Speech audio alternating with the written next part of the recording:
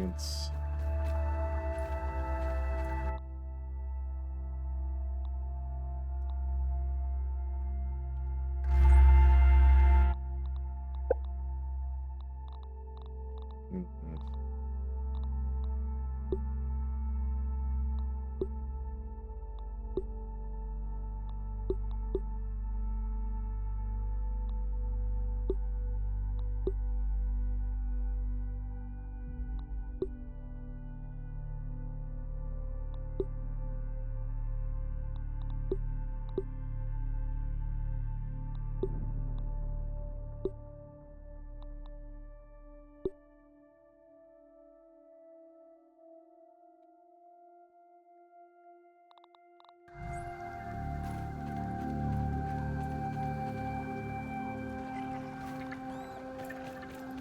Yeah, I was just sitting here, and of all the different types of work I could get done, Hazardous, I realized the thing I wanted to get done most was a little bit extra streaming.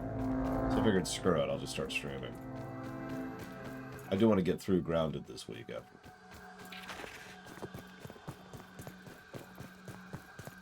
Fortunately, it looks like I just hit a snag.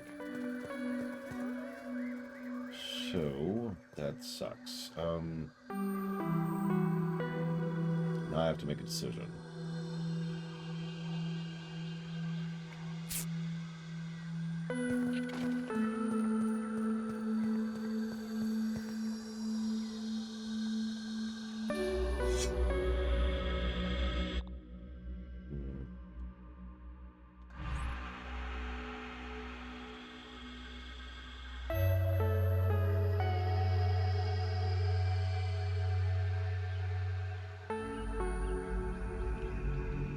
Well, I saved anyway, so screw it, I suppose.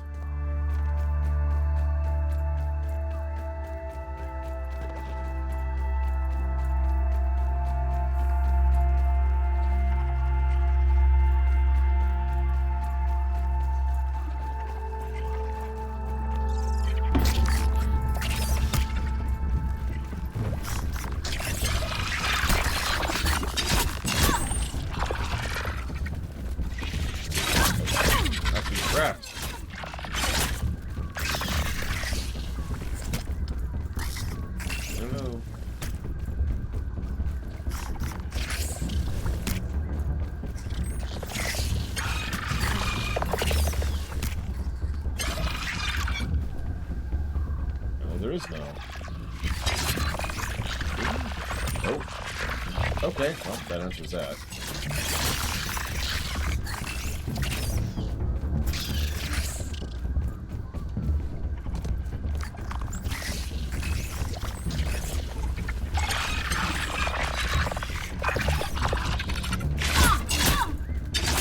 This thing's hurt.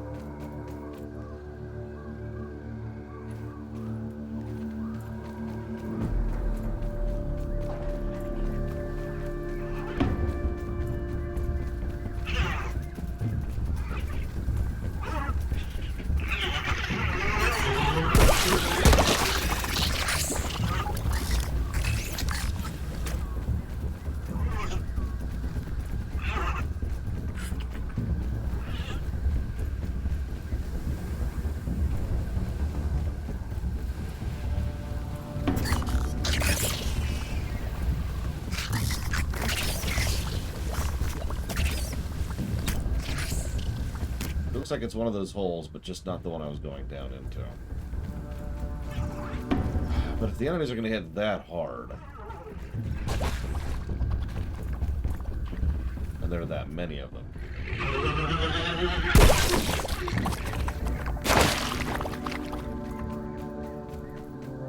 might have an issue.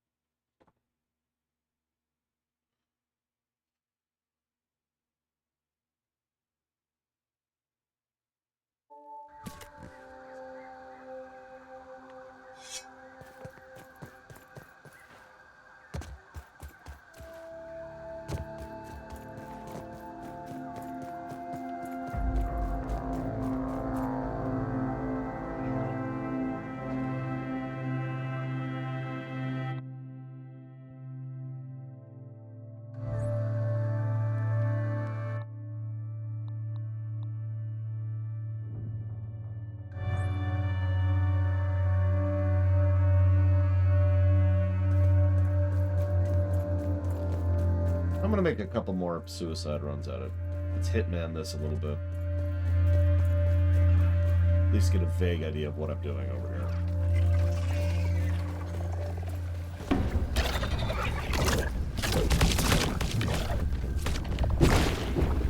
Well, this is what I want to do next. That's the problem. But I might need tier 2 armor to progress. Or tier 3 armor if it even exists, which I don't know. The problem is tier 2 armor is going to be just fine. What?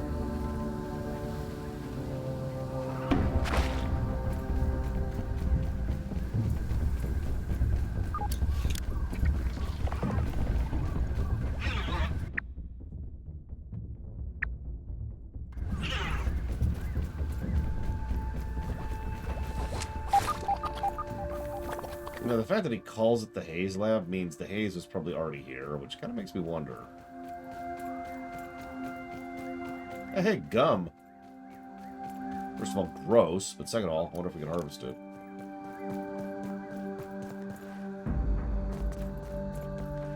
Nope. No.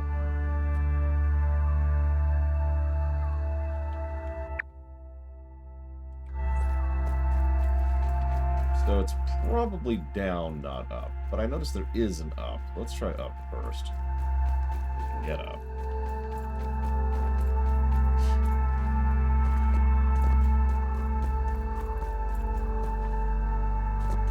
Hello, TSB. Happy Thursday.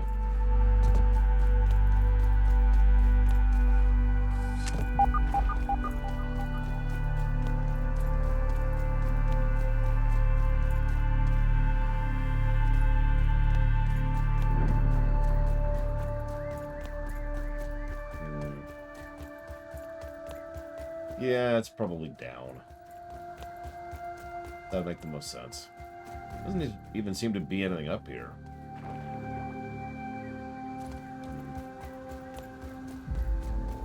Although... Hang on.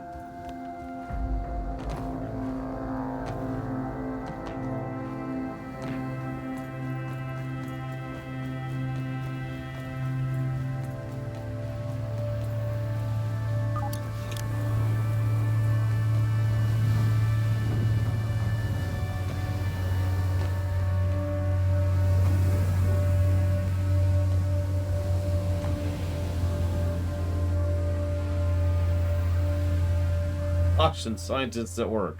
Watch your step. Oh, hey, there's a defense spot. I need to...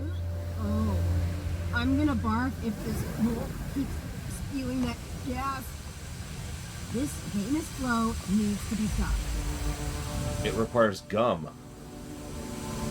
It requires gum? But... Okay.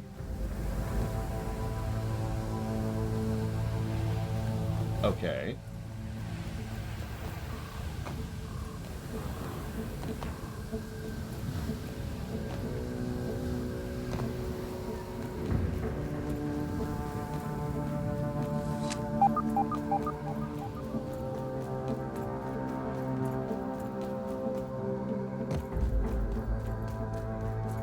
vigilant.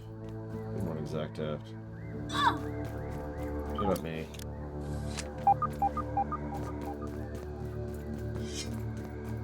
We'll try a hacker first, see what happens. Can't even hit it. I think it's too high up.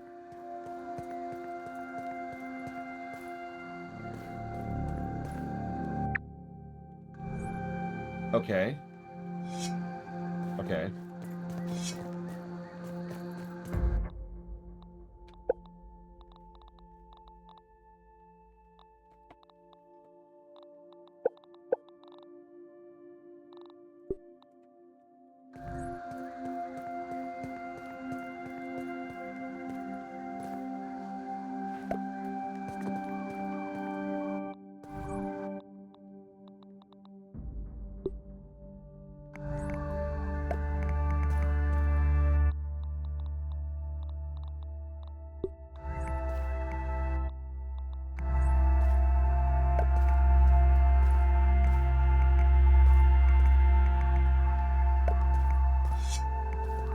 See if I can get enough grass to make this happen super quick.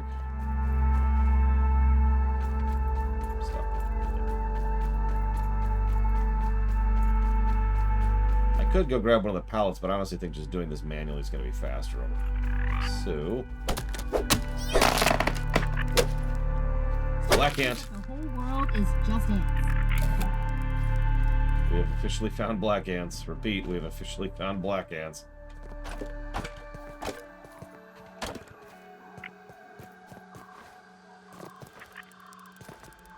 Of course, black ants would be closer to the house. That actually makes sense now that I think about it.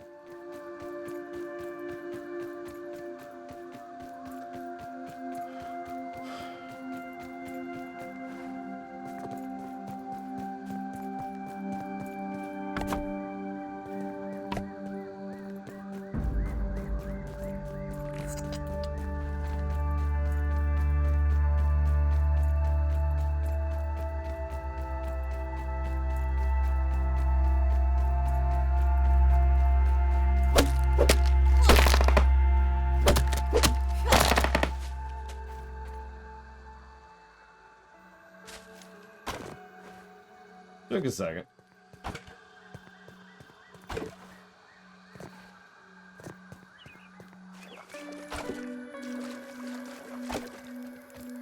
Excuse me, black ant. And good morning, Space Cadet. Sorry. Yeah. Poor aphid. It's not a phrase I expected to say today, but here we are.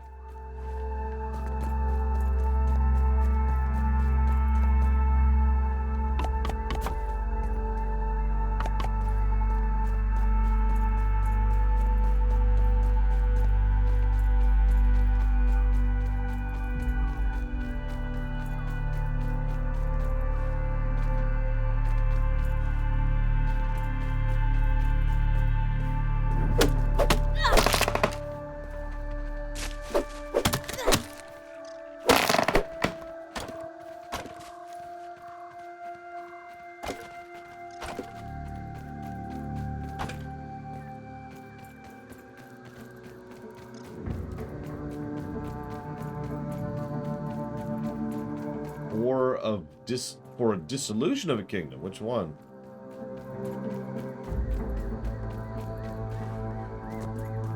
And I suppose why is the other automatic question there.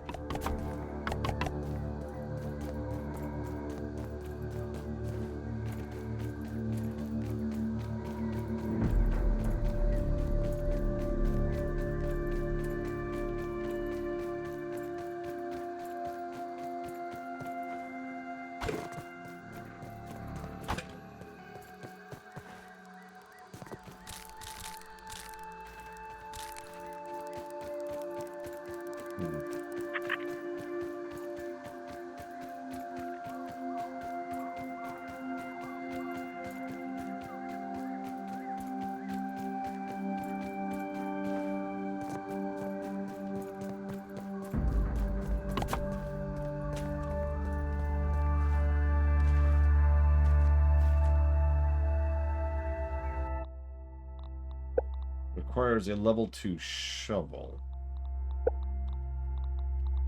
Which I don't even have the recipe for.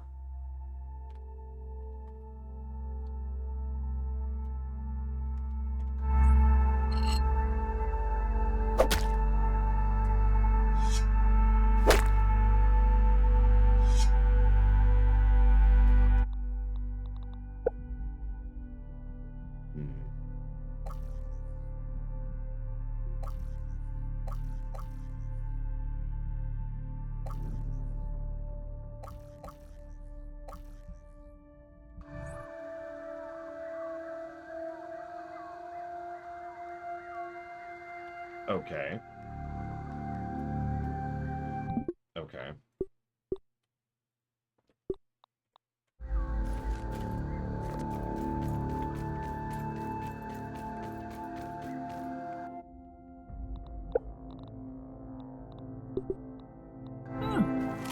It's pretty good. You know, they keep saying that, and every time they say that, I believe it a little bit less.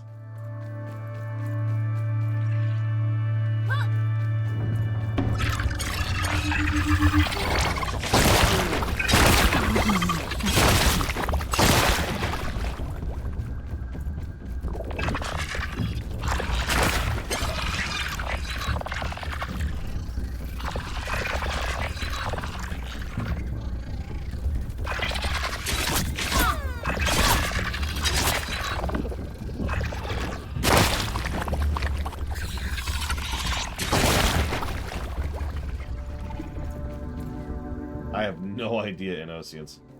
Cordycept infested? I don't know.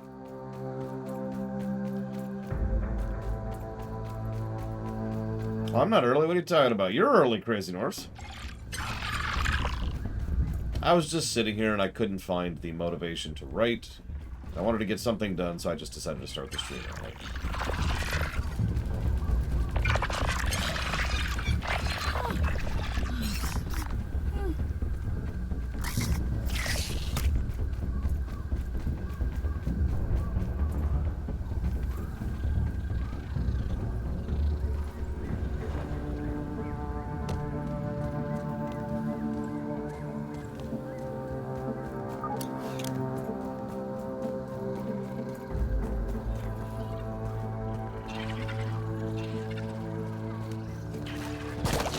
Yeah.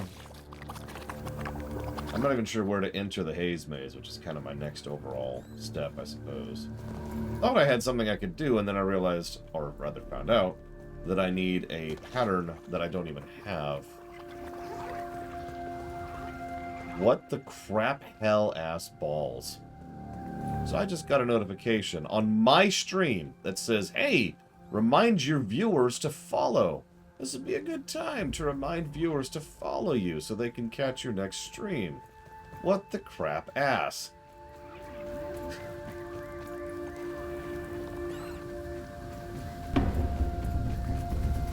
So anyways, I'm hitmanning right now, Crazy Norse.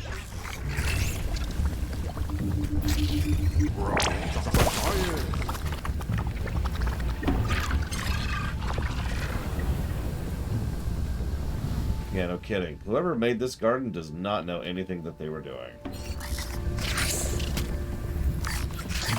It's probably an automated thing, but it's the first time I've seen that particular automated thing. Well, whatever. I wanted to test this anyways, so... Definitely not evil, but still aggressive weevil ahead. Let's go test this.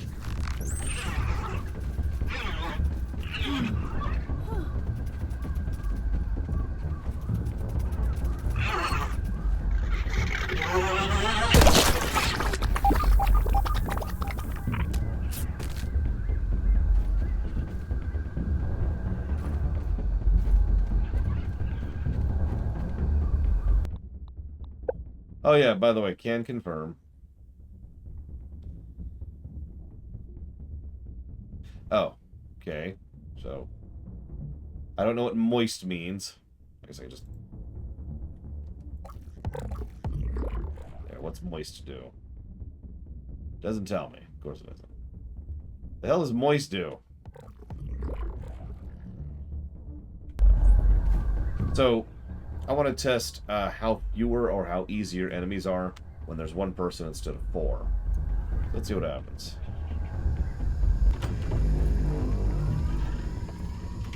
I think we're under attack.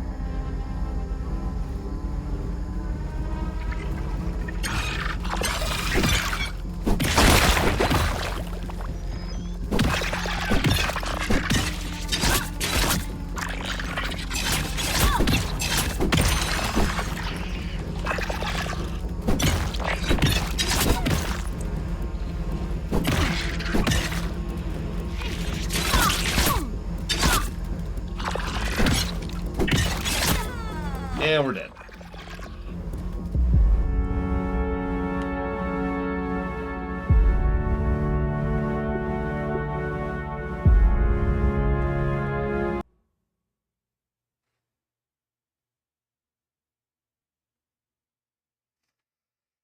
Okay.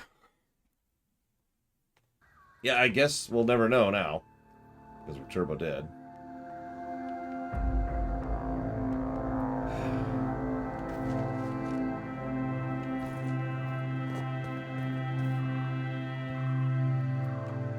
I really don't want to do this, but I think the game's forcing me to.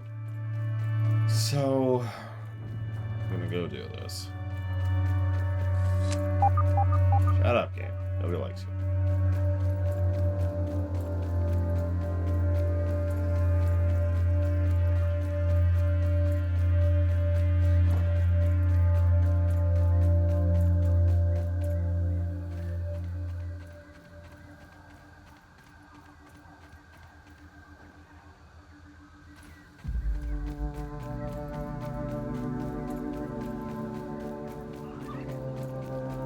There.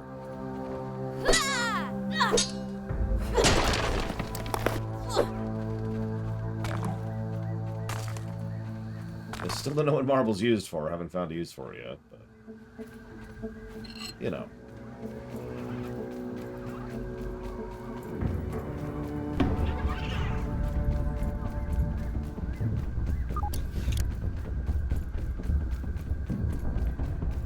I would, but that was in a different timeline, Crazy North, so we don't have Barbarian at the moment.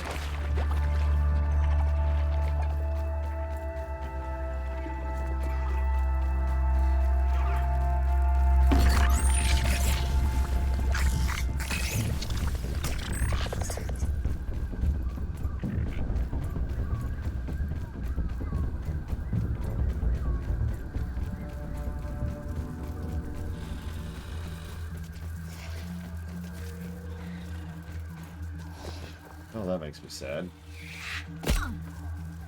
Those aren't gonna have what I want.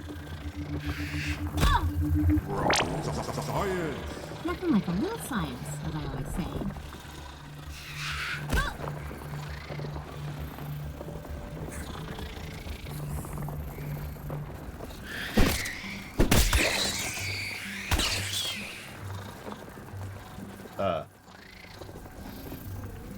What?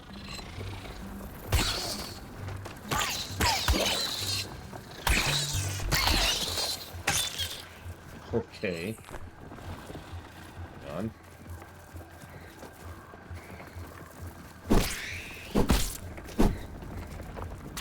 I have Blade to Ball.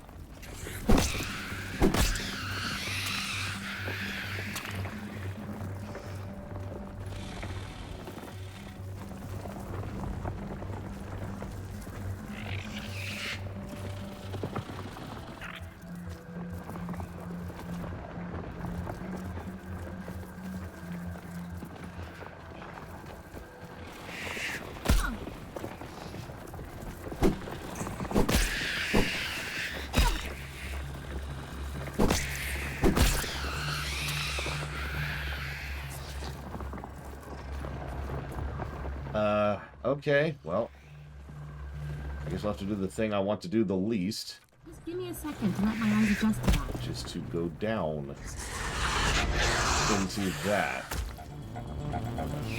Ah, I'm forced into a spider web!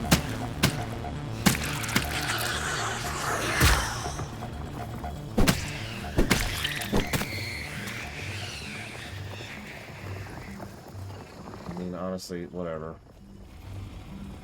At this point, just whatever.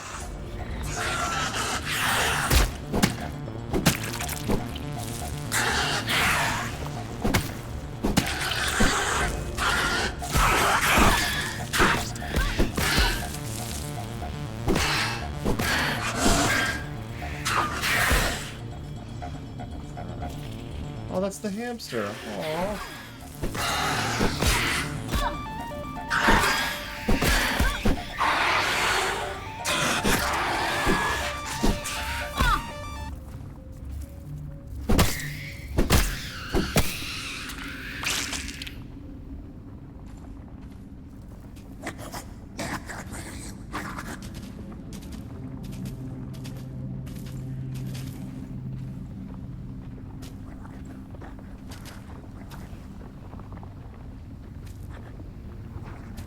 Not that I know of, Triaxia.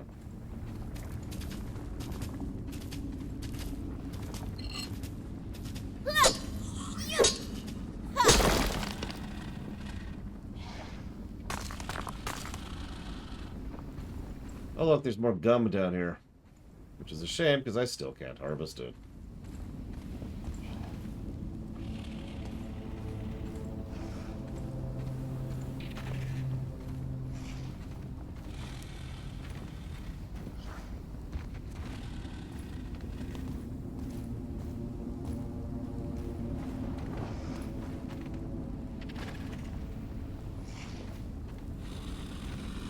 Yeah, I think it's up. I don't think it's in. Or it's down.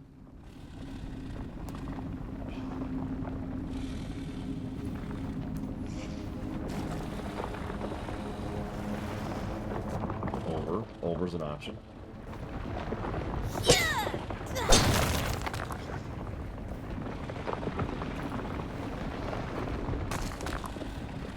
That's the hamster, Triaxia. Poor Mr. Kibbles. He was too good for this world.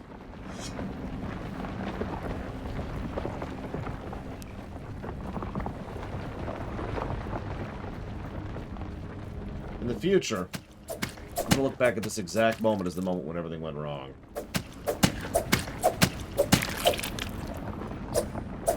You know what's funny is the thing that I didn't want to do, that I think the game was kind of forcing me to do. Let's go on spiders. Big ones, not the little ones. Oh hey, we finally have spoiled meat. Holy crap. Oh, it's pretty good.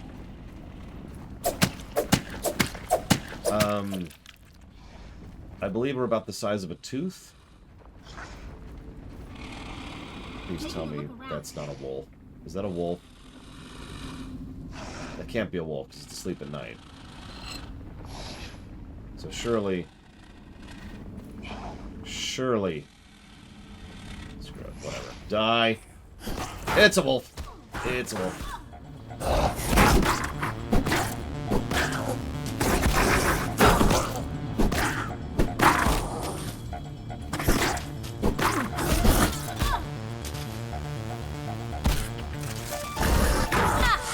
God damn, those things hit hard. Alright, so, whatever. Let's reload.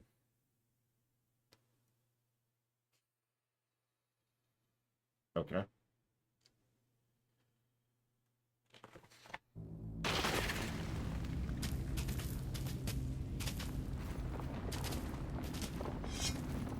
Well, no, that's the way out. I could just not attack it.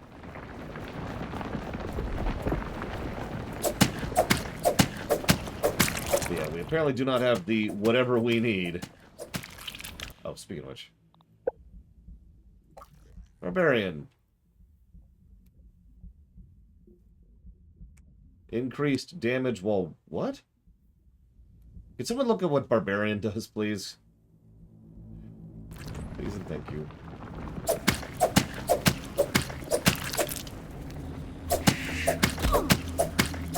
Piss off, little guy.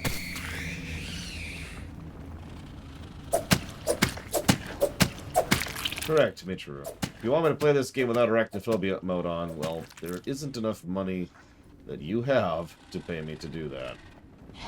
Oh, bull crap, you woke up. Just, okay.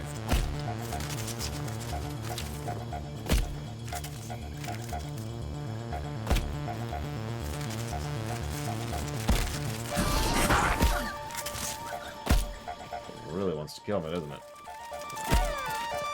No, you don't have to kill me, Mr. Wolf Spider. Oh, God! Yeah, we're dead. Wow! Okay.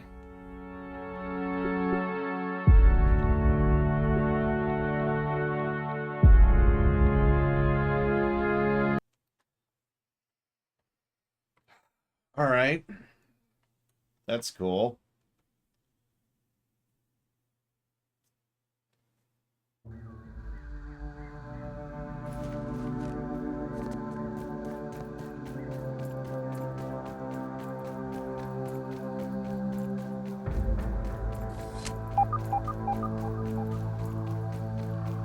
We don't have Barbarian again. I mean, we'll get it soon. That's pretty much a guarantee. Funny.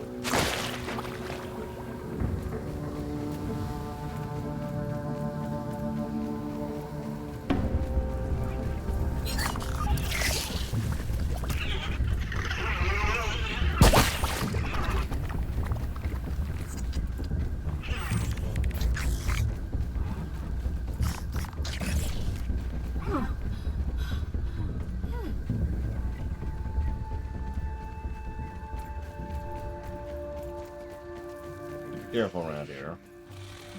There's a wolf spider right there. Jackass.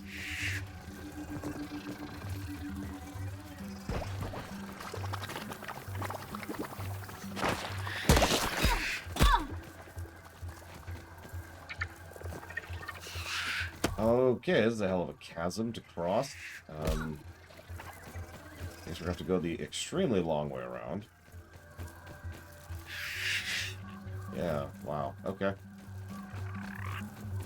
Little ladybug, please don't kill me. Oh, wow, this freaking canal is hugely in my way. Look at this thing. Look at this thing. It's still going. Whoop, whoop, whoop, whoop, whoop.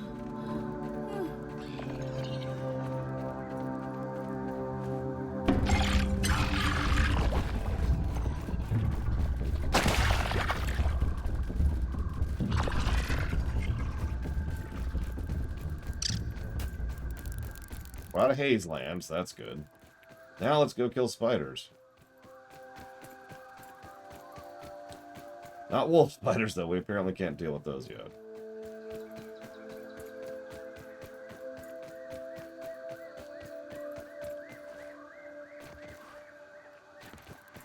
We still don't have explosives.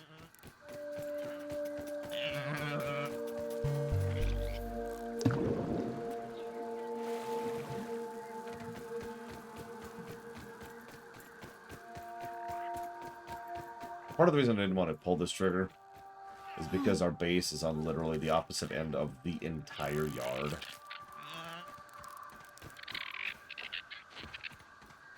Literally. The opposite end of the yard. It's a bit of a trip, is what I'm trying to say. Kind of wish we had vehicles or teleporters or flight mode. Wings that we could flap that work somehow because we're tiny.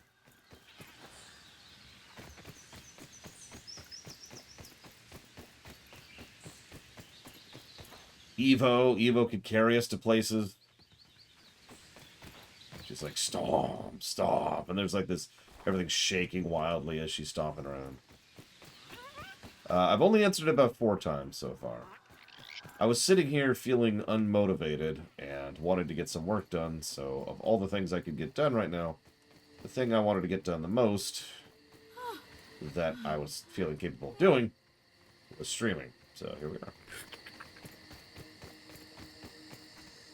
Yes, I need you to carry myself. I'm about this tall. So I think he can manage it. I've actually been thinking about going up to a 9-hour schedule. That would be 9 p.m. to, or excuse me, 9 a.m. to 7 p.m. schedule. Something like that. Squeeze in an extra hour every day. Okay. That is surprisingly not terrible. And spoiled meat. Finally. We can now finally grow stuff here. I don't know what we can grow, but we can grow stuff. Why is that? To get through the queue. When we pulled the Band-Aid on shifting to the new streaming format, essentially, inevitably a few things were funded. You might think, oh, it's not that bad, right, Laura? Oh, hey, look, we can pause in single player. So, when the Band-Aid was pulled, 832 streaming hours were funded. Which includes, but is not limited to, Far Cry 3 Blood Dragon, Star Wars Bounty Hunter, the entire Metroid block, Warhammer 40k Chaos Demon Hunter, Modern Warfare 1, Crusader Kings 3, XCOM 2, the Devil May Cry block, Fallout 1 and 2, Secret of Stars, Quest for Glory block, Bard's Tale, Nox, Paper Mario block, Dragon Quest Builders block, Luigi's Mansion 3, Super Mario Bros. 2 block, Bloodstained, Castlevania Ori block, Mario 3D block, GTA 5, Real Mist, Shantae, Paradise Killer, and that's it. What was the Band-Aid? Well, we weren't working 10-hour shifts anymore. It's actually kind of... I have trouble explaining it, but it's very simple. So, what it boils down to is... we were streaming a whole lot. Super strenuous hours for 3 years to get through the queue. But the moment we were done with that, we then pulled back on how much we were streaming. So the rate of expansion it doesn't work, right? The flow-through doesn't work the same. So in order to make that work, what we would have to do is pause the game. Well, we'd have to be able... forgot I could pause the game. We have to readjust for the new lower things. And of course, we wanted to lower the amount of funding requirements because nothing, very, very little was getting funded under that period on purpose. I jacked the prices up substantially, specifically in order to make sure that we could get through the queue. So that's cool, but now the prices have to be lowered, which is why 800 hours of games was funded in about a day. So now we have to balance that back out again, and so forth and so on. So, life sucks, and I wish I was dead. Any questions? All right, now let's get that off. Putting on some more armor.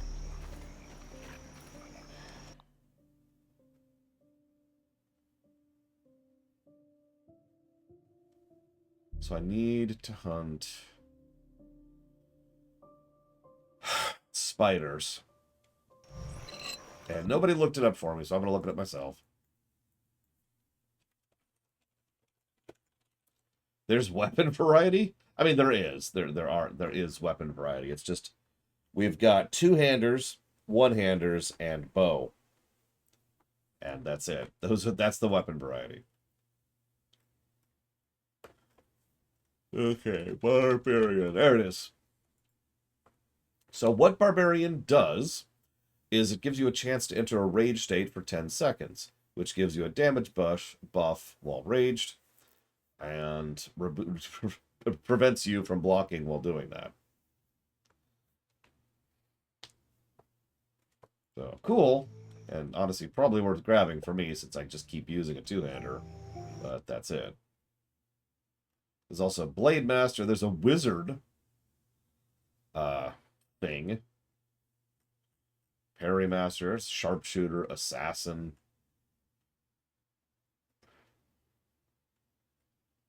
There's also an unarmed spec where you just punch things. That's interesting.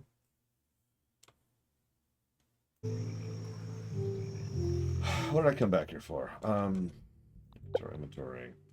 Made that. That doesn't matter. That's done. That's there for repairs.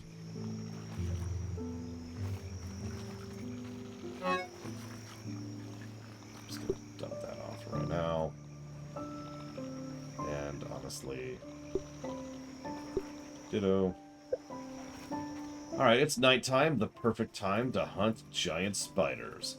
After we get a save, now that we're way over here.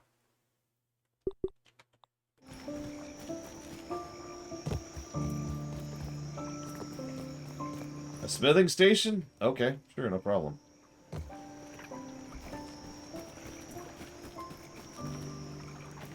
Done! Okay, now what? I mean, you noticed my club is already level 4, right? Because I've been smithing it.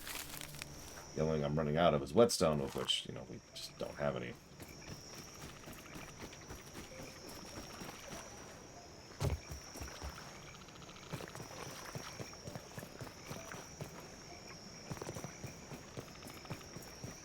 I mean, I guess I could just raise my prices on streaming again.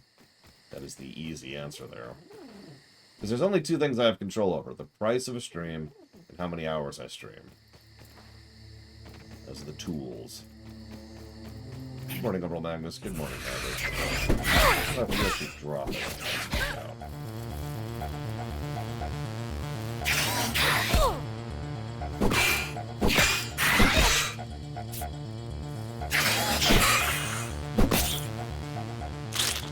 Nope. Baby's not worth killing. There's the barbarian thing. We will go ahead and equip that. Instead of, I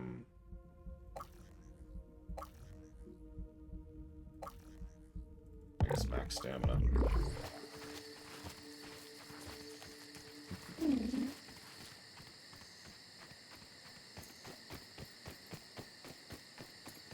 I mean, maybe marble helps with that. I haven't seen marble. Mostly it's the whetstone stuff.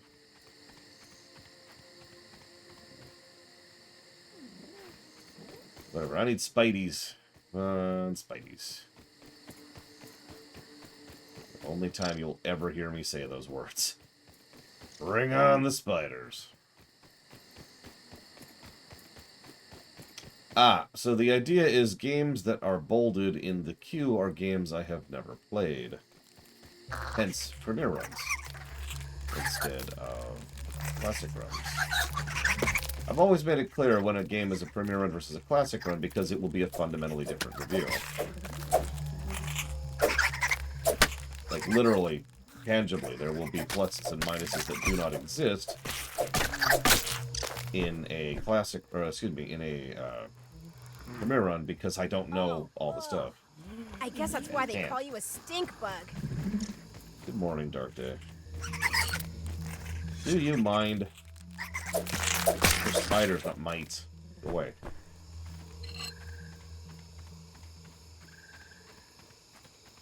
Christ's sakes, one time I actually want spiders and there's none here.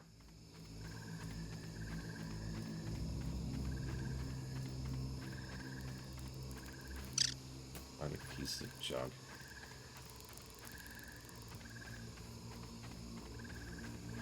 Well, it's terrifying and horrifying. It definitely leans more survival than I was actually expecting it to. There... Nope, that's raft. I don't know if there's a lure item.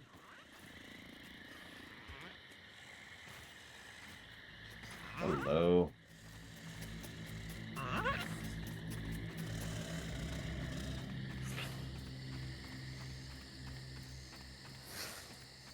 That's what I want, right there. Big, ugly-ass spider.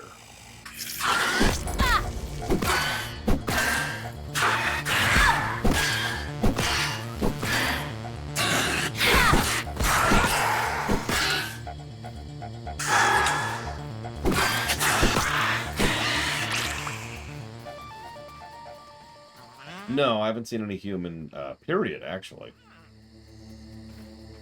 So there's the rage buff. We saw it Proctor in that fight.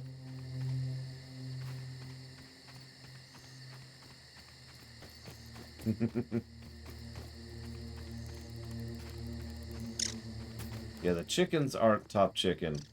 We're top chicken. Do bones count? Fair, but I was thinking no. So I suppose, let me clarify this. I have not encountered a living human other than myself and party members. Oh, hello. Now, Dark Day actually asks a really fun question while we're hunting for spiders here. And that question is, how did I come up with the name Lore Runner? The answer is, thank you, MPPY. Very much appreciate.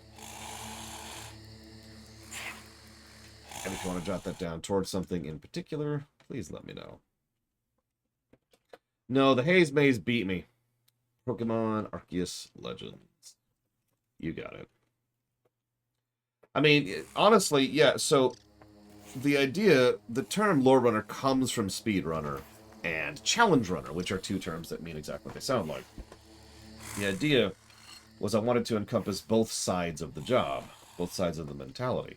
Lore, which is self-explanatory, and running, which is the game. Since anybody who knows me knows that I'm very big on both gameplay and story.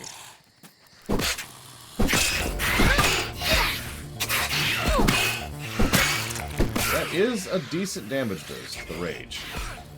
I don't know if you're watching there. That's a big one. Alright, we're clearing up the littles.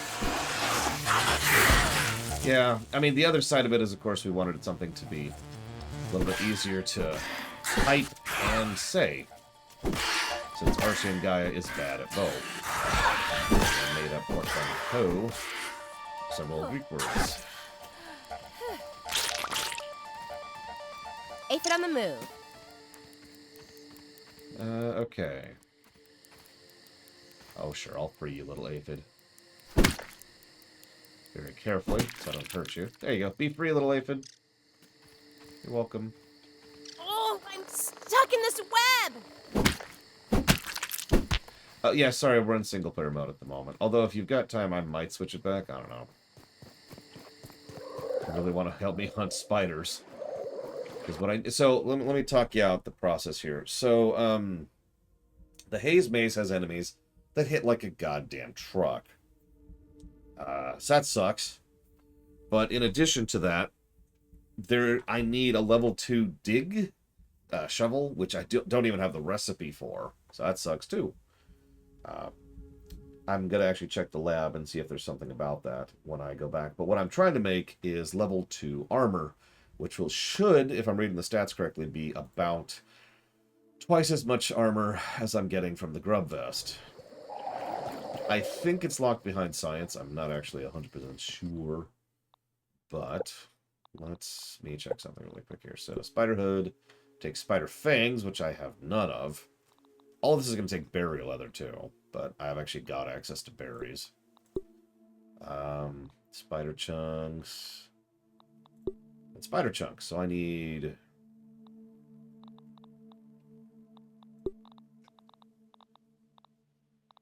more. Let's just start with that. So I need 2 more Spider Chunks, and then a bunch of berry leather. And actually, I guess that's it, because I don't really need the helmet, because I'm going to have the gas mask on. So thank God I don't have to kill a wolf spider. Speaking of which, let's pause for a moment. So we have full stamina for the run back home. No reason. No reason. Yeah, sure, Twitch account.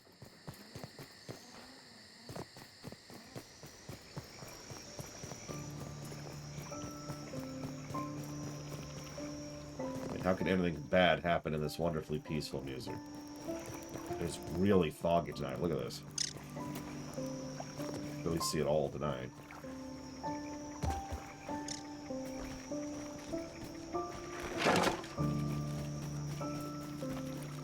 Ping to you, Flag End. Ping to you. Alright, so do we have leather here? Armor. We do. Oh, looks like we actually have enough to just make that armor right now. So let's do that. Yeah, Pax and I were talking about this last night. Honestly, I think some survival games have too much nighttime. I hate to keep going back to the king of all survival games, Subnautica. But Subnautica had the right move. A quarter of the total time spent in a day is nighttime. And the other 3 quarters are all... daytime. And that worked. That was good. I'm sorry, Maverick. On the plus side, I am now wearing spider parts, so that's great. I'm really happy about this.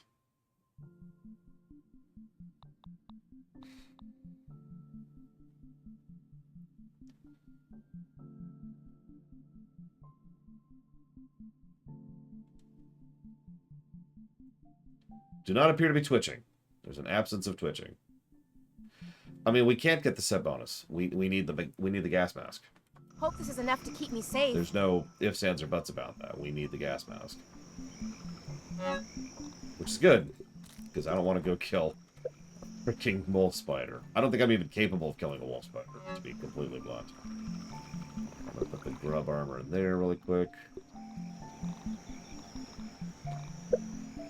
Hey, Grafgard. Good evening. Excuse me. Good evening, Bamber. I sincerely doubt it, Bladerball. I don't think spiders even operate that way. Ants, it makes sense, because, you know, communal. But spiders? They don't care.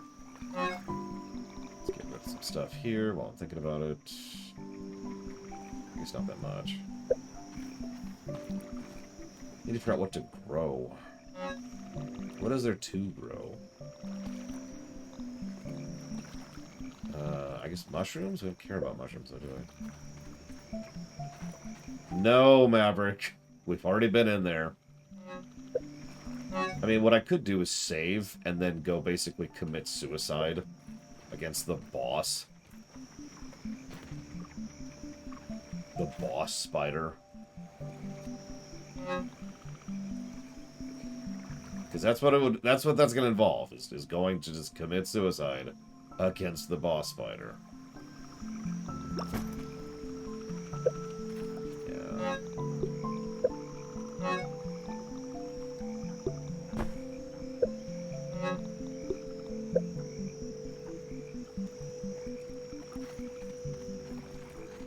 Hi, creator. The website name? lorerunner.com. It's another reason. Imagine if my website was arshingaya.com. Think about that. You can also type !next into chat, and it'll give you a direct link to the upcoming site.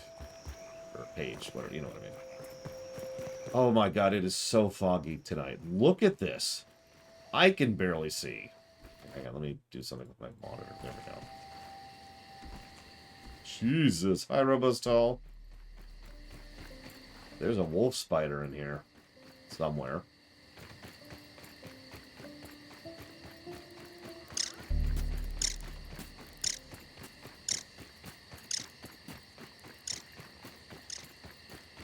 Get our stamina back.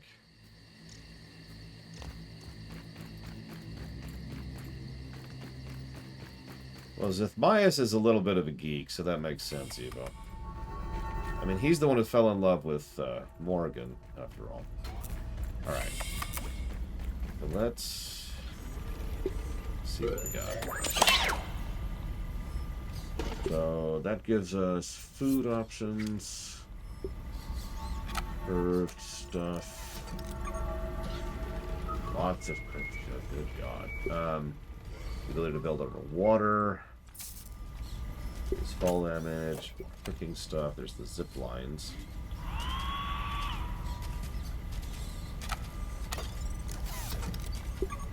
And that's it. So no dig thing. No shovel 2. See, I'm kind of the exact opposite, Dark Day. I'm dreading that because I didn't like Fallout 1 and 2 when they came out. I can't imagine what I'm going to think of them nowadays. There's experimentation to be done. Rake Rock Point? Sure.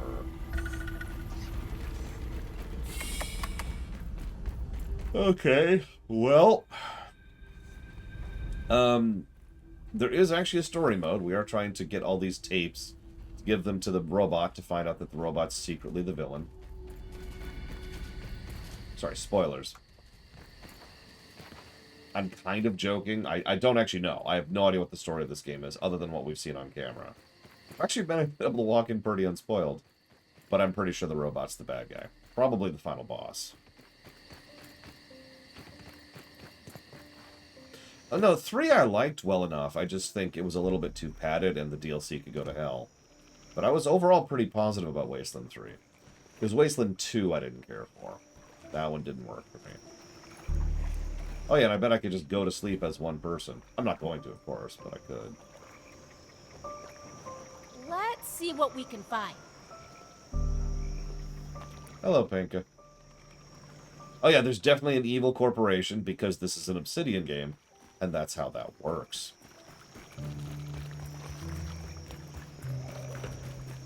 By the way, I just want to acknowledge Loke the Night Reaper and Maverick and Bragwin were all kind of working together on just the house. I'll try to show it off during daytime too, but they did some good stuff. Check it out.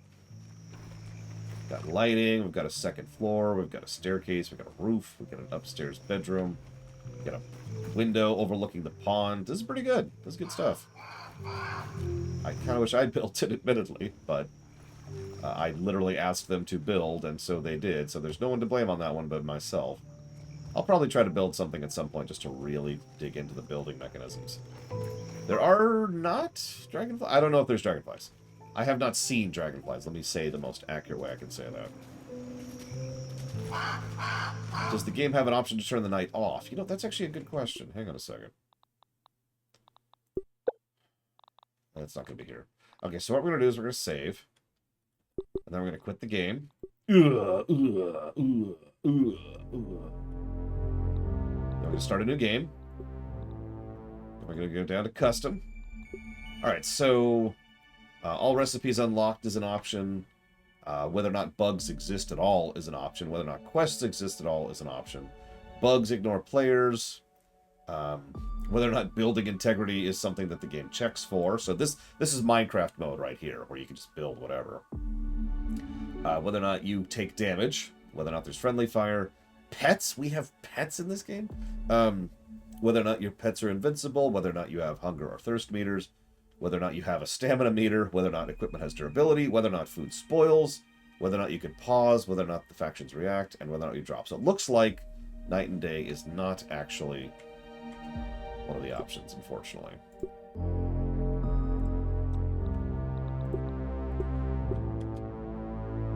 Those are great settings. Definitely.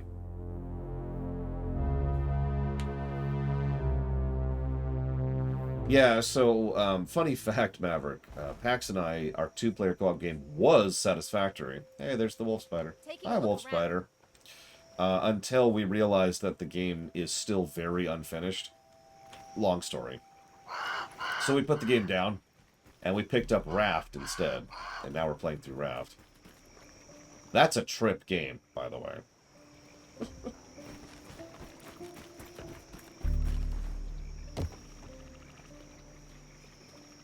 Okay, so... got the armor. R-A-F-T, Magister.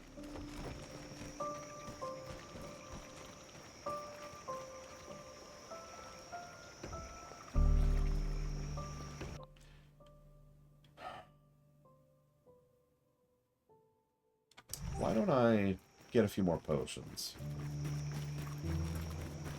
And let's just go ahead and get our armor on now, because that's what this is going to be.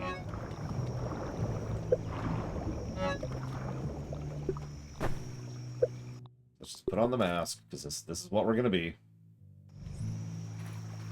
And I didn't see the dig thing, so we're stuck on that. Oh, right. I need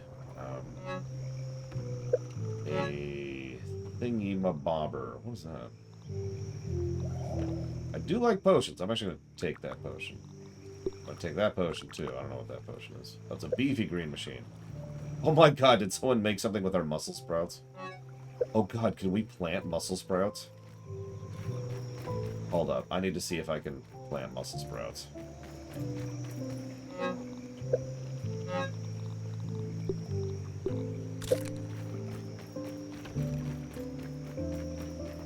Oh, I was wondering, Maverick, because I couldn't find if there was going to be a campaign or story. Okay, we cannot grow muscle sprouts. I'm almost relieved by that. It's irritating, but you get used to it so quickly that I didn't notice it until you pointed it out, Pinka. So I suppose that's my answer right there. Jerky apparently doesn't go bad, so that's cool. Speaking of which. Yeah. while I'm out and about, we should probably have some berries drying into leather.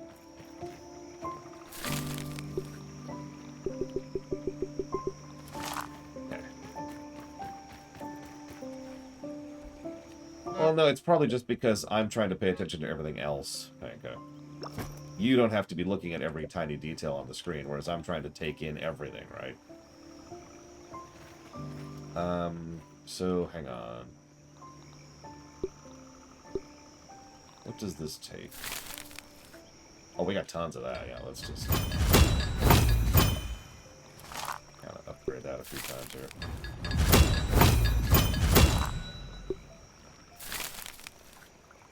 And since, you know, I'm stuck with the gas mask, we might as well, right?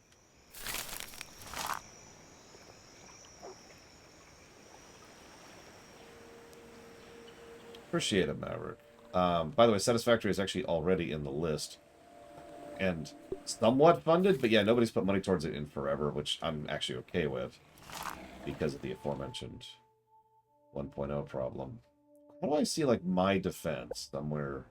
Surely I could see my current defense stat, right? Surely in an RPG, that's a thing, right? Lasagna, believe it or not, Evo. Shocking. They just did update 6 50 days ago, something like that. It's about a month and a half ago. I know that. So whenever that is relative to now. Do I have this? I guess I could. Let's get that going. You never know when we'll need it. Let's honestly just make some more green machines while we're here. And I don't know what slurries are for.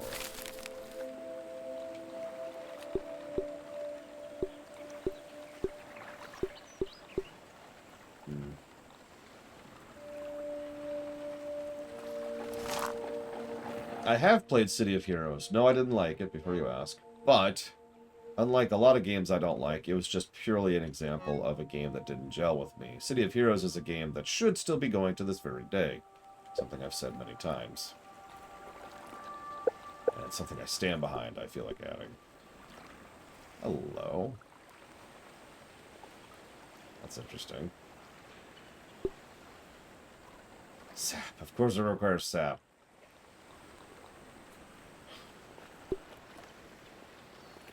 Well, whatever. Right, that was the other thing. I knew there was something else I was going to do before I left, and this is it. I mean, that's a completely different game in every way, shape, and form. But yeah, no, it's totally still going. Definitely. That's not so bad. No, don't drink the...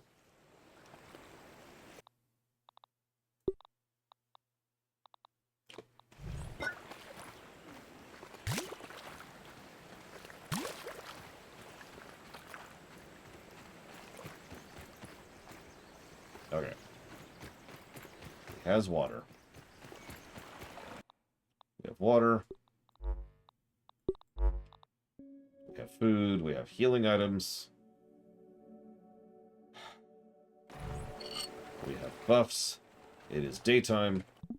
Let's take another stab at the Haze Maze, and then die, and then cheat, and then continue making a stab at the Haze Maze, because I don't know what to do. Thank you, Dark Day. Very much appreciate, as always. And I will jot that down for dealer's choice. Oh, hey, I can pause the game. Check it out.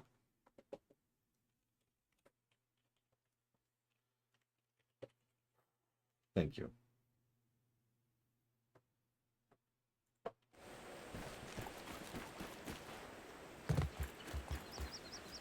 I couldn't... Hang on. There's sap currently here. Hang on.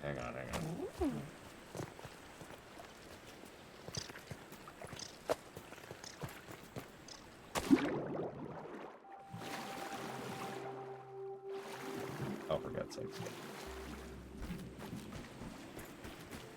What, I want a growth ray or shrink ray? I mean, both would kill someone almost immediately, so what you basically invented is a fancy gun.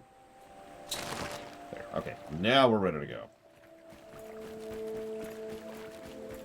The goggles prevent me from taking haze damage, which also makes me immune to, like, most of the attacks of the stink bugs. But it's also mandatory for the haze maze, which is what we're going towards right now.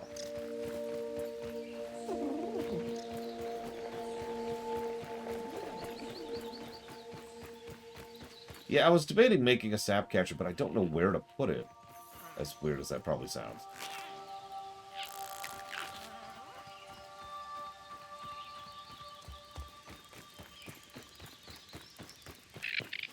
Either way, I did play a bit of Champions Online. I wasn't very impressed with that one either.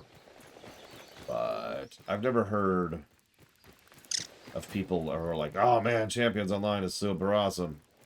By contrast, I've heard lots of people are like, oh man, City Heroes is super awesome. And, you know, and they killed it. So, someone asked what do I think about survival mechanics in a survival game like this. Specifically food and hunger. I think, as stupid as this answer is probably going to sound, it really does depend on the specifics of what you do with it. Food and hunger can be an irritant, or it can be an engaging part of gameplay. And I think at least one of the methods to accomplish that is to make it focused on early game. So let me give you a made-up example. So early game, food and hunger should be high priority because it's early game in a survival game, right? But assuming that, so then you should be able to reach a point via resources, via replenishable resources, where food just kind of stops being a problem. Now, at that point, you could eject the food and water mechanics, or what you could do is try to change them around. And you notice this game's kind of doing that. For example, there are buffs you can get. Certain specific buffs for being full, or for eating certain foods, or for drinking certain waters. And that's a good way to try and make it still relevant in mid-game and late game.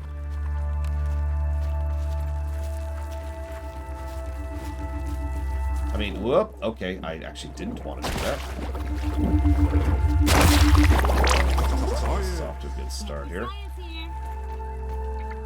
Oh, I'm here. Feathers are actually extremely useful, so it's good. Grab some of that.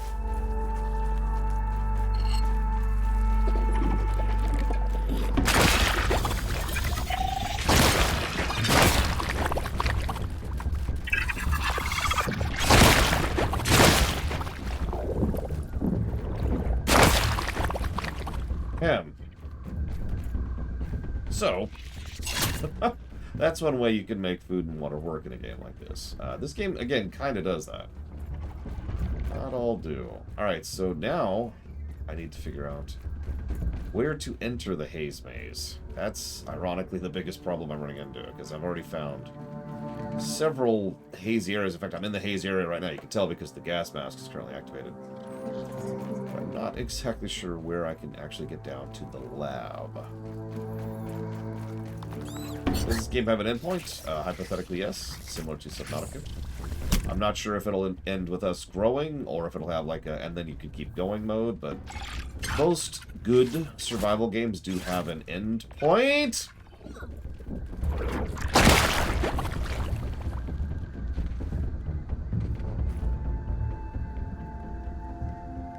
Mozzarella sticks. Okay. Okay. Okay.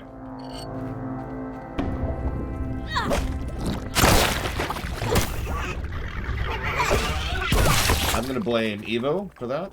I think that's fair and just. Okay, in my defense, I didn't realize there was a ramp right out. Most of those chasms don't actually have a ramp out, as you saw earlier. It's all your fault, Evo. Could you? Okay, so I know that one. I've actually been in that one.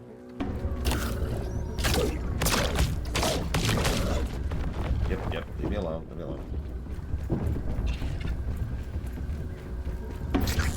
Oh yeah, by the way, you like the cordyceps bugs, right? That's loverly. We have found the Tiberium nests. I mean, that is how this is being treated. Let's be very clear about this. This is the Tiberium nest.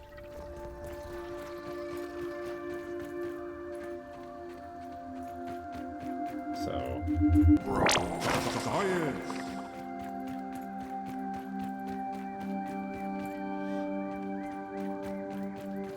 Okay. So hold up. Eat. I'd eat this normally. Save. New save. Let's pull up the question block. Make sure I haven't missed any questions. Ah.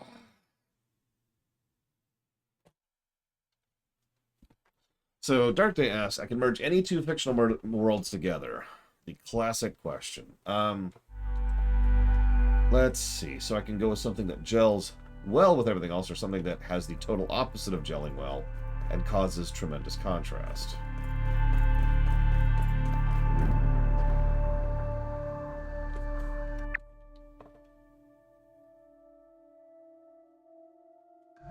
I'm just going to Google this. I've already been here an hour and a half. I'm just going to Google this.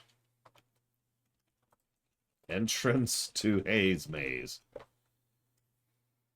just going to look it up.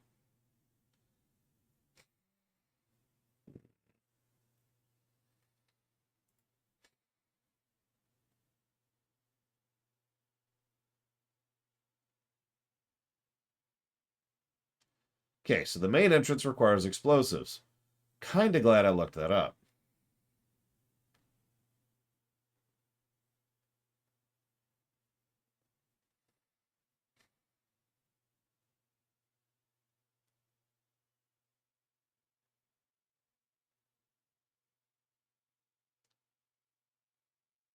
The other entrance is a underwater section filled to the brim with diving bell spiders and clogged with soggy roots. More likely, Crazy Horse. Me and my friends have a pretty simple rule when it comes to looking stuff up. We try it ourselves, then we try it ourselves, then we try it ourselves. And if we have not found something to progress by that point, we look it up. And we usually look up individual things rather than, like, just the whole game. It's like, okay, how do I get past this door? Oh, there's a button on the other side of the wall. Boop. Then we close the walkthrough, and then we go through the door, and then we keep playing normally. Does that make sense? That's pretty much our normal operation. So, I can make a bomb, or I can go to hell. Let's figure out making a bomb, shall we? So I know we need ant eggs, and I know where to get ant eggs.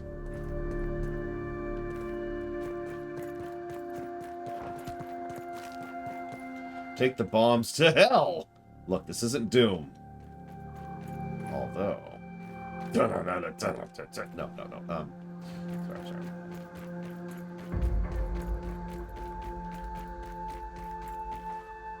I mean, I'm just going off of what it said about the side entrance being harder.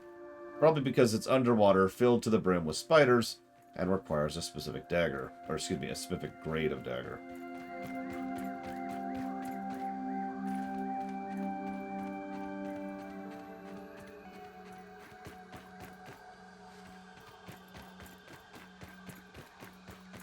Alright, well...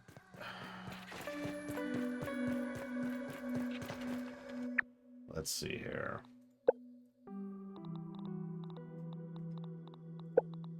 Do I even have the recipe for bombs?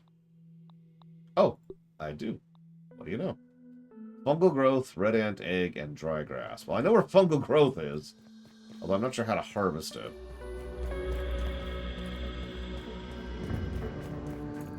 There is no quick travel or speed up travel or travel of any kind that I've been able to determine. There's running.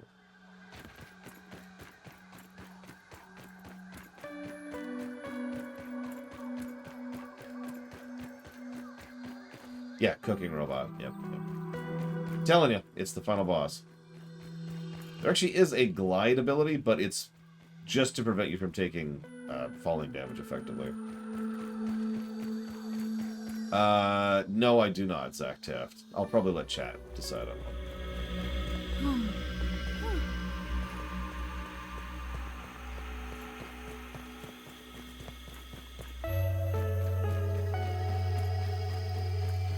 I thought about the zip lines thing, but I'm not sure how that works, especially given that most of them would probably require a lot of height.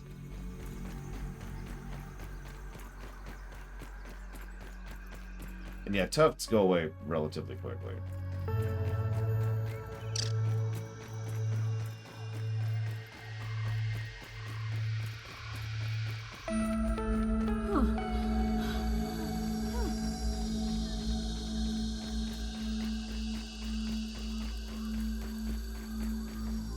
There's the apple.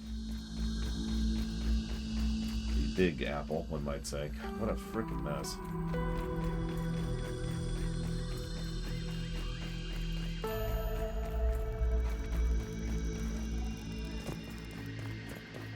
Okay.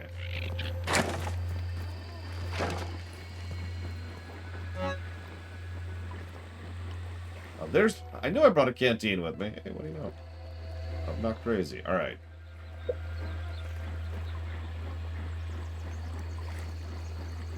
No, they will still get pissed off, Alex. I think it makes it easier to grab them because they won't get pissed off immediately, but they still get pissed off. So, ant stuff is right there. Cordyceps stuff is over there.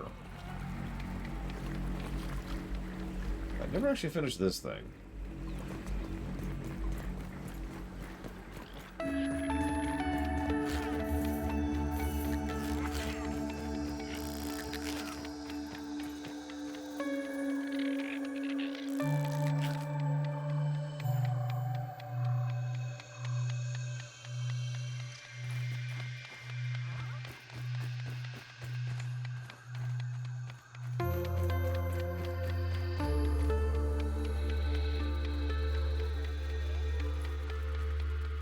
Absolutely nothing, apparently.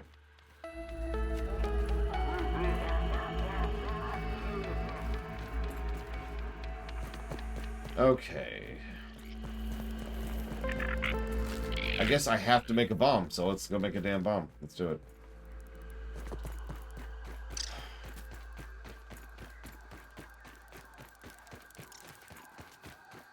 Part of the problem with this is I didn't bring my ant armor.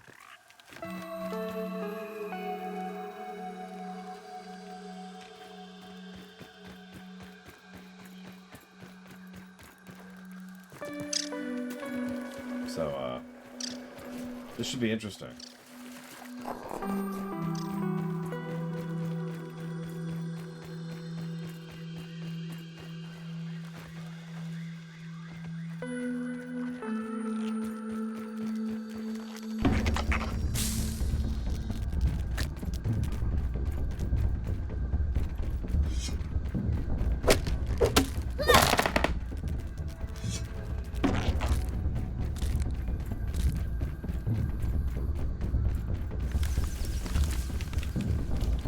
I'm actually going to do the eggs last. Not spelling.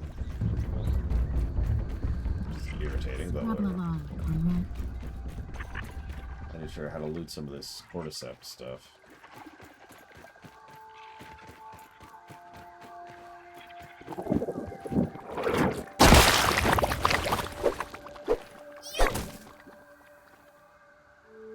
Did I get any?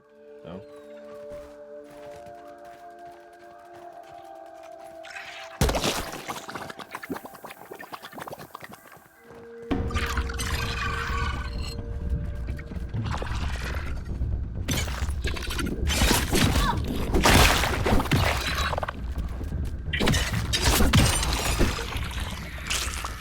There we go, fungal growth.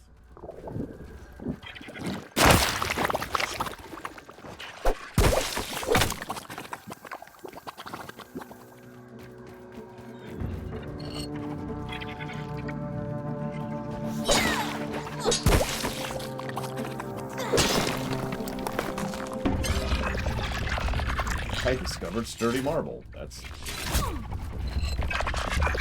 Well, the new armor is doing better, so that's actually good to know. Not as better as I would like. These things hurt.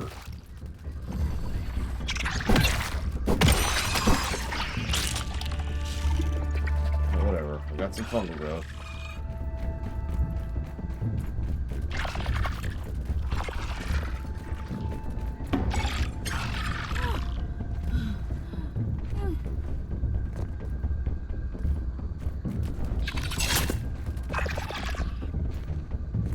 Now we get an ant egg.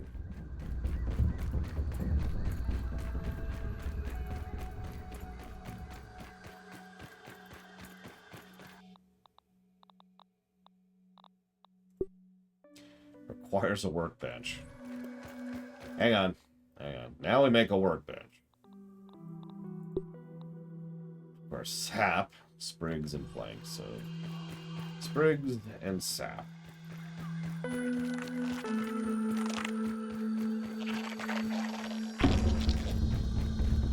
This is a colossal hassle to open a door. I just want to say that. Just want to go in a damn door. The game's like, no.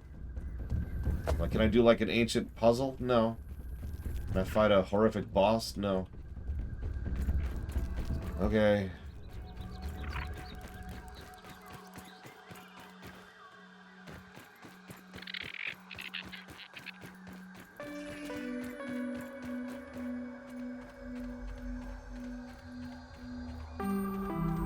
I can go to underwater hell? That's true. That is an option. I can just go to underwater hell. Scrabble along, comrade. Oh my god. Don't joke about that, Alex. I don't want to think about that. The Fenrir spider. Oh my god. Okay. We're never going to think about that again. It's done. The thought is gone. Everything's gone.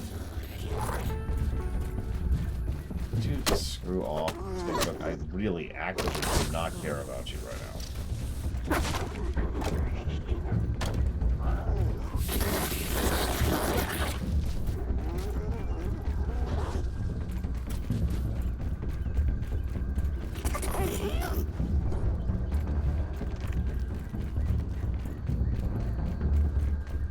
I mean, I already did that, Crazy Norse, and I'm never going back.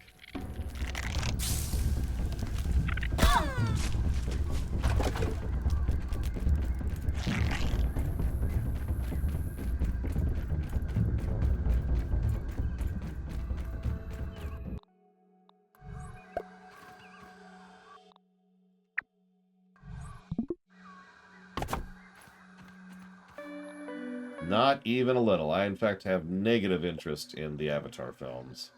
I didn't like the first Avatar film. And I most assuredly am not interested in the sequels.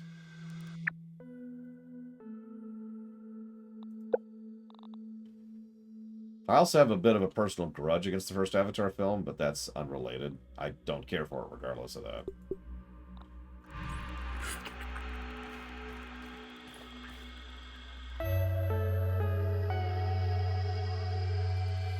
Okay. Ahem. Save.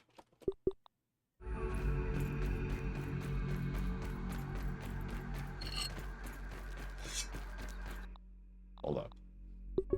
Just give me a second to let my eyes adjust to that.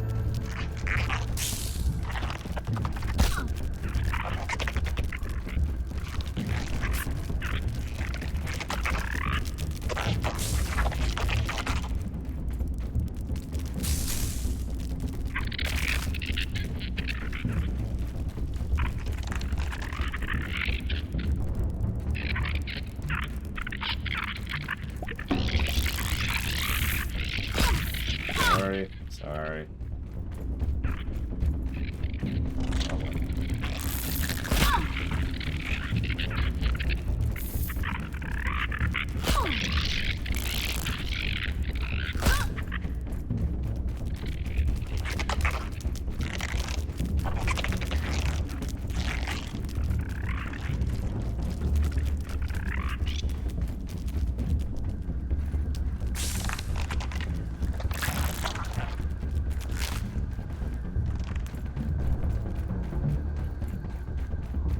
I mean, it's a fairly basic attempt at a morality play, which also happens to be an action film.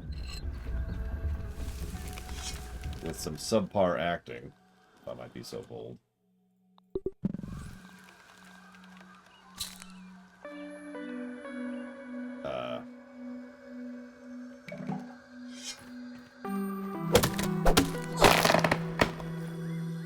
Quite possibly, yeah. I'm testing a few things, but so far the test is interesting because it doesn't seem all that different in single player. Enemy damage, enemy numbers, nothing really seems all that different, which is what I was expecting.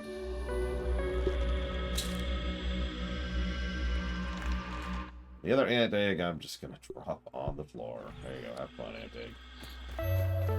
We have bombs. Yeah, no, I think I'm agreeing with you. So let's head to... is that it? What?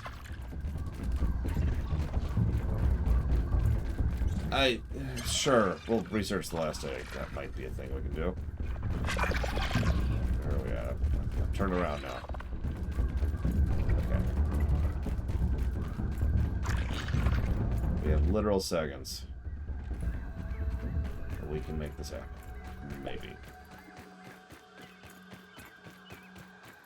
If I die here to an ant exploding in my bag, I'm just gonna blame you, History Maker. I just want you to know that as I die, I'll be shaking my head. This is my head now. Damn you, History Maker. Damn you.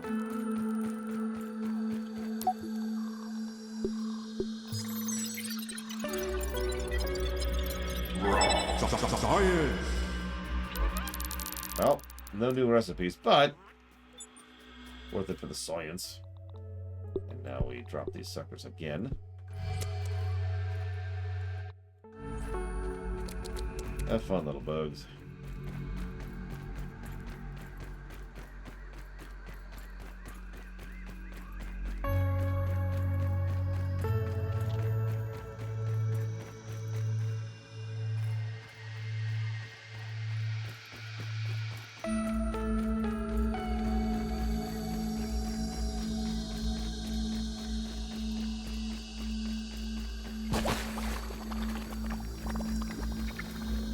Cyberpunk and Mech Warrior are the two settings I would smash together. And it's nighttime. She is not looking very good. Old lady.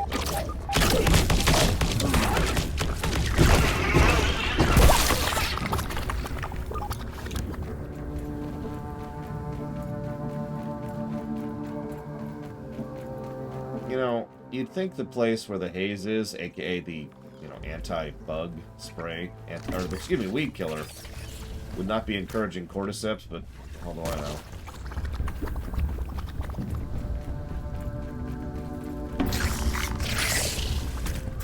Really? Aw. No, the basic idea is to have Cyberpunk be the normal day, the infrastructure of the setting. And then have the, except everyone fights in mechs. I don't know what else you want from me. I want cybernetics and mechs, okay? Nothing wrong with that.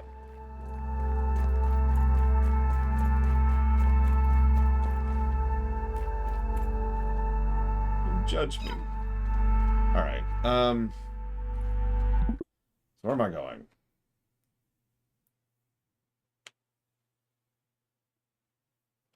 Wow, that's extraordinarily unhelpful. Yeah, imagine Appleseed, but good. No,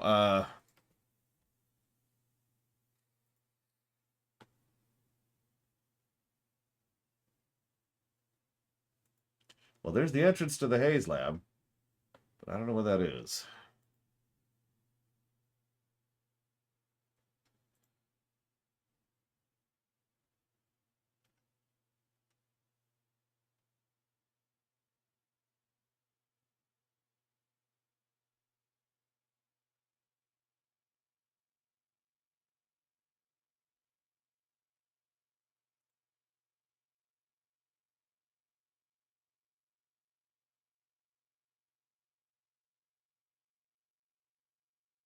Okay.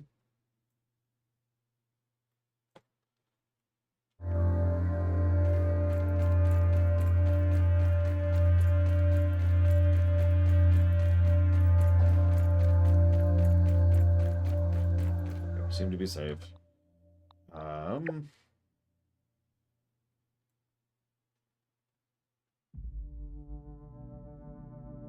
Okay.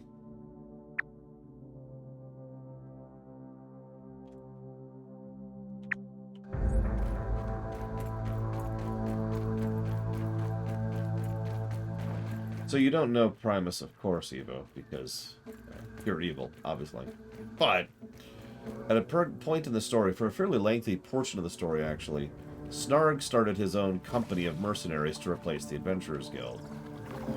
And his whole shtick was wanting them to be, worth a damn and help people out and add some stability to a setting which happened to be at war at the time. We actually did some cool off-camera stuff for that, too. But I digress. The point is, what I was thinking for an RPG RTS was have you play as a new recruit, or, I'm saying that wrong, have you play as the commander of a new squad. There we go, that's how I wanted to phrase that. For the Foxes. Working on my acceptance speech. And in the doing, that's the format, right? And so gameplay-wise, your whole goal is to customize... And this is probably the entrance right here. Okay. That's the wrong button. That's not the button I wanted to hit. To make it so that you're trying to... It's very XCOM-y, right? You change their gear layout, you change their stats and their specs, and what talent trees they pick, and all that stuff. It's full RPG customization of your squad. And then, of course, the primary function and vehicle of the gameplay is RTS. And you're trying to just do missions.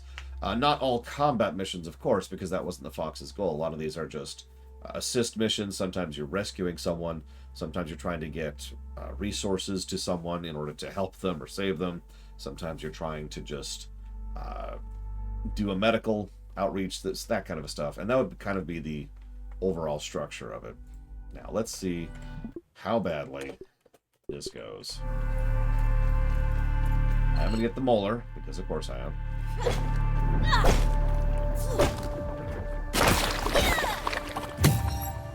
Well, the player character, in every sense of the word, would be the commander, which is what you would be playing.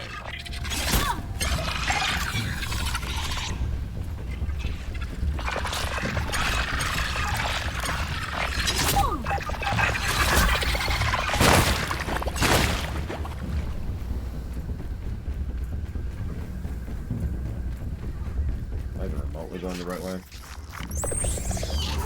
I don't know. Not right.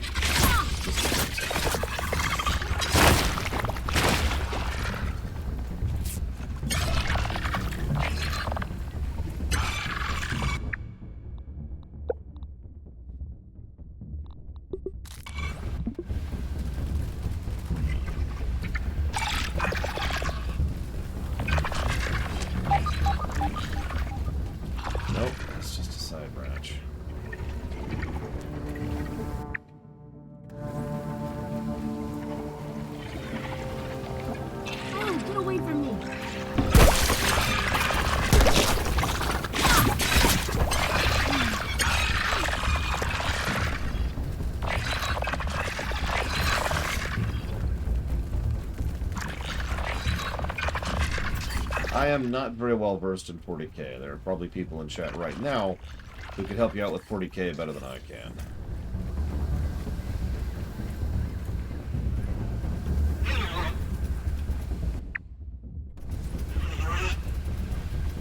Here we go. That's where I want to think.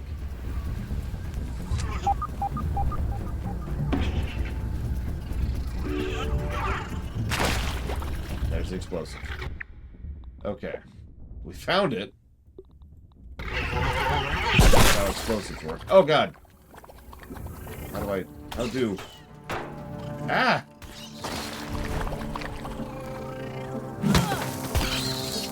That gnat looks sick. Whatever, it worked. Let's go. Let's go home.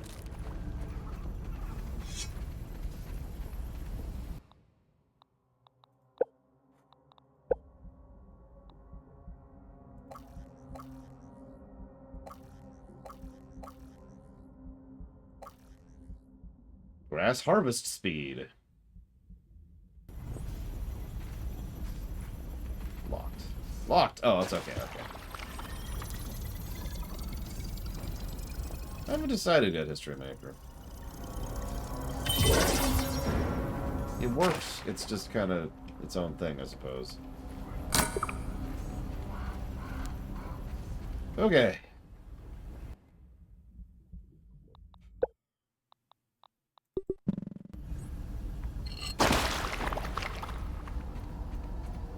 There is a lot of trash in here. This guy is a slob. Look at this. We've got some marble shards. Let's go ahead and loot these. Some bandages, especially since I used a couple.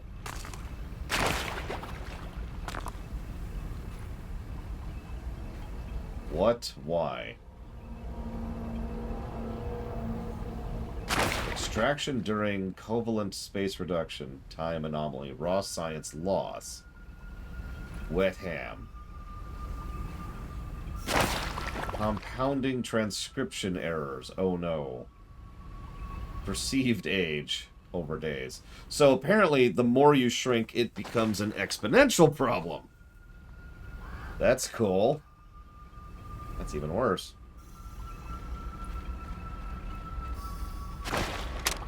Trudy was right, as always. Perhaps she should have been the inventor and not me. I should have listened to her when she insisted that I stop the experiments. But if I pack it up now, I will have nothing to show for it. No Trudy and the kids, no spacer, not even my own health. The longer I'm here, the more I'm lumping up, aging, folding, raisening. But why? What am I becoming? A wrinkly virus, flailing helplessly in the dirt with the mushrooms. They are my family now. What? Though we only branched on the evolutionary tree a little over 1 billion years ago, I can feel us getting closer again already. We're all a bunch of fun guys down here, aren't we? Oh, don't look at me like that. At least no one ever heard of a raisined mushroom, did they? Did they?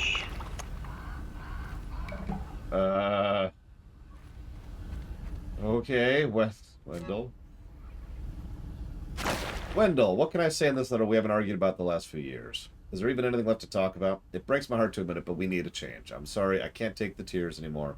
I can't bear the look of disappointment on our children's faces night after night, pretending it's going to get better. So we're going up north to my sister's. I think it's time to decide what happens next. Don't call me, I won't answer. If you want to talk about where to go from here, you'll have to pull yourself away from your work and make the drive. I'll always love you, Wendell, and I hate that we ended up here, but here we are. Please take care of yourself, and don't forget to eat something healthy now and again. Your not yet ex-wife, Trudy.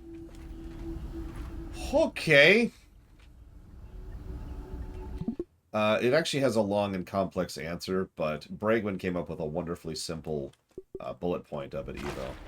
It means someone... Oh, it's dark. It means someone who isn't just willing to say good things, but is willing to do good things.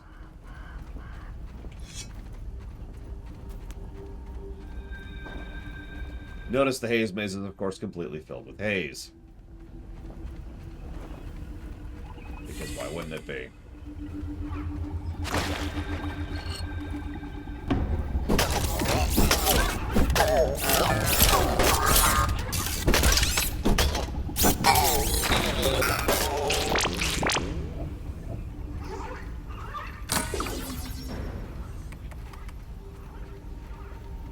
Oh my god. Oh my god. Wendell! What did you do?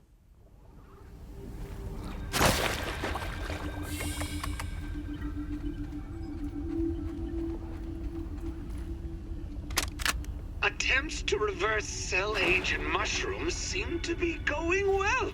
Mutations are volatile but productive. The shift from phase 1 to 2 was almost a blur. There might be a reason it seemed like a blur, if I may be so bold. Well, who asked you, Burgle? Shouldn't you be tending to your tasks instead of eavesdropping through the intercoms? Huh?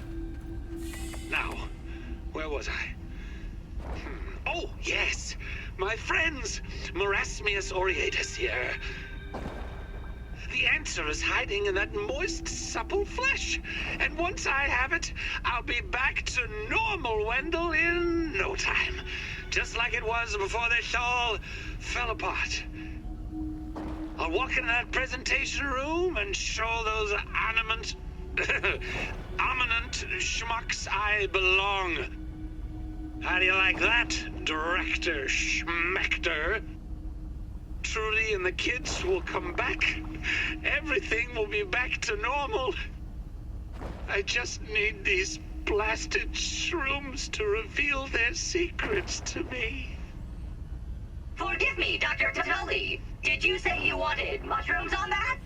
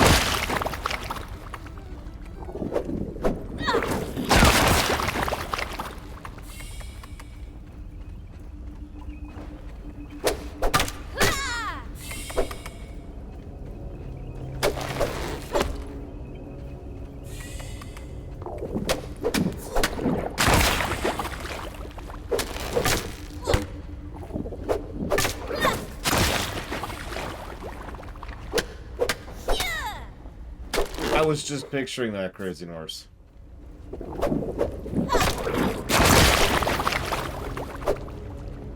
Ah. Just... yeah.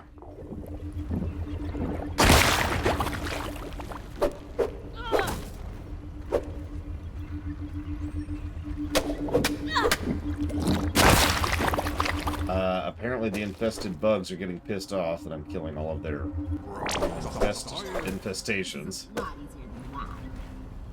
So that's cool.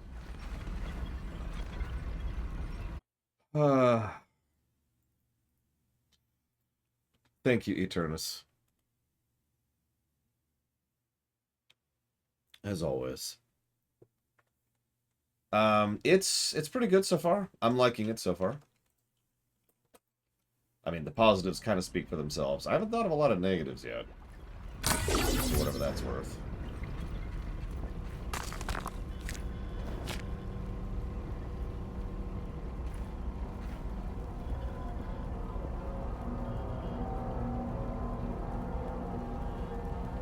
Why? So, hold on. So, a bottle is too hard. But a bottle with the bottom opening is just right. Bottom lid leads to easy pouring. Edible mushrooms that talk! You're so smart, Wendell. Hi. Sponsored by Slapshot. Fart solidifier spray for something.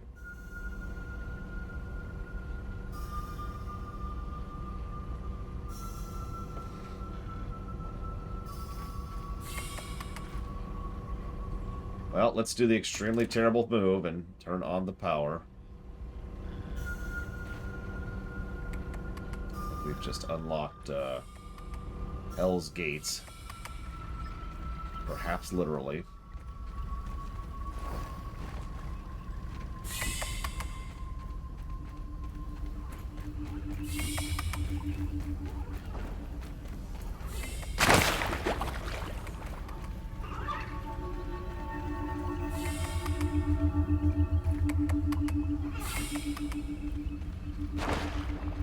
Well, I guess the only real way to progress is through this.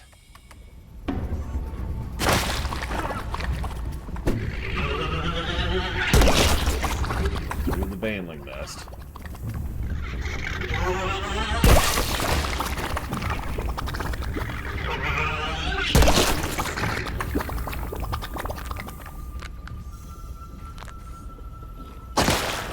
very excited about the idea of going through the Baneling nest.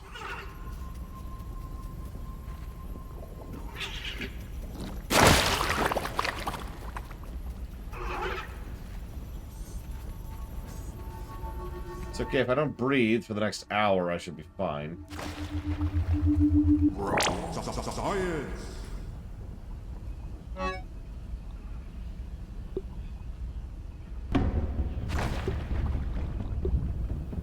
I think we just found the military guy.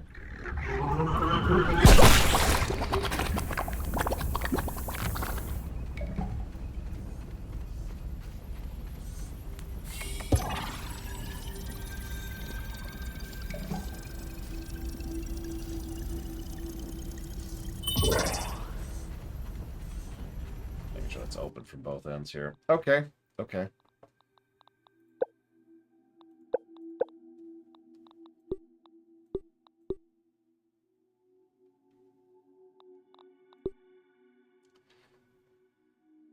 From Special Forces guy. If I ever get my hands on that Schmechter, I'll snap him like a dry billy hog.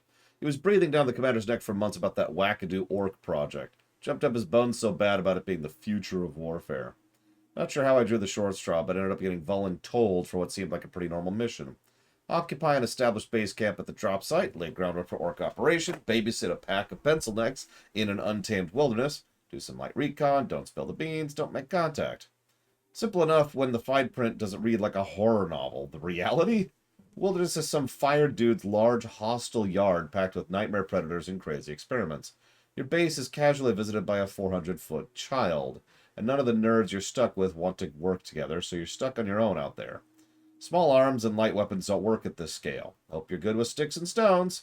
Oh, and also you're going to shrivel up like fingers in the bath. Here's your one-way ticket. Thanks a lot, Ominent. You'd think the pucker factor would max out right about there, but that brings us to the current situation I find myself in. I was snapping a pic of some weird glowing cartridge just as an emergency shutdown message echoed through the subterranean lab. Ran to beat heck out of there just in time to get caught in the blast that shook the cavern like a hungry kid shaking the crumbs from a bag of chips. A thick haze rolled in, bringing with it an army of creepy, exploding bugs. They haven't caught wind of me, and this pocket I got into just seems to have breathable air for now. But I'm not counting my chickens yet. If I don't make it, tell Mama I love her. And that was on his skeleton. If you missed that. Increases damage resistance, but lowers attack damage.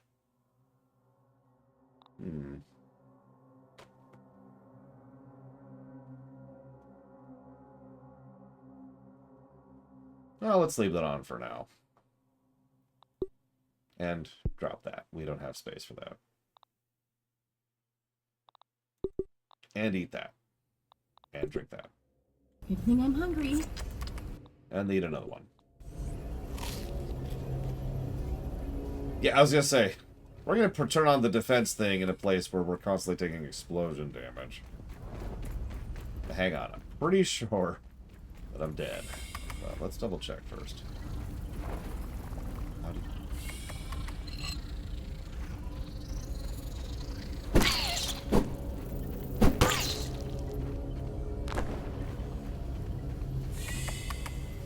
This is new. Okay, no, this is the entrance. This is the entrance. Okay, we're good. So...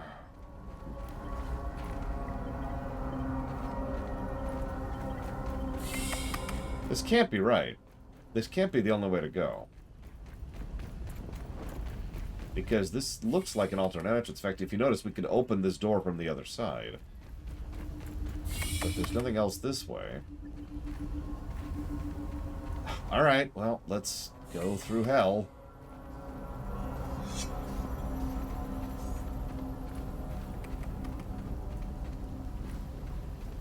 Just don't breathe in. Just don't breathe in.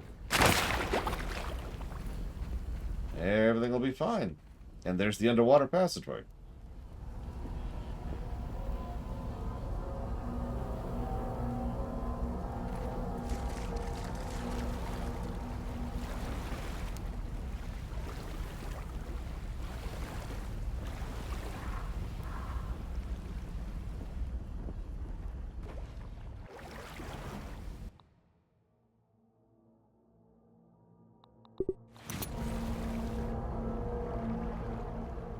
And there's, you know, that's the thing I need the dagger to get through, which I don't have.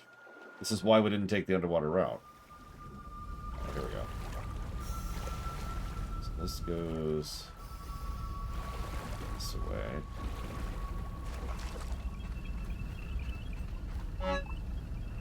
Phase 3 results. Explosive. Mutations in Phase 3 are progressing at a rate I can't begin to quantify, and they're spread to the local fauna. Words can't express the sorrow I feel for those simple creatures, warped and manipulated into ravenous, horrible, exploding beings. Attempts to reverse or even slow the changes in the strange spores of the creatures it spread to haven't been fruitful. I'm tasking Burgle with keeping an eye on all this and introducing security defense procedures to keep the lab safe.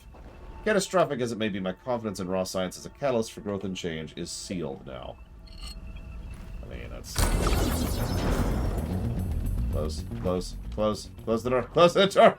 Oh, Jesus Christ. Okay. Ugh. Hello, infected ladybug. Oh my God, you have a cannon. It is a tank with a cannon. Jesus Christ. Okay, we're gonna go over here. Got my mate.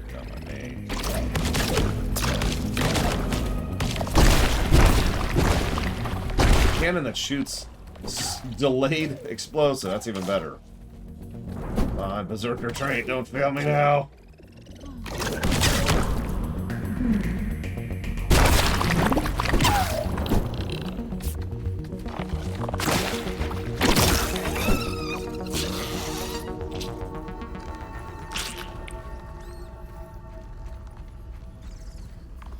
Okay.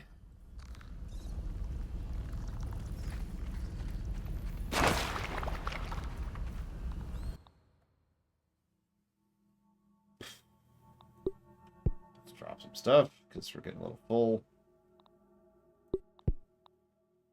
Keeping the ladybug stuff. Ladybug armor is legit.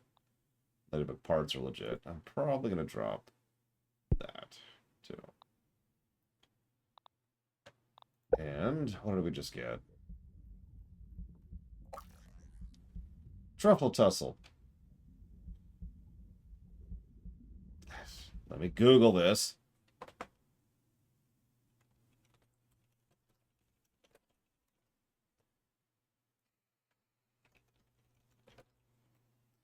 Unarmed attacks have a chance to create a fungal explosion, dealing 100 explosive damage to anything in its radius.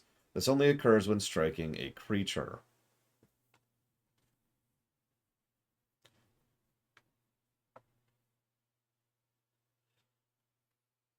No. Yeah, no, we're good. We're good. We're good.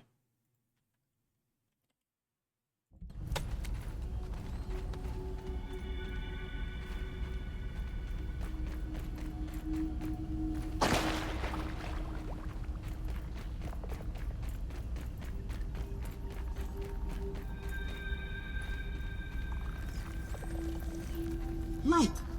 Burn back the shadows and turn away the inky depths of the night.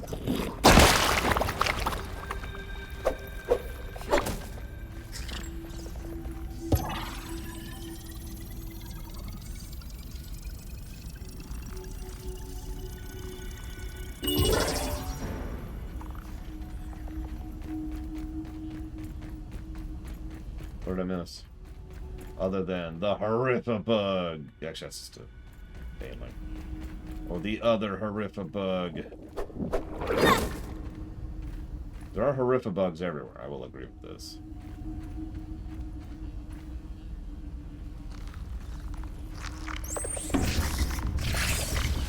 Oh my God. Oh my God. Okay.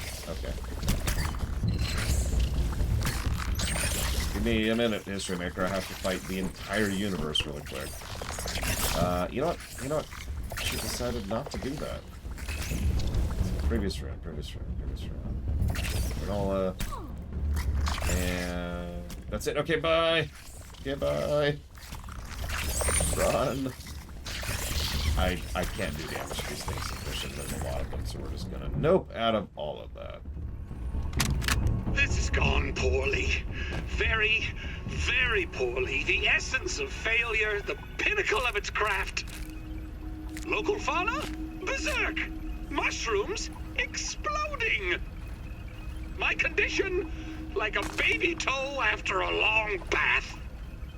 Burgle, are you there? Is this a test? Yes, Burgle, it's a test. Now listen carefully. I'm abandoning this facility immediately. Initiate the Blazed Earth Protocol. But Dr. Tully, simulations indicate a 95.283% probability of catastrophic failure. I assure you the percentages are much higher than that. Now do it. Beep beep boop, beep beep beep boop. Why did you make fake beeping sounds? You said this was a test. I was being sarcastic. Ugh. Complete the lab lockdown, blast the canister per protocol, and meet me in the Black Ant Lab. And that's going to be our final lab. So that should be fun. Let's get the Frel out of here.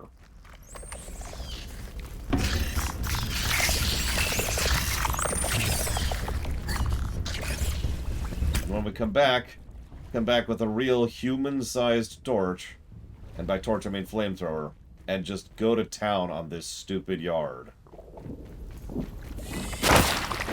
God dang it.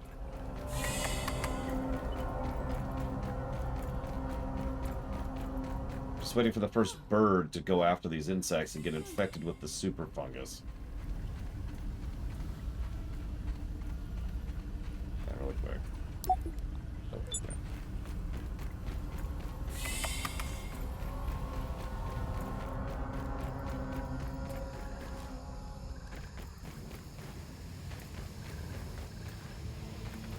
Still didn't get the option to dig. Damn it, Blade Triple!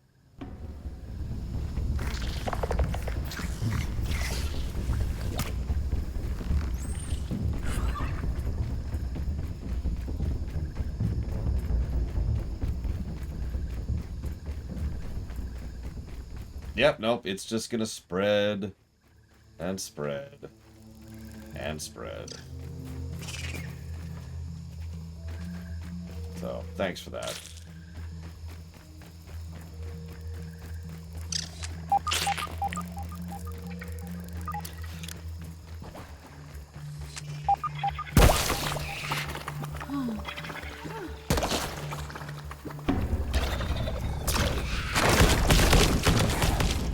I'm not dealing with any of this crap. I'm not even dealing with that wolf spider that's right over there. In my way, almost directly.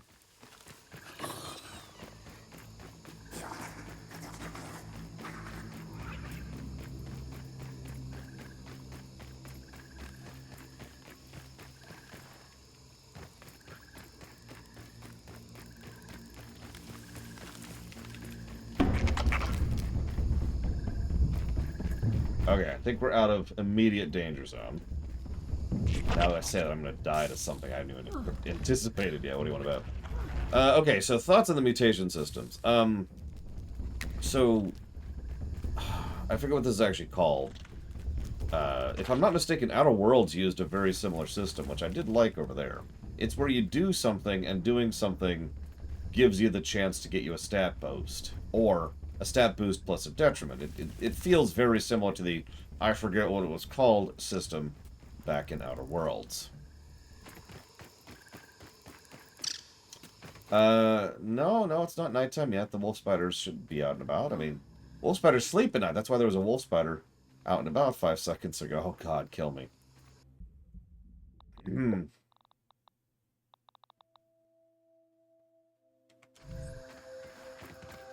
Was it flaws? Is that what they were called? It's been a while. It was a system I liked. And it was something that I could see them doing some stuff with going forwards. Because I was noticing a lot of these not only have, you know, you do stuff in the game that earns you mutations, but also there are usually tiers to that. Tier 1, Tier 2, Tier 3, etc.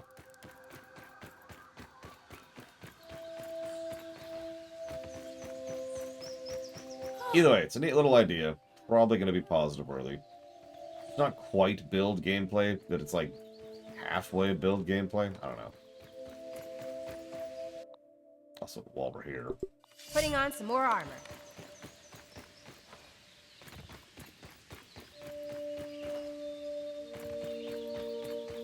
Yeah, I rather liked Outer Worlds 1, but I would not mind seeing them develop that in 2. I have considered it, Crazy Norse, and I never will. Ever, ever, ever, ever. Mostly because that would be extraordinarily boring.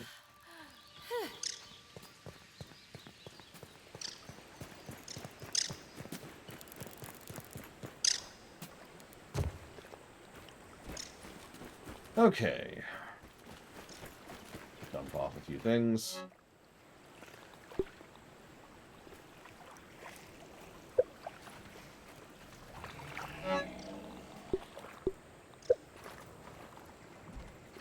Oh, there's a lot of stuff I'm looking forward to. Anything below the line is something I'm looking forward to, kind of by default.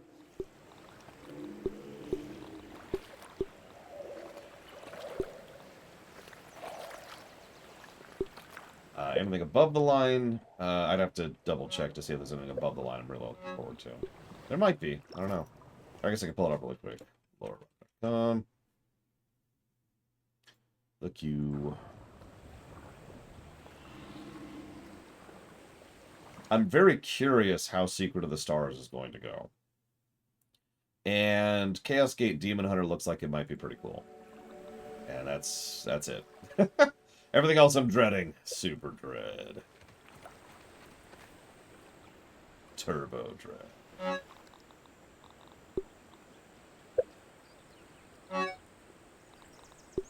I'm actually going to, Crazy Norse, because why not? Why not?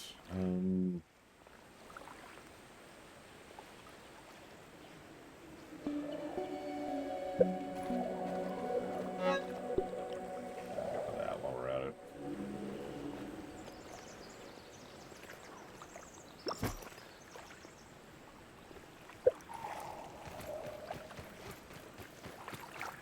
Yeah, I'm kind of saving Ride to Hell Retribution as a bit of a treat for myself once we get there.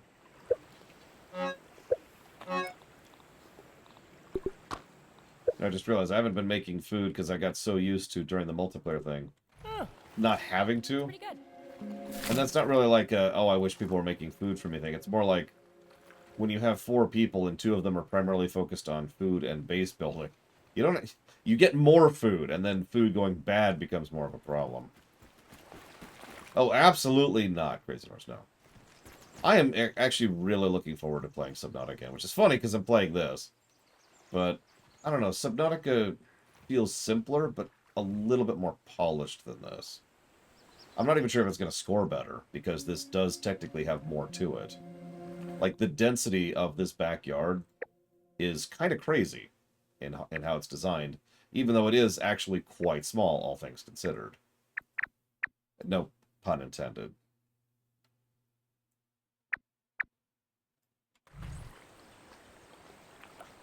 Alright, let me think about this. Let's do... I mean, I love base building, which is funny, because, so I mentioned Raft.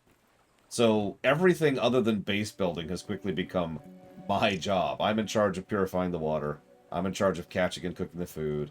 I'm in charge of fending off the shark. I'm in charge of gathering the resources every time we see an island. PAX is building crap. Hey, MK fan. Get some sleep. Sleep! Or else. That's true. Grounded also has some pretty damn legit quality of life features. I'm actually surprised, and I don't mean this to sound that harsh, that an Obsidian game has this level of quality of life features. Not something I usually associate with the studio.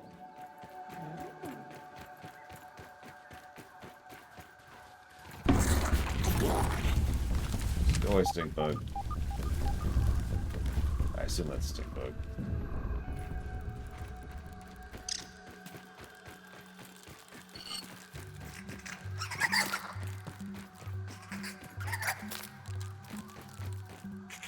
Quest 64, huh?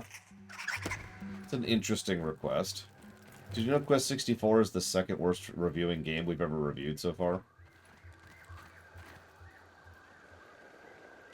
Just give me a second to let my eyes adjust to that.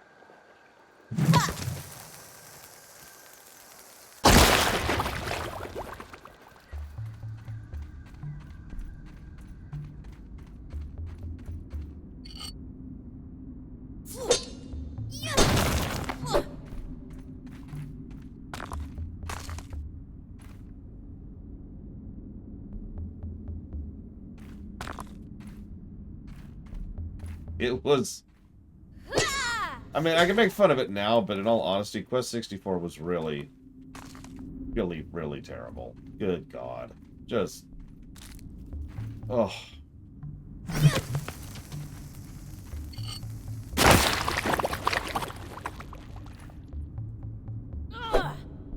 Come on, despawn. You don't exist.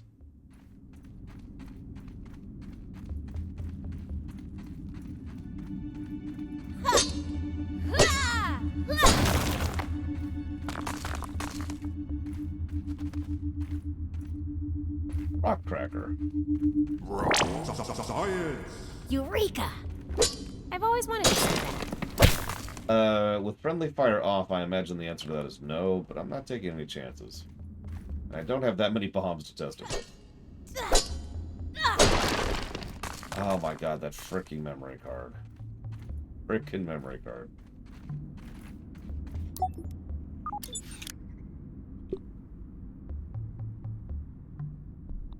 Okay, what have we got? Oh, nothing yet. Right, I was gonna save that.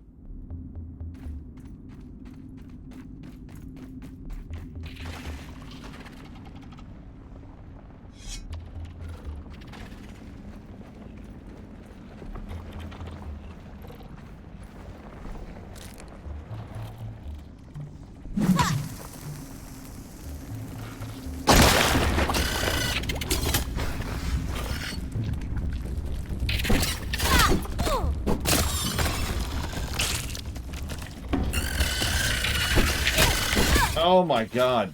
Why? Why? Why?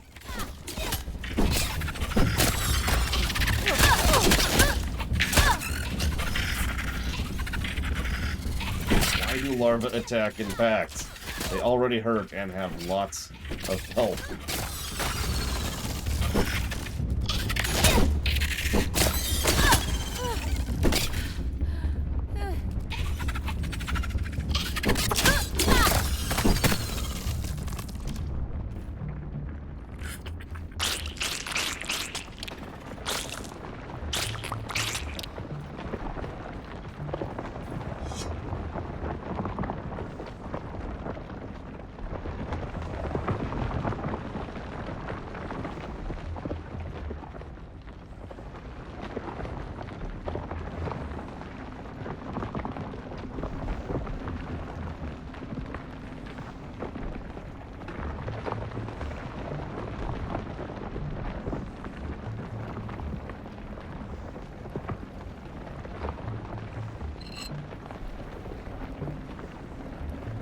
Larva up ahead.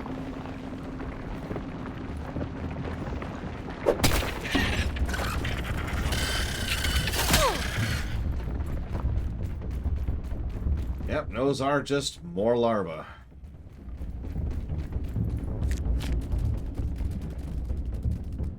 Yeah, no thinger here.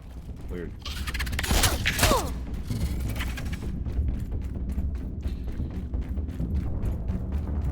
So I'm not sure what the benefit is of going into the larva nest other than lots of larvae. So we'll just kind of leave that be for now.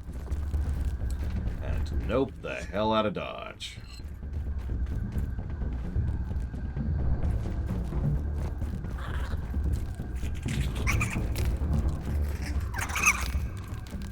As much as I love fighting gargantuan quantities of Horrifideath, I much prefer Ladybug. Oh god! Stink bug! Stink bug! I was tricked! I was catfished! By a bug!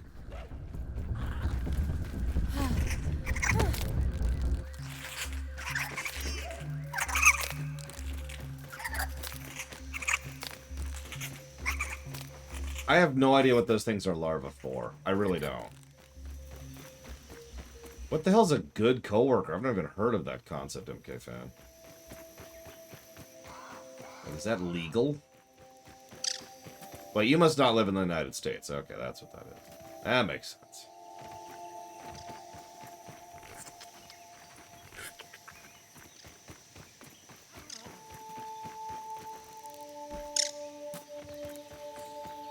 Ladybug larva. I mean, maybe? I don't know. I am not Googling larva. I do not hate myself that much.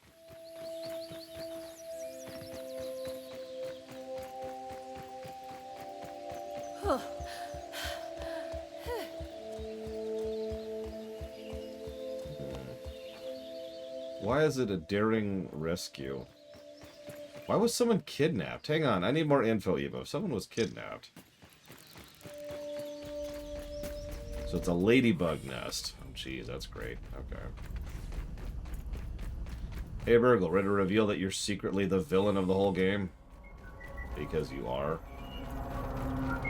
It is nice to... How can I help you today? My dear Willow Branch, you have come so far on this journey, and you have not died yet. Imagine that. Hand over the super chip, and let us hope for the best. One more time. Processing. Processing. The Haze super chip. Dr. Tully tried deciphering the ageless properties of mushrooms.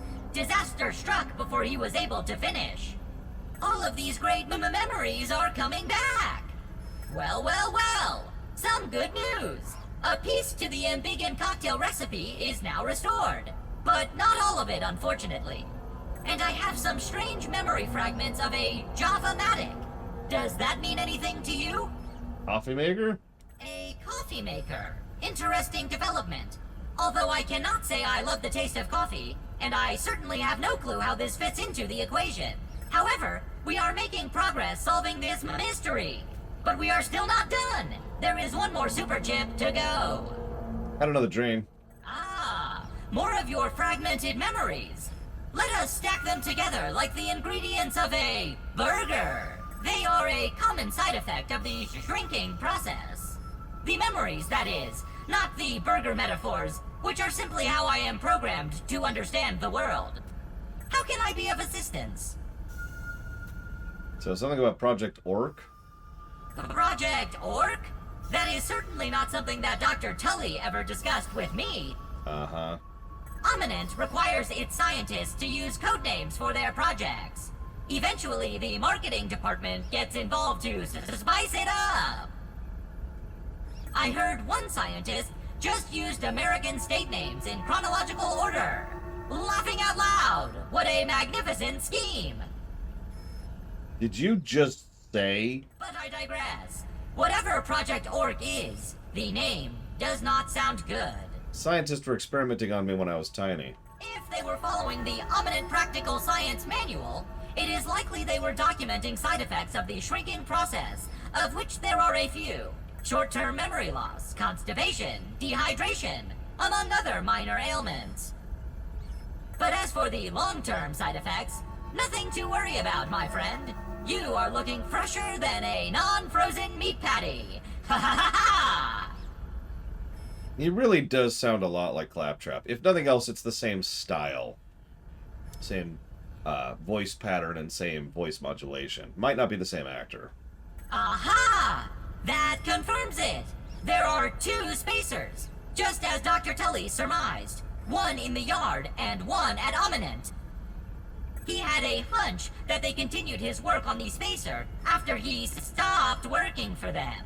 It all computes. I do not believe these are just dreams. These are surely your memories. But perhaps they only return to you as dreams. So, Ominent shrunk you, and now you are here. I am pretty sure you are not. I was Jake, so if you... Surely I have, on the plus side, your... How can I be of assistance? How can I help you? Have an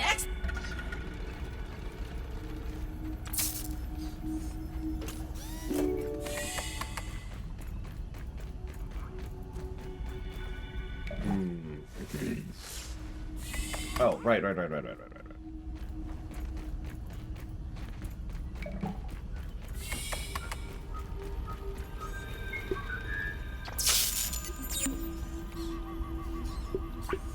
A pebblet turret. Very gross stuff. Feather roofs, and that's it.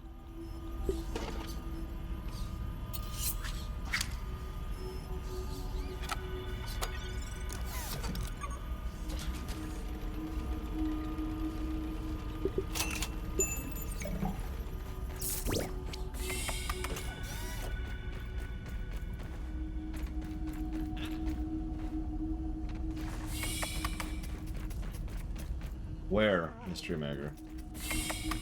How? When? What? What?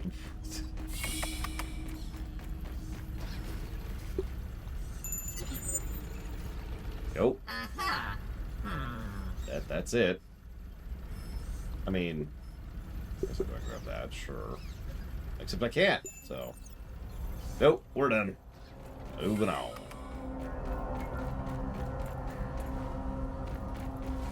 So I'm deliberately not spending the Muller points because I want to test a theory about that effectively. So that's being done on purpose.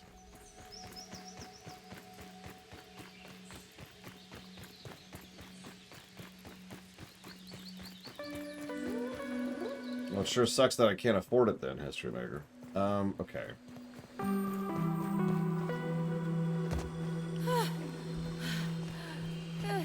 So the question then becomes, who is the voice actor for Claptrap? So you're in the Witcher setting. It is Tier 4. I have any power and total control and making the world a better place, but I have to stay incognito. Nobody should know it's improving the world. How do I go about that? I've got it. There's this evil empire, right? They expand and conquer everywhere, but they actually make everything like way better in the wake of their expansion. So everyone's like, ah, death to the evil empire. But meanwhile, it's just improving everything. Wait. Or everyone everywhere goes to sleep, and then I fix the whole world. Then they wake up like, oh, I just had the weirdest dream. And then I got a sub from Larian after this very strange dream. Thank you for the strange dream, Larian. Egelvig is going to be my answer to that question. That's going towards the expanse. We were improved against our will. We want to go back to being in the dirt. Being slaves. Give us back slavery powers. What's your superpower? I'm a slave! But you don't have to. No, it's cool, it's cool. Okay. See, that's the easy part. Anybody who doesn't want to live in a better world just dies. There you go. It's really easy when you do things that way. Let's see. Let's put these away. Hey, Dream Whisperer.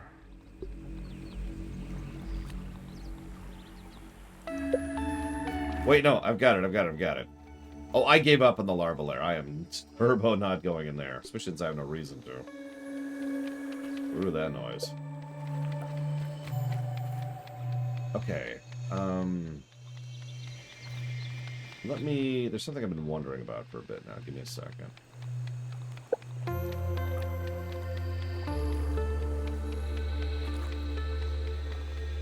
No, it's okay. The secret underwater entrance of death is a secret underwater entrance of death, and honestly, I'd rather take the front door. Oh, hey, there's the embiggening cocktail, which requires gum, koi fish scales, berries, and unknown, and also unknown. Interesting. There's the repair tool. You can make a repair tool now. Oh.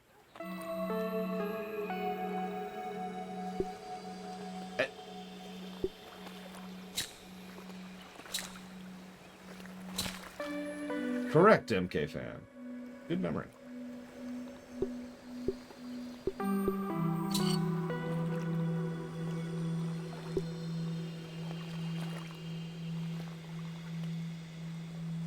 I like the implication that there's only 3 2D Mario games, and they are Mario 2 and 3 and World.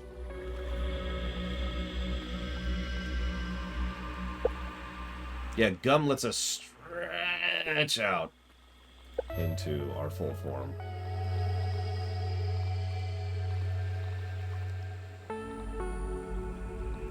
We could have acorn spiral stairs. Fritzy! Man, we could live like kings. Damn hell-ass kings! Alright, let's see here. There they are. Turrets. What do we need for turrets? Honestly, I'm just going to take a picture of this. That's a lot of stuff. I do, MK fan. I do. I have to. It's something that the World Associations of 2D Platformers decided some time ago. Alright, I'm just not using my bow, so... I'm just gonna stop carrying around all this frickin' ammo, which is just wasting inventory space. And the bow, which is wasting inventory space. I am, however, gonna look into a better spear. Bee-Fuzz, of course.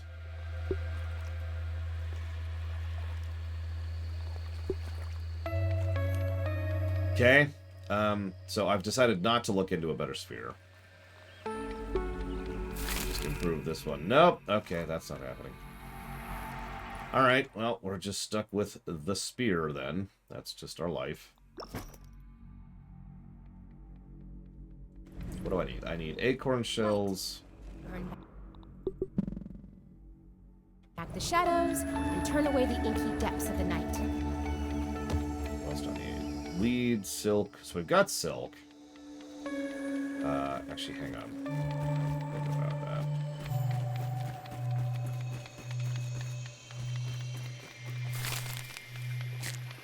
Let's do that.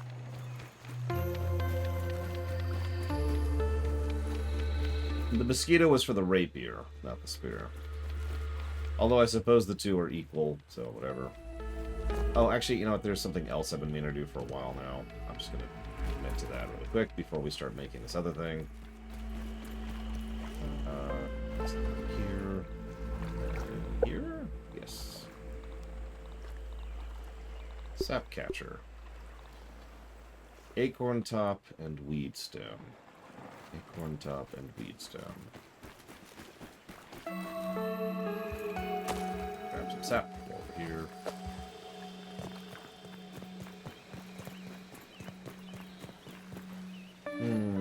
So while we're doing this relatively boring work, let's pull out our hammer.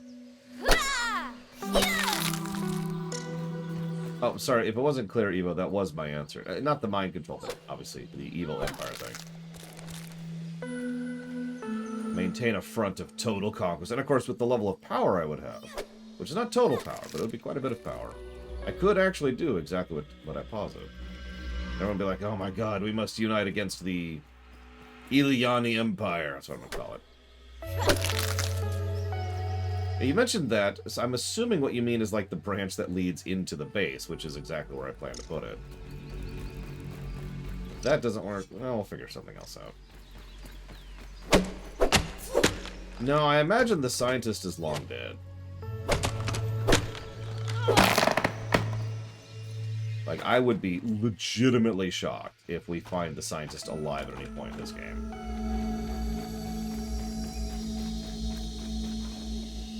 Let's see. Have I figured out how to use the tech radar yet? I assume you mean scanning for resources, in which case, yes, I actually have. Yeah, he's turbo dead. He's mega ultra dead. There is nothing less. Left. There's nothing left. My mother was saying less. I need to respond to her at some point so she doesn't think I'm ignoring her. But I'm trying to get on a... You understand, Mom? I can't respond right now. I can't pause the game, Mom. I believe we are in his backyard. Used to be the backyard of him and his family. His family is no longer here because they failed. Because he was, you know, a crazy scientist person. You know how it is. You go crazy with science and people are like, alright, look. I don't even know you anymore. You're trying to mutate mushrooms in order to reverse your own aging. And it's like, yeah, whatever. Wine, wine.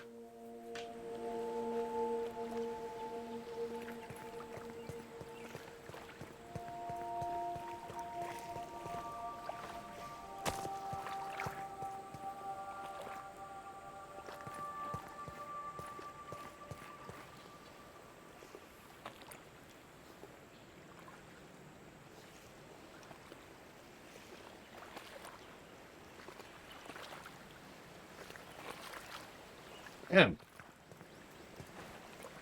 as I was saying, he also forgot holidays and birthday. Well, yeah, it's because he's a moron. Idiot. All right, so listen, if he just knew the wonders of coffee, brilliant, wonderful, sumptuous coffee, then he wouldn't have had to turn into a giant mushroom monster. What a moron. Oh, do we have any acorn shells right now? No. We do have some silk rope, which I'll take. Flower petals. I sincerely doubt I could give you writing advice, sure, but sure, I'll be like, oh, you should do this, and Eva will be like, ugh. Total disdain. Ugh. I'm telling you, the final boss is going to be the damn robot.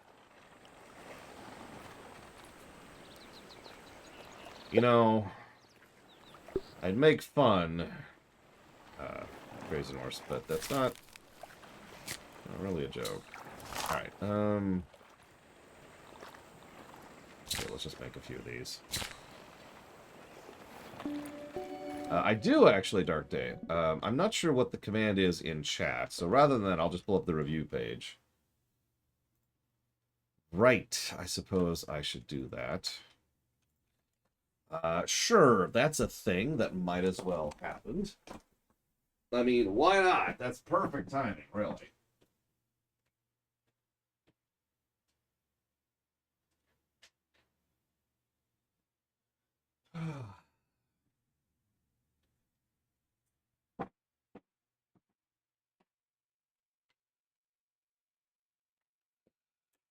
Apparently reviews is what brings it up. That's cool.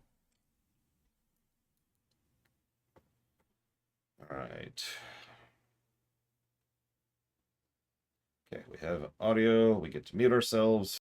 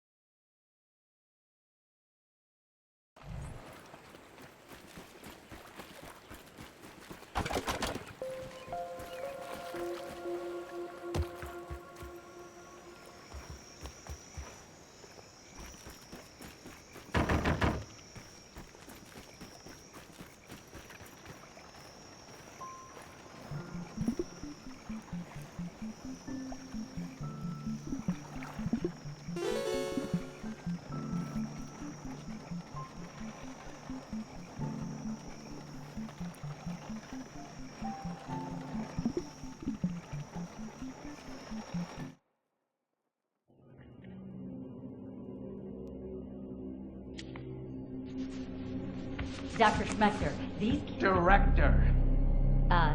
Director Schmechter. These specimens are the breakthrough we've been looking for, just like you predicted. We're close to eliminating the raisoning problem. Our team was up all night recalibrating the spacer. I see. Of course, my hypothesis was correct. I hope all of you remember this moment the next time you question my methods. Now then, what progress has been made on Kobolin space expansion? How did Dr. Wendell Tully, a lifetime failure, best the brightest minds at Ominent? Yes, sir. We're still working on that formula. I know it's been months, but the Embiggen process is far more complicated and dangerous than we predicted. Too bad for you, little ones. Prepare the specimens for termination. This isn't what I signed up for.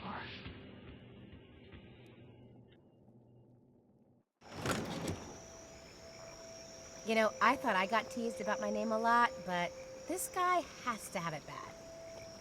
Director Schmechter. Something about experimenting with reasoning?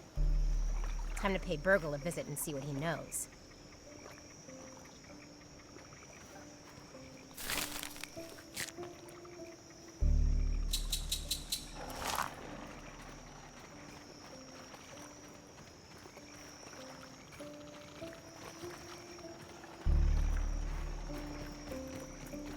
At least it's clean. Ish.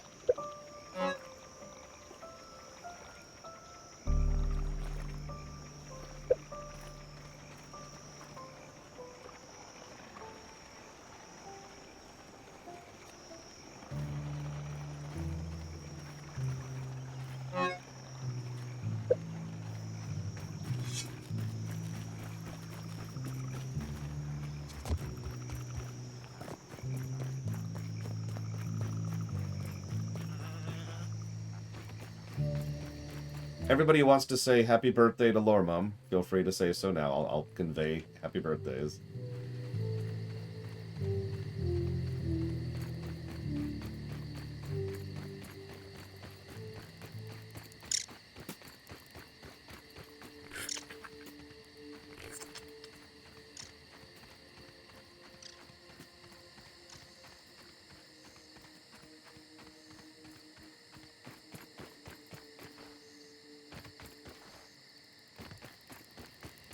Is she's going to hit In-N-Out Burger, and then she's going to go gambling, and she's going to see a movie. She's going to see the Black Adam movie. No spoilers. I don't want to hear it. I don't want to hear it.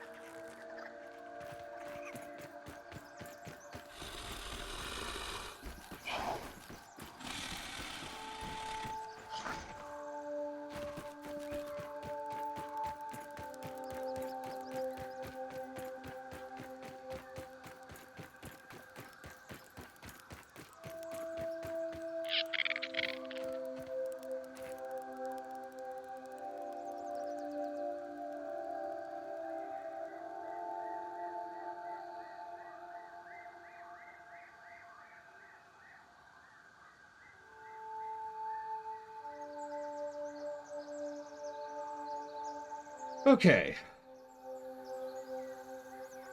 She's going... did I say this out loud?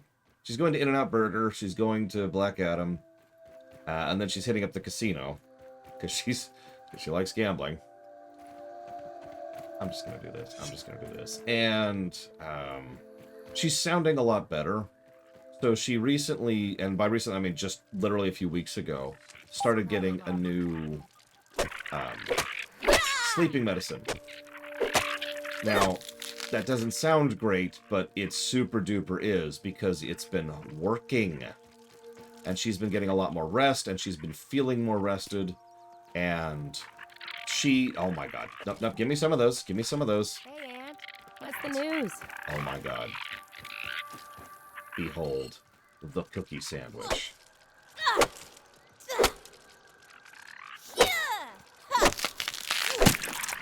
It's the cookie sandwich. Behold its glory. Yeah, you can have the rest there, Ants. I don't mind sharing. I mean, I mind a little bit. But yeah, I actually don't remember what the specific med is. I'll need to ask her at some point. But whatever it is, it's working, and that's really the important part, because she used to take melatonin. That has never worked for her any more than it works for me. Just to say, not at all. And then she tried taking real sleeping medicine, what I like to call knockout pills. And anybody who's ever taken knockout pills knows those suck. Because they do exactly what they're supposed to. They knock you the crap out. Problem is, waking up is a pain. You ever wake up with a sore neck because you didn't move all night because you were that unconscious? Because I have. And she has that worse than I do. So, yeah, that was unpleasant. But, new sleeping medicine, she sounds a lot better, a lot more energetic. Much happiness about that. I haven't analyzed apples yet. Science! Yeah, one of the reasons I'm glad I don't have to take the NyQuil anymore every night is because the waking up the next morning was never pleasant. It was just, oh god, it was awful. Verbal transcription unit 89.4.14. Order number 80. Virgil, are you there? Yes, sir. It appears that the shrinking process has not overly affected my functionality. I do not know how this is possible. I previously believed that all the parts of my functional unit were required for operation, but apparently they were not. Perhaps that means I have some extra storage space. Haha, very philosophical. Do you feel anything else? No, everything appears to be the same. Though I have come to realize that this world is absolutely covered in filth. You have no idea. It is quite concerning. You may wish to wash your hands before returning to work.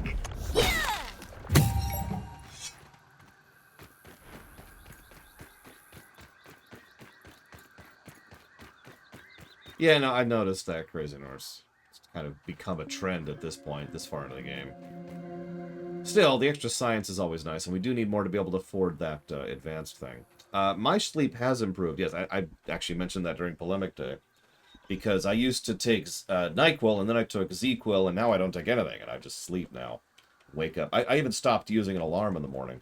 Although that's mostly because I moved back my work schedule an hour. You know, when you don't have to wake up at a specific at early, it works out pretty well. All right, I need a lot of things actually. I don't have any of them on me.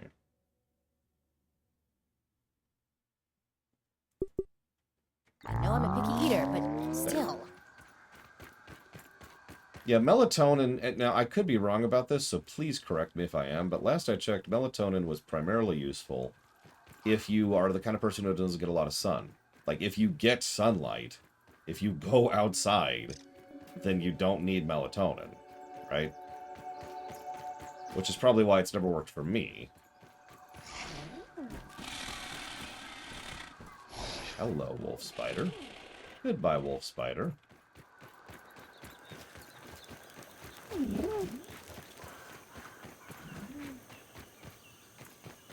Yeah, that's what I was to understand, Crazy Norse. It was the original reason it was brought to my attention, because you remember I used to work that graveyard shift.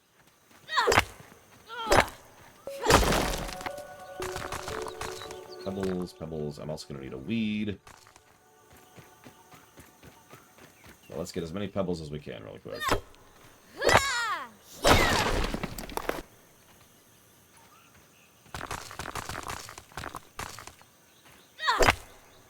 Not the word I'd use, History Maker, but, you know, that's a word. That's a word we could use. Oh, I should send her the picture. Really quick. Sorry, give me 1 second. Give me 1 second.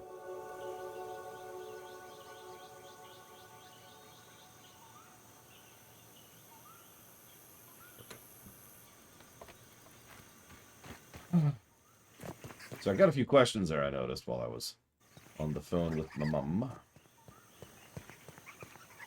Yeah, there's actually a lot of ghosting in this game. I think it's just the way they render. I was actually going to ask anybody who's familiar with graphics rendering text why a game would have so much ghosting as part of its natural render cycle. Because there's a lot in this game. Like, I've noticed it since we first started.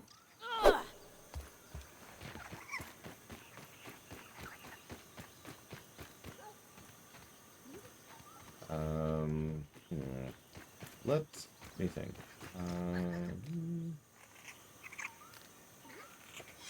Let's try this one.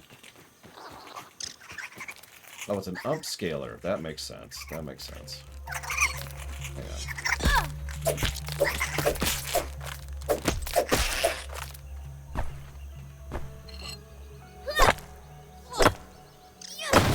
That's a good question, Offshore Twitch account. It absolutely is at least one negative right now. Keep it on the move. The audio spam and the lack of repetition is early RTS levels of irritating. So, do you see how the hammer is ghosting and my hand? Look at the left side of the screen. Do you see how my hand's doing that? Do you see that? That's ghosting right there. It's the most obvious way to see it is up against a rock. You can see it in general if you're paying attention, but it's really, really obvious against the light gray of the rock. Like I said, I've noticed it since we first hit go. It just hasn't really bothered me that much. It's just confusing why it's there. Hello. Well, you've decided to die, haven't you? Listen. Suicide may not be the answer. Have you considered that life might be actually worth living? Talk to me. Give me $7,000 an hour in order to tell you how stupid you are, and then kill you. Any questions? It looks like I can't actually chop these. Interesting.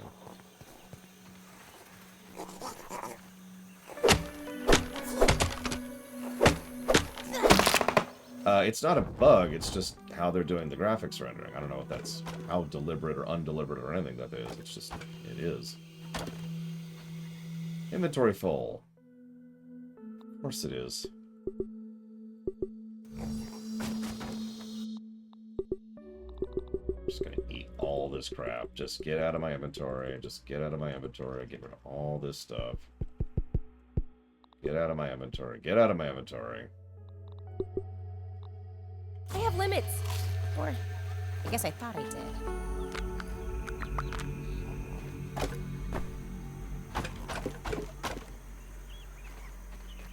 Okay. There's the hedge. If there is, I haven't seen it yet, Dream Whisperer. Obviously, there might be. Okay, so I want to go this way, I think? Yes.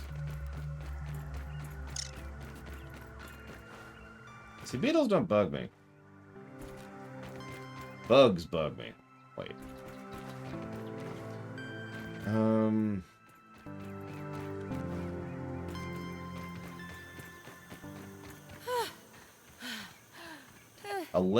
The least unpleasant bug in real life other than ladybugs. Butterflies. Yeah, I'm trying to do a mix machine, although I might not be able to reach it while carrying these stupid things. Just occurred to me. It might be up. I actually don't remember. If it's up, then I'm just going to default to another one. I don't like bumblebees, I gotta be honest.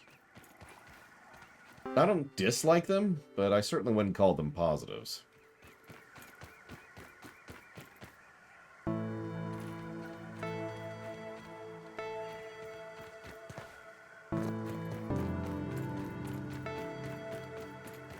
Butterflies are bugs, just like spiders are bugs. Well, screw it, let's do the other one anyways. I mean, I did actually bring the repair tool specifically to deal with this, but whatever. No, that's not... No, Shadow Machine! Undo, Control Z, Control Z.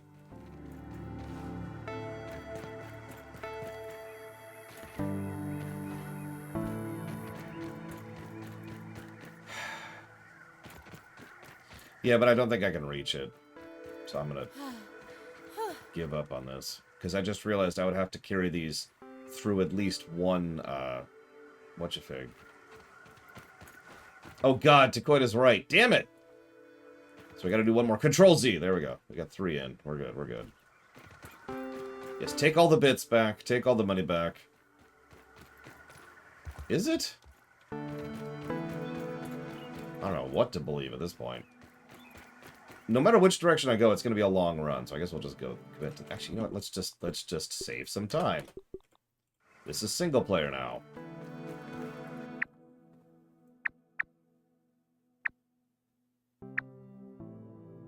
Yeah, that's way over there. We still can't make a level 2 shovel.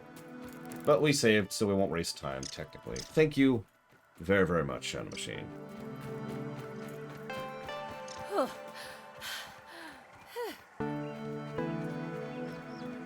Always.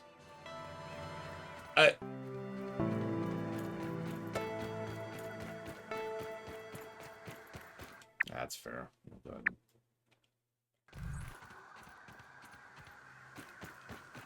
My opinion on Guillermo del Toro. Talented person, not my style. Not exactly an uncommon opinion, I know. So you know, Shadow Machine. Wasn't what I was going for.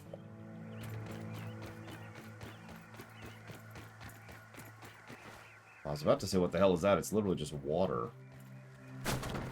I mean, this is probably what bottled water is.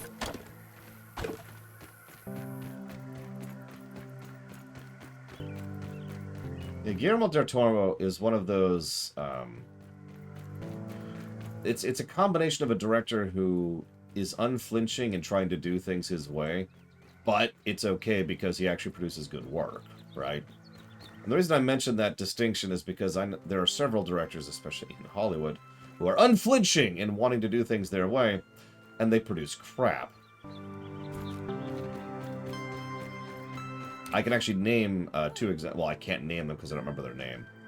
But there are 2 people who are directors exactly like that. The directors of the Super Mario Brothers movie. The old one. Uwe Boll would also qualify, yeah. Let's do it our way, and it sucks. So, hang on. What are you putting these towards? Amphibia. Is that on the list? Oh, there we go. Gravity Falls, which I think is a show.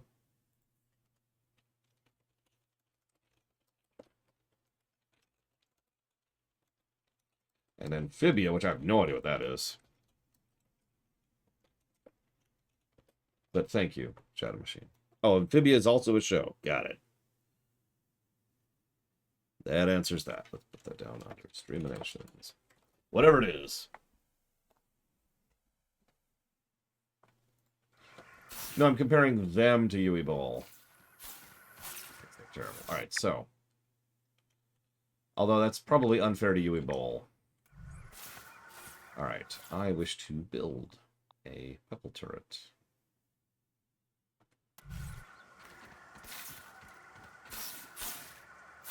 I want one right here. And I want one pretty much on the other side. God, this is hard to see. And over here.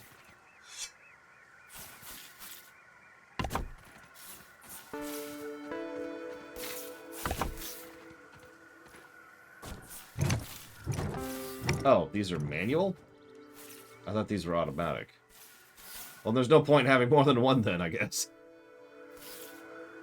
So there will never again be a weekly rumination.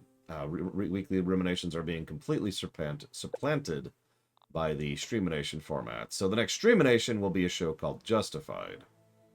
Where's the damn thing? There it is.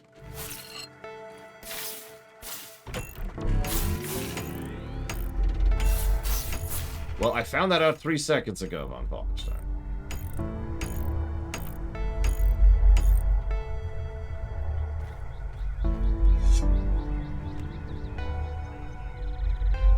I sure hope so, okay. Ah! Thank you, Ross. Will I do Streaminations and films? No. No movie Streaminations once a month? No. At the moment, movie ruminations are completely on pause, and we'll probably only ever have one more additional bundle of ruminations ever. And thank you, Ross. If you want to put that towards something, please let me know. How are Streaminations different from TV, film stuff? The major difference is the inclusion of chat and the more flow of process kind of a thing. I mean, honestly, just watch one of the MLP Streaminations, which we used as the test of concept, versus any Star Trek thing, and you'll get the distinction there. Owl House, which I think is also a show. Speaking of which. Okay. Well. Let's see how this goes.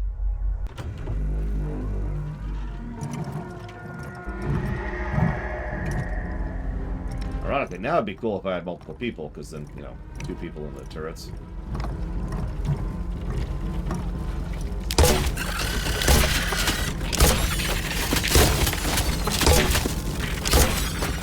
Ah!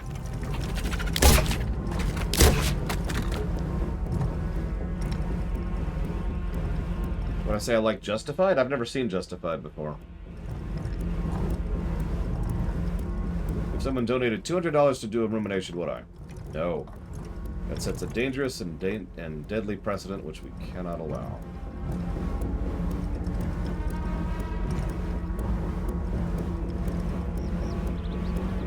Oh my god, you're right. It's the Colicoid War Games. The plus side is we have 2 things worth of turrets, so that's nice. A favorite species or monster? Well, the way you say that implies that you specifically want monsters, you know, enemies, as opposed to, like, Vulcans. So, monster in fiction, design-wise.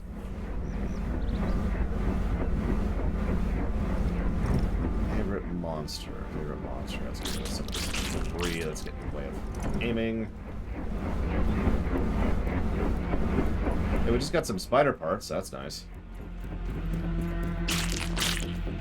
Yeah, I'm trying to be precise with my shots because we are super ammo limited right now. And it's dark. So that's cool too. It's actually, well, it's sunset now, but it's just dark because it's the hedge. That's just something we're living with. Why does this take so long?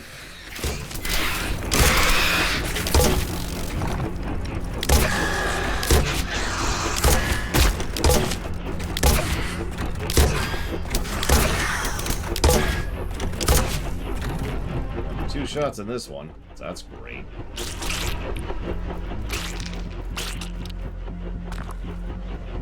Can we reload? We can. Okay, so if we grab pebbles, we can take them in with us and reload. Unfortunately, there's not a lot of pebbles around here. Good to know for the future. We're at halfway. Oh, Jesus, where are they? Where are they?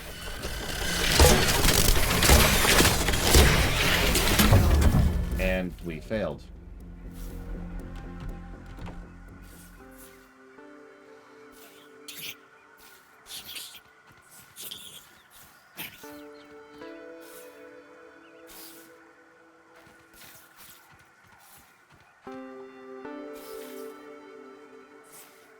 No, I think I'm never going to do that again without other people. That's, I think, where we're at on that.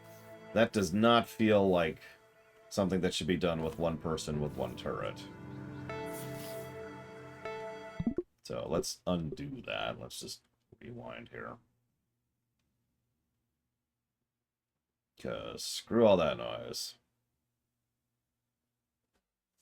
Because, yeah, those mixers have way too little health. Those things just melt the moment any enemies get to them. Okay. So...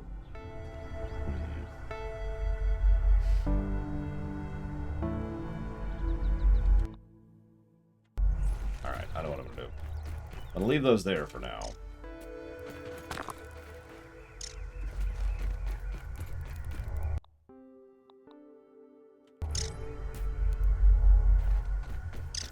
Could probably do a full turret defense thing setup, which I'm absolutely not going to do right now.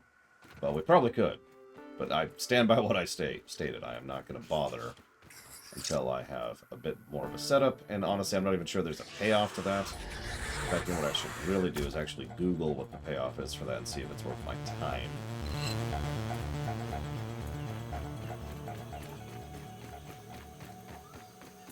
I guess werewolves, Gum, just in general. If the payoff is raw science, then that's extremely not worth it. That's a huge amount of time and effort and resource investment for science. Completing all the mixers is required to unlock a door in the Black Anthill lab.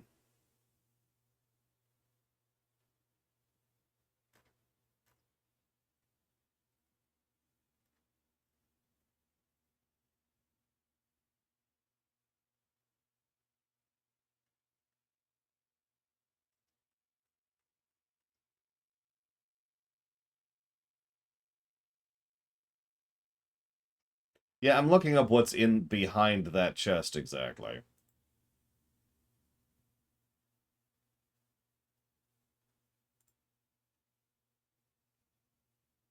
Because, yeah.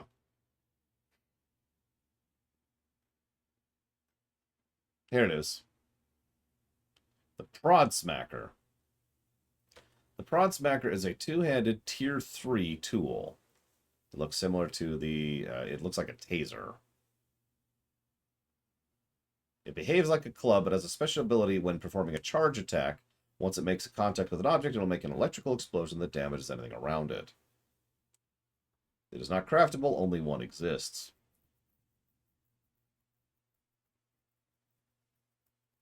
Interesting. Something to think about. But let's push that out a little bit. I have other stuff I can do right now. Yeah, sounds like a Ultima weapon situation.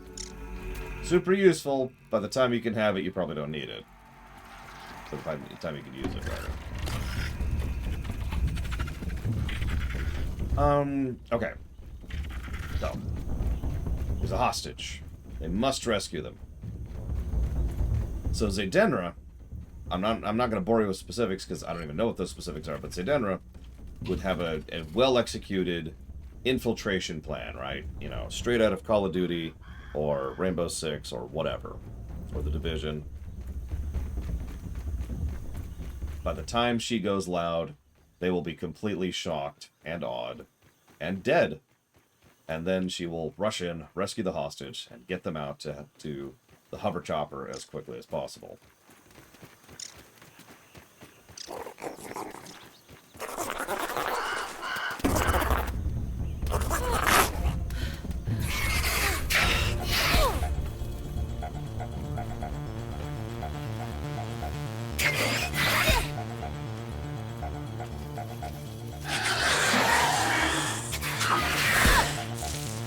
As for Noxaith, he reaches out to the hostage takers and is like, listen, let's talk. Let's make a deal.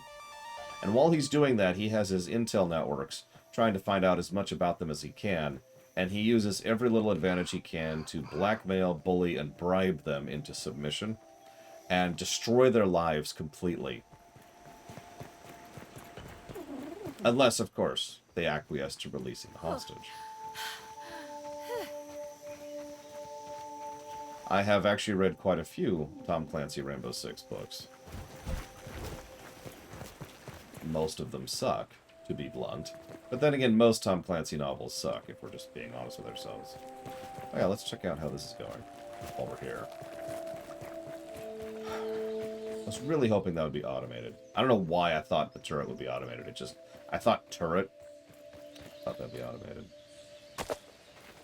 He negotiates the release of the hostage, Evo. That's it. That's how he does it.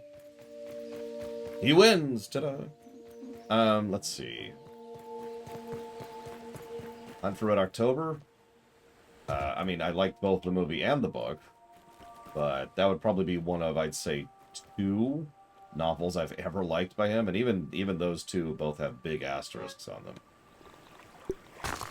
It's nothing personal. It's just Tom Clancy has a very, very particular style. Do I like Jack Ryan? Does anybody actually like Jack Ryan? I'm pretty sure Jack Ryan doesn't like Jack Ryan.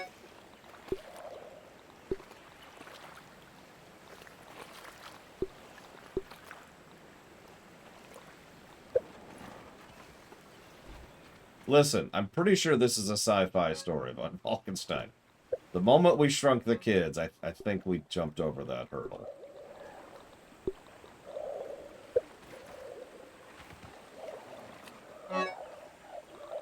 Oh, I'm well aware of when he becomes president. The premise for that is actually amusing in its own right. One extremely rogue Japanese agent, who has nothing to do with anything, in the wake of the Japanese military failing, decides to crash a gigantic plane into the White House while basically everyone is also in the White House. So pretty much the entire chain of command of the United States is killed in one massive attack, and so Jack Ryan ends up being in charge. Now, I mean, this is probably... I find that funny for several reasons, but the biggest reason by far is the fact that there actually are real-life protocols in place to make sure that that doesn't happen.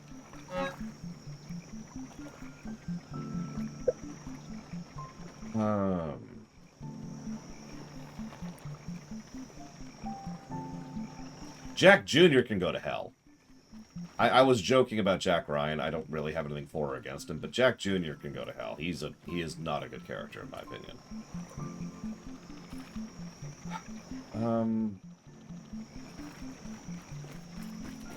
No, it was actually the Congress building, Dakota.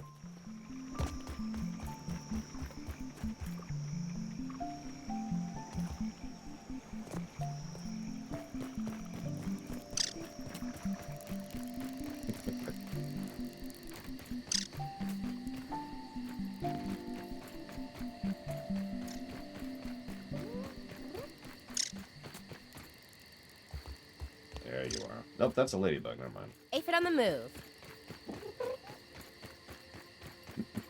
I mean, honestly, taking out Congress might be a good thing, if we're being honest, but... How did you...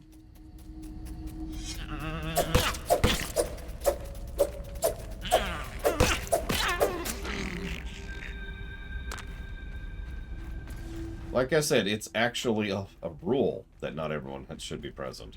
I believe that was brought up during the Cold War, specifically. Processing.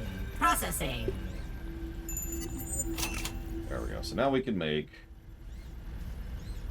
an oven And that's it. So we got advanced building production, and that's it.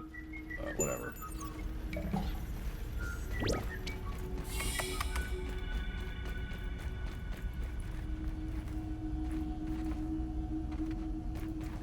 Anyways, I'm getting way off topic here. Alright, so that's how Noxaith rescues. That's how Zedenra rescues. Let's see. Now we have to move on to... Let's do Branix. So Branix walks in with 2 pistols. And he has... You know, he just kind of Han Solos his way through the situation. And then the hostage is like, oh my god! It's like, don't worry about it. Don't worry about it. They're all dead. And manages to perfectly hit all the hostage takers without hitting the hostage herself. Then he asks the hostage out for dinner. Because of course he does. Not in a romantic way, just because he's hungry. I mean, killing hostage takers is hungry work, you know.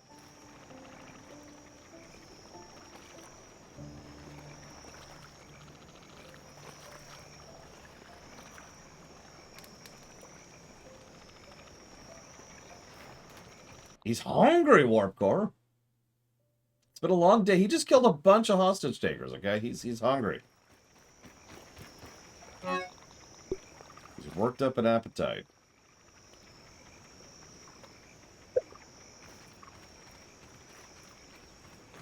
No, that's exactly it, Maverick. That's exactly the attitude. You want to grab a burger?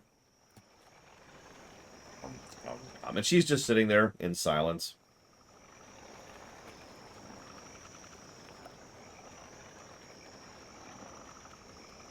Yeah, you barely touched your mushroom slurry. Oh, God!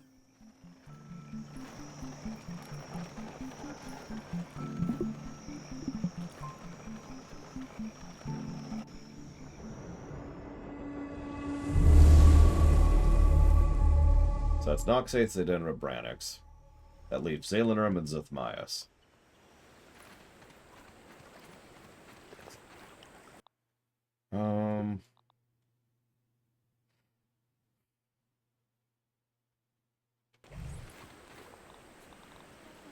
I hate to say it, but I think I know what I need to do next. I think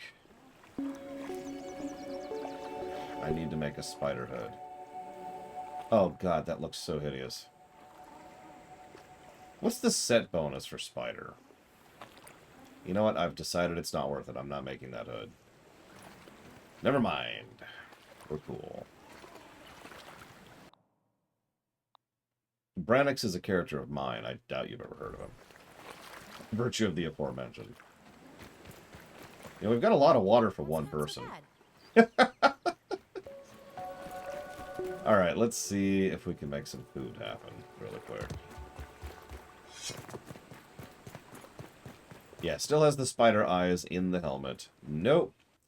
Yeah, what's the set bonus? Traumatization every time you look in the mirror. Cool. Well, we're mentioning all of them, Trihexia. Noxaith, Zedenra, Branix, Zalanorm, and Zuthmaeus are the big ones. The ones I know off the top of my head.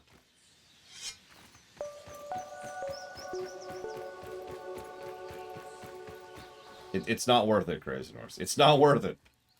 Nothing is worth that.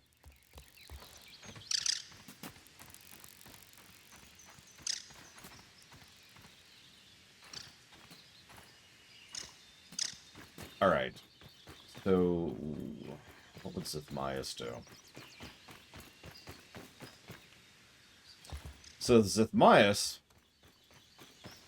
Okay, so Zuthmaeus is standing right outside the hostage's room, right? And all the hostage people in there. And he calls them up, and they're like, aha! At last, our demands are being met. He says, alright, I need to verify that the hostage is okay. Let me talk to them for just a second. They're like, okay. So, they hand the phone to her. She's like, hello? And he says, duck. And she's like, what? And he says, duck!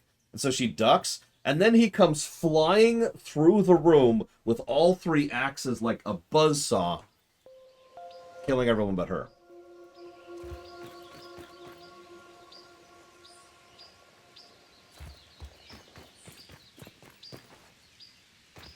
Well hasted.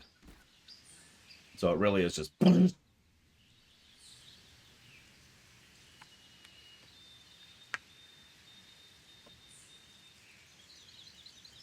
So I'm looking for easy food, and I'm not finding any, which is really frustrating. Oh, I'm probably never going to publish. Oh. That's an ant. Damn it, I don't want an ant. And then he eats her, because it really works up an appetite. Warpcore understands. Warpcore knows how this works. Now, the really messed up thing is Zethmias will have to be like, alright, look, you okay? And her response is going to be something along the lines of, ah! Because, you know... There's half of people there, and over there, and over there. And most people don't react well to bisections. I don't know why. So he'd be like, alright, hang on. Take her to, you know, a counselor. Kind of walk her through things. It's okay. Let's talk through it. Everything's gonna be fine. Everything's gonna be fine.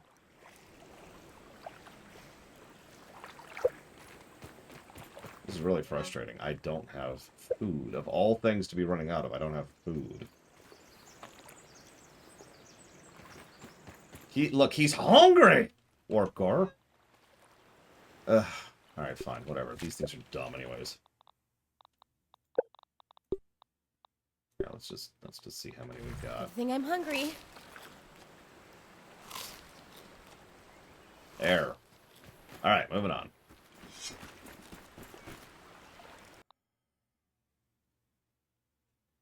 Let's make a few more bandages before we go. Yeah, those people are dead. They can't hurt you anymore. They're extremely dead. I can prove they're dead. Would you like me to prove they're dead? No! Oh, now! Now! Now a Weevil shows up. Stupid Weevil. Come here and be food.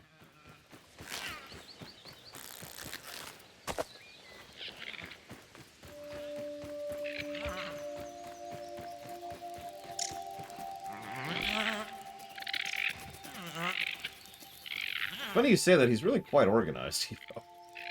But I get your point. I'll help you, my fellow ant.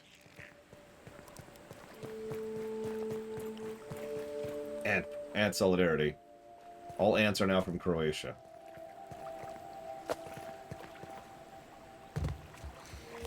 That leaves Zalanerm.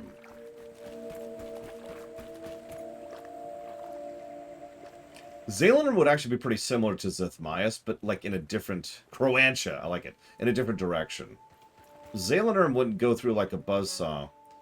Zalanerm would just buff herself to the hilt, because she can do that.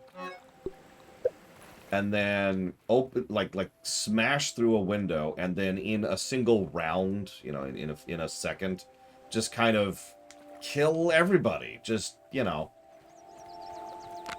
no survivors kind of a situation. Her primary preferred weapons are small daggers.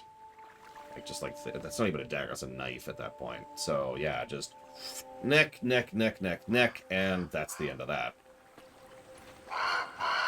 So, Zalanerm's advantage over Zethmias is that they'll be a lot less traumatized, the hostage, because they won't see what happened. Our leather. We're probably going to need that for later. Get some more leather going. We're definitely going to need that for later. I mean, neck wounds can certainly bleed, but, you know, it's probably not that bloody. Not like Zethmias' thing. Who would I send to the Kingdom Hearts universe?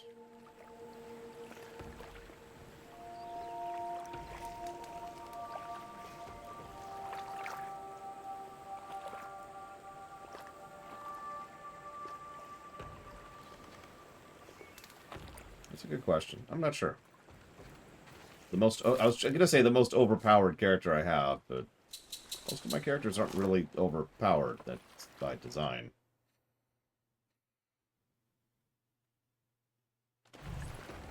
Okay,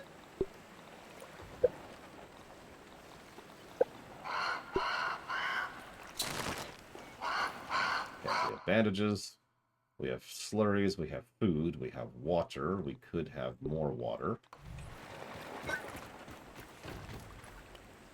we now have more water.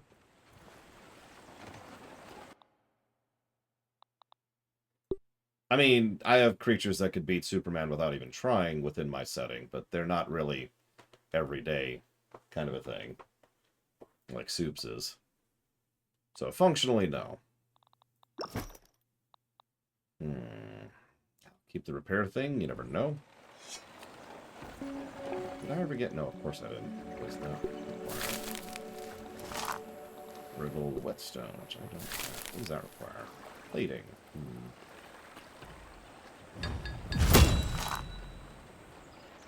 That's new. What do those mean?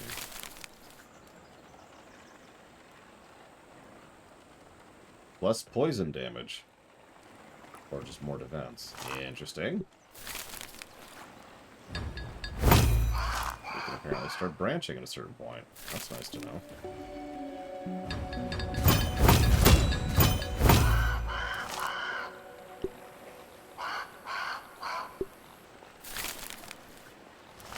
Yeah, we need whetstone. And I don't know how to get whetstone.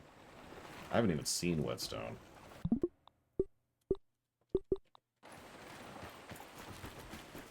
Alright. Let's do it. Alright, so this is a great time for questions. So let's see here. I mean, 7 million's a lot of people. That's okay, think about a 7 million strong army.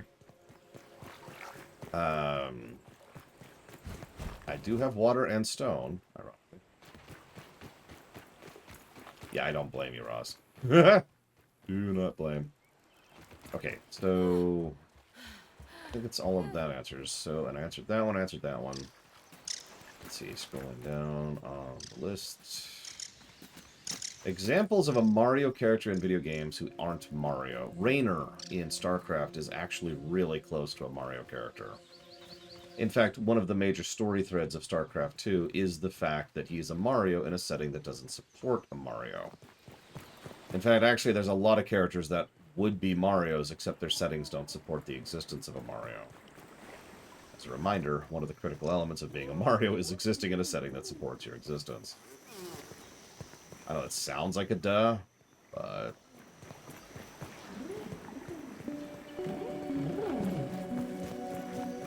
Yeah, Dark Day is quite correct. No judgment here, Ross. Of course. Very close.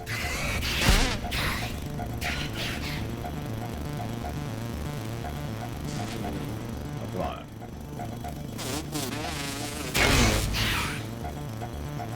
Hey, it worked! Oh my god, it worked. The mosquito got stuck in the net.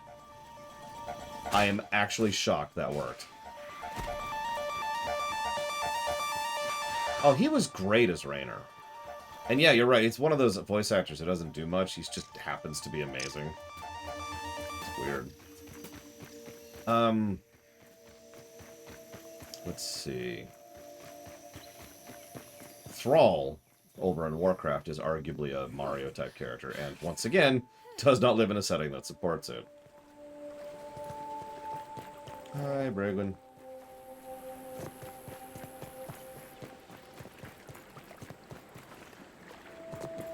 We're not doing multiplayer just yet. We might do it in the second half of the shift. I haven't decided yet. We were trying to test how this plays single player. Getting some good feedback so far, actually, believe it or not. I think we will open it back up for multiplayer for the second shift. Because of reasons. Okay, so... let's take some of these things here. And leave that.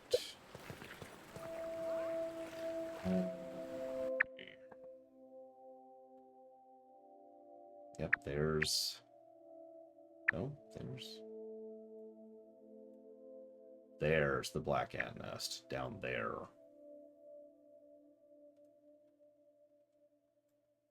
Past the haze, of course. Alright, so what we're gonna do...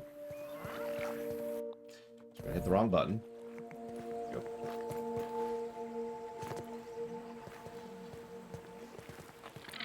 Oh yeah, no, the custom difficulties are legit. I'm actually really happy with them, just as a concept.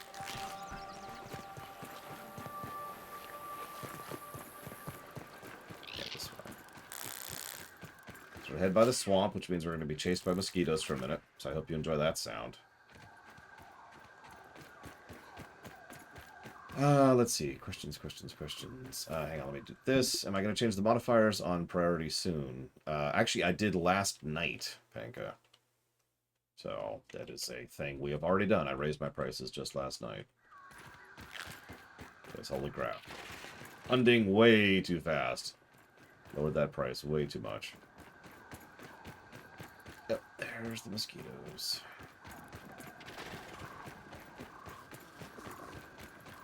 In one of Evo's stories, this is the writing advice thing. In one of Evo's stories, she needs to get an antagonist, excuse me, a protagonist, point A to point B. God, mosquitoes are so wonderful. They really are.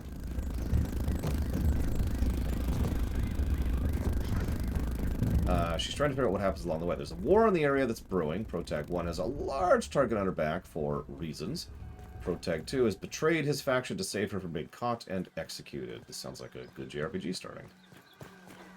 Both people have people after them from the same people. Any idea what random obstacle they should encounter? Okay, I'm thinking they get shrunk to really small, Evo. Bear with me for a second.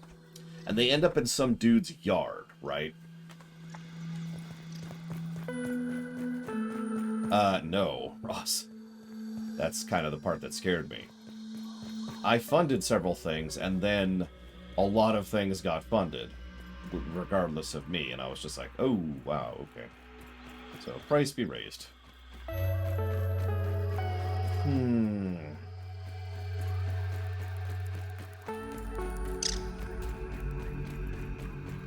Yeah, I wasn't ready for that. That's on me, as it always is. They apparently had an animal in here at some point. We're in very unknown territory now. We haven't been over here ever. Under the bench now. Table. Oh my god. Clean up after yours. Why is this so gross? Oh, hey, there's the milk molars. Or there were the milk molars. Let's drop that down for a second.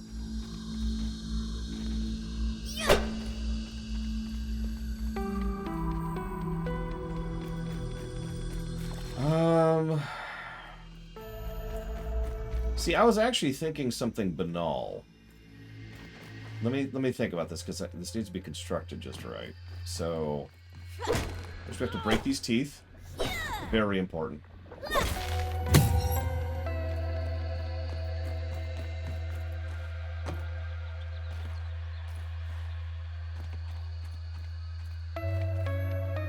What I'm trying to figure out, let me tell you the bones of what I'm trying to think of, because I like the idea that they run into something that's not really a threat by itself, but whatever it is going to delay them. They don't want to be delayed for obvious reasons. They literally have people on their tail. That right? roly-poly's only a little less cute up close. That's new. We haven't encountered a roly-poly yet. What? Location mark. Peeped a new one. It's a sickly roly-poly, no less. What did you do in the Black Ant lab? Jesus, we already saw what he did in the Haze lab.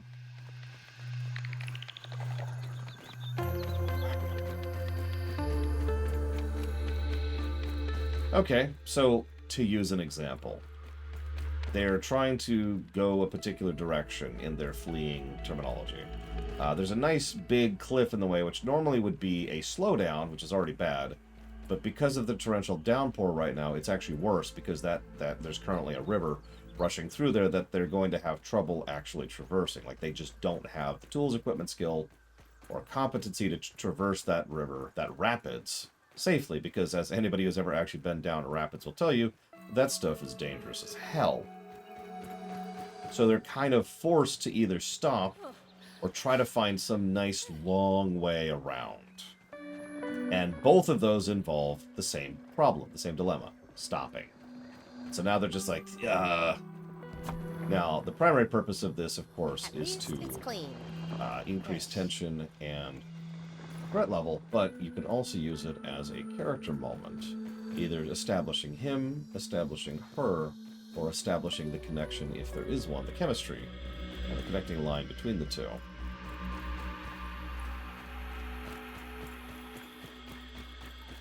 This could easily be adapted to sci-fi terms if needed as well. I'm liking it more than not Dream Whisperer. I do think there is... I think I want to beat this game soon, is how I'm going to phrase that. And I know that sounds strange because it is a good game. It feels like something's crawling on the inside of my skull playing this game. Too many bugs. Too much gross. It's just very slowly getting to me. And I very slowly want to stop playing this game. Which is why, if you've been paying attention, I've kind of been beelining main story quest stuff instead of just sitting around and casually chilling and building and all that. It's like, no, let's go. Let's go. Yeah, no, the bugs is the enemies. I've encountered very few technical bugs, which is kind of astonishing for an Obsidian game. Although we did see bugs, as in creatures, caught within terrain, which is the classic Obsidian bug. So got that in there. That's a weevil.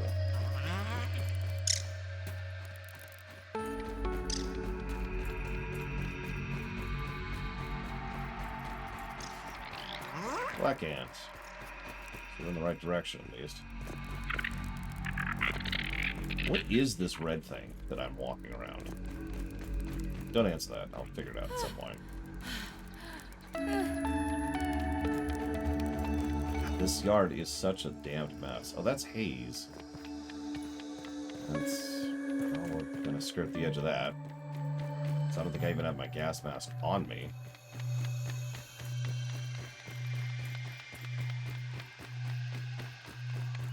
Oh, it totally would, Raven.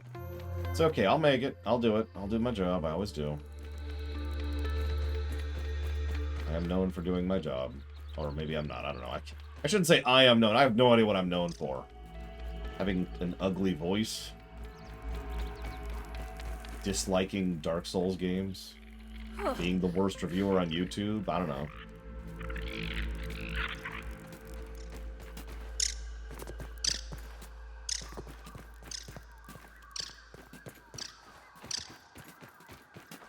So you've got two options for how they actually bypass the river. You know. Option one is the obvious one. They just decide to hole up. They find a place, literally carve into a cliff, and just try to hole up and say, yep, hope for the best. It's an inflatable pool. Option two is they brave the river. And it depends on what tone you want. If this is pacing, right? So I don't know the pacing of the scenes before, and I don't know the pacings of the scene after. So what you want in the middle is up to you. But do you want something kind of low tier, kind of tension-y, but mostly character focused, as the two are just talking to each other?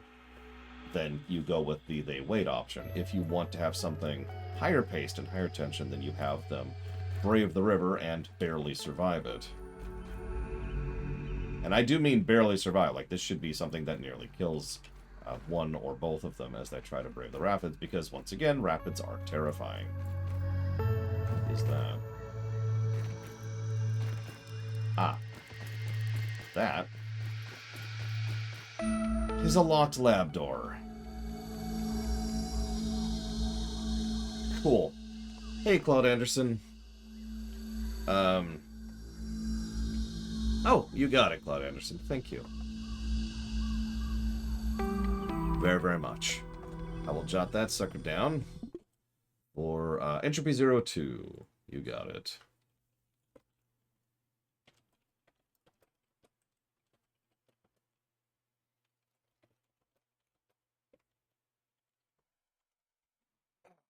Oh, I can close this now. Oop, don't need that anymore. Well, we're definitely in the right track if that's the exit to the Black Ant Lab. Oh, wait. Oh, wow. Okay. Okay. I mean, I sure hope it doesn't, Gungam, or I haven't done my job right. Alright, so, that's that question. So Gum Gum says, would I call Sam and Frodo's relationship platonic? Yes. The idea that two people can't be extremely close and intimate without being sexual is weird, if I can be blunt about that.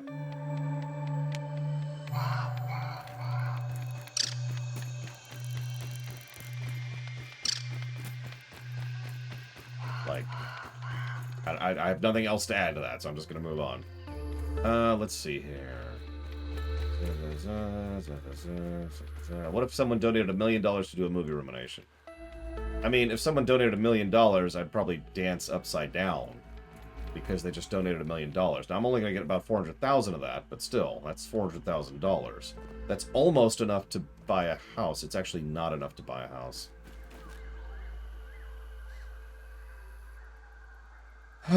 Okay, moving on.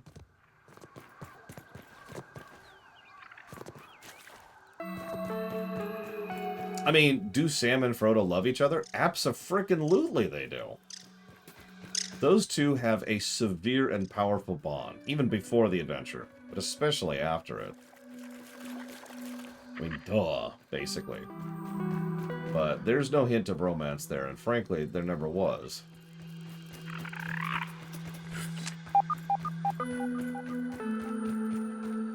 Still Black Ant workers so far, so that's good. 400,000 is not enough to buy a house, Von Falkenstein. Or, more accurately, it's not enough to buy a house that I would actually want. Hello.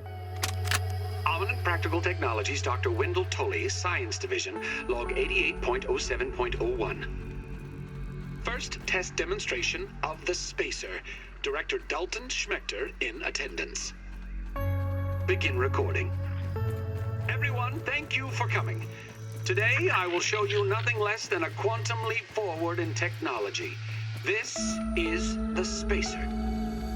It is a machine that has the power to shrink any object many times over, unleashing the power of the miniature world. Now, I'm sure that some of you will be skeptical.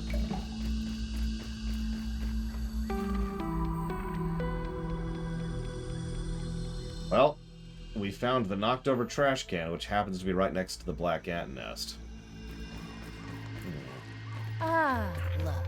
Another monument to humanity's wanton disregard for the planet.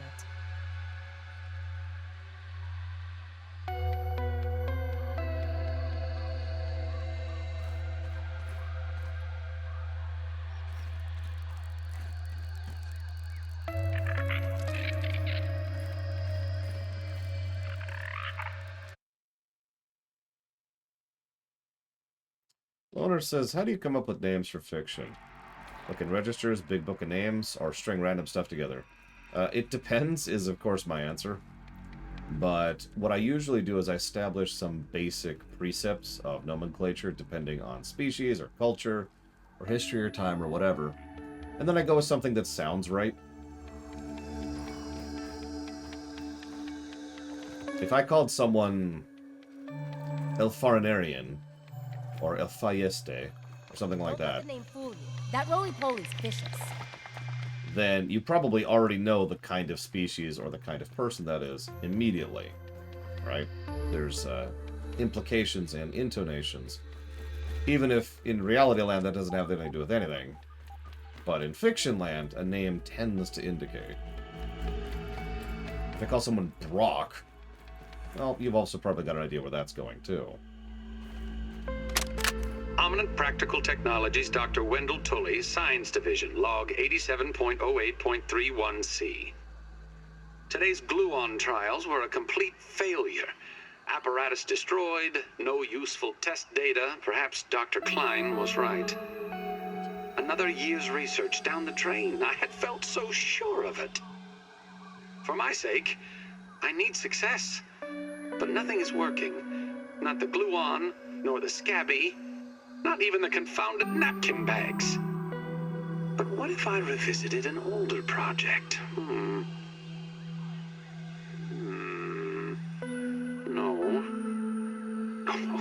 No, definitely not. Perhaps, no. Wait, that's it! The shrink machine. initial explorations had been promising before Dalton put the kibosh on it. I could set it up in the basement. If I showed that it worked, surely they could not argue with results. It's worth a try. What do I have to lose?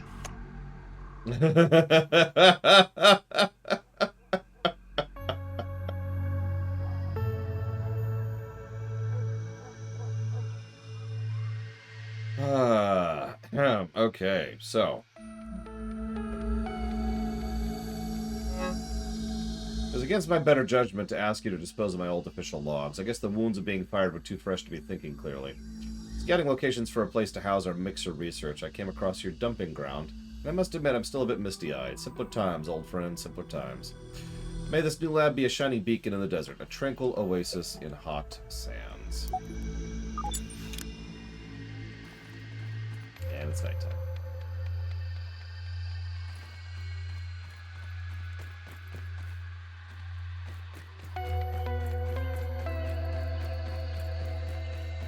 I was to say, nobody can argue with results. Have you met humanity?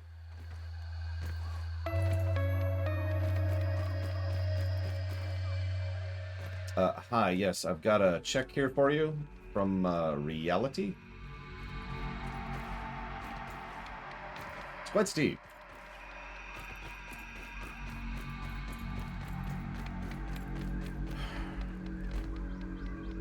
So, is there anyone in Trek I can think of who went through a better character arc than Nog?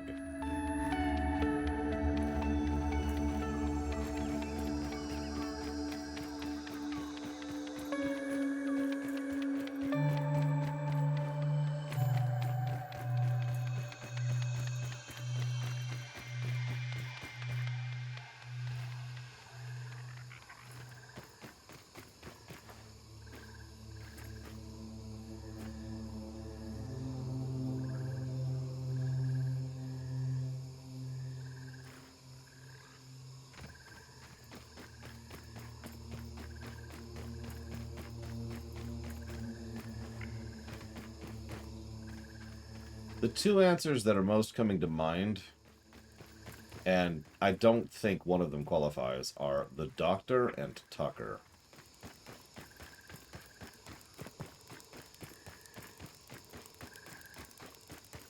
And in both cases, there's some caveats on top of those.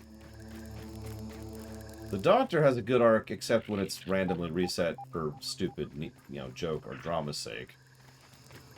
And Tucker's arc is mostly going from being a badly written character to a good one.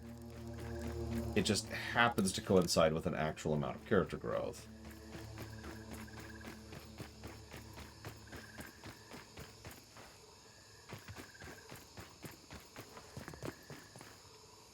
So does anyone remember where I left my tent?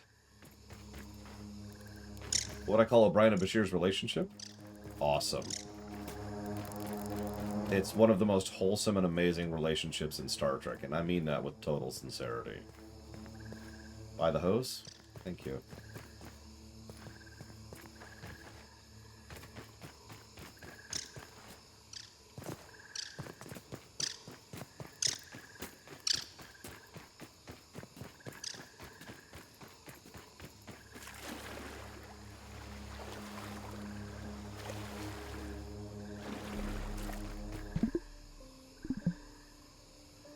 Yes, all of Keiko's nightmares have come true.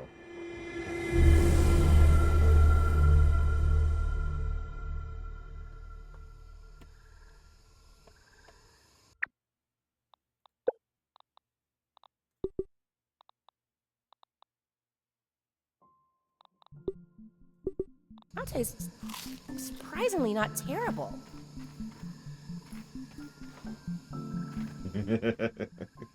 Good afternoon, Narset. It's Only a Paper Moon does suffer from something a lot of Trek episodes suffer from.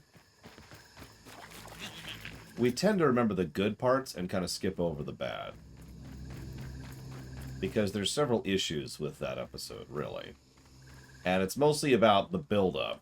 Because, and this is common, the writers had the story arc, they wrote it out, and it was like a 30-minute episode. And so they had to add an extra 14 minutes. So, there's padding. And so It's Only a Paper Moon has padding.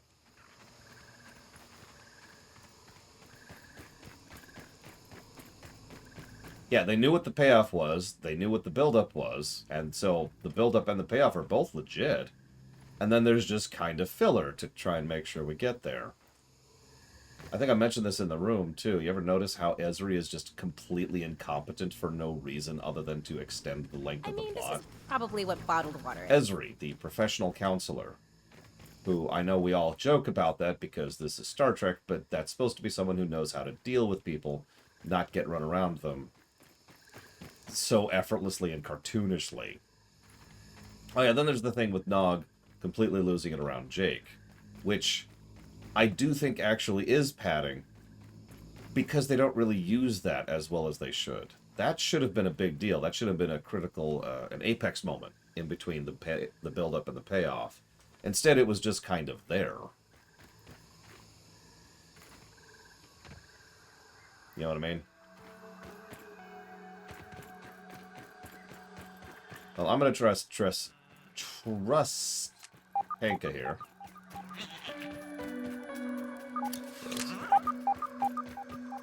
Yeah, exactly, Von Falkenstein. By that episode, they'd already shown that Ezri knew what she was frickin' doing.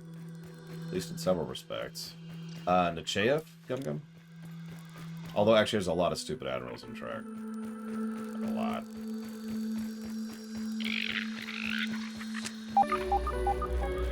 Wonder what these ants are up to in the sandbox.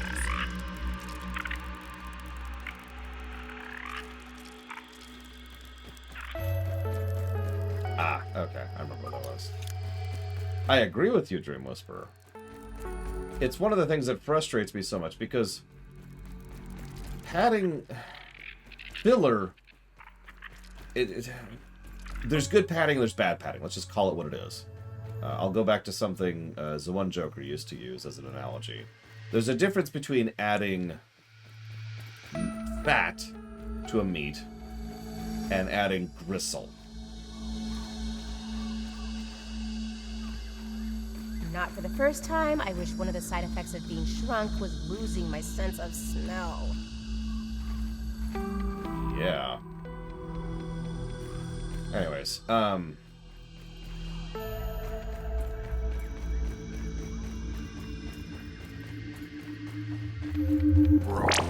Science! I'll start working on my acceptance speech. not to talk up mid-TNG, when TNG was at its height, but one of the things that mid-TNG did best at its height was they would be running low on an episode, and so they would add a scene to flesh out character or dynamic or something. Riker discussing music with Worf, or the poker game, which was actually filler, originally added to flesh out, the time. God, I have to go into this nonsense? Jesus. Or, actually, the dartboard, while we're on the subject. Use the DS9 example. I don't want to think about what this smells like. I've smelt trash before. This is not something I'm thinking about. Not something I'm thinking about. Yep, and we're taking... That's a lot of damage! Oh, wow. Oh, my God. We... Apparently, we're dead. Yeah, we're dead. Wow, okay. That's awful. Alright. Cool. Favorite dragon in fiction? Other than me, obviously. So... that sucks. You know why that sucks? Because that is a full meter that way.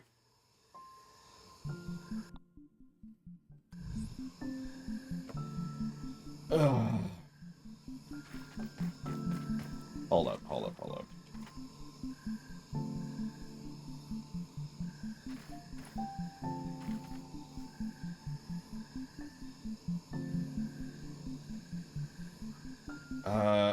Okay. Let's see what... Right there!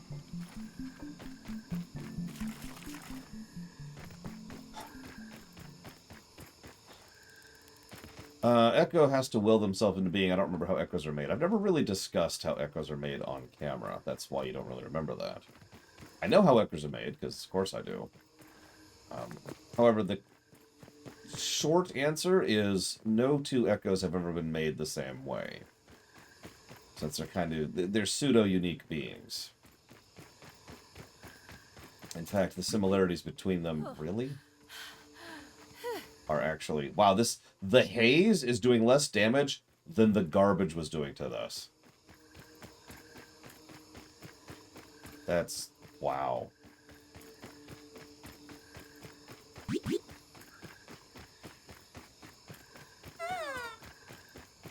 Uh-huh.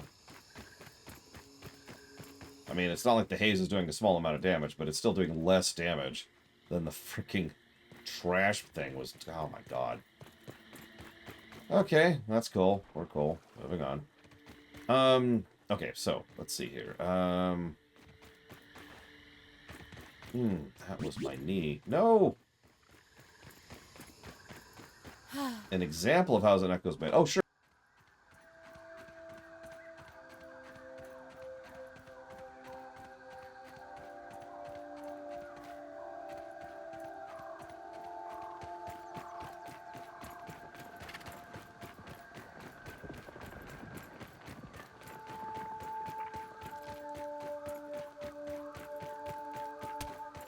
Any questions? All that was retconned, of course.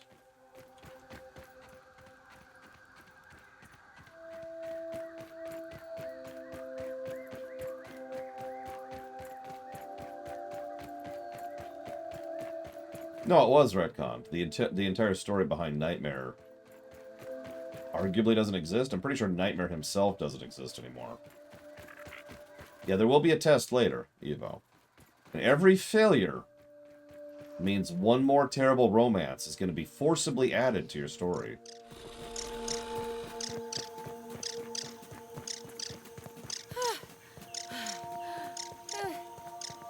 Well, no, the problem here, Evo, is that with the Nightmare being retconned, I have no idea how Echoes came into being.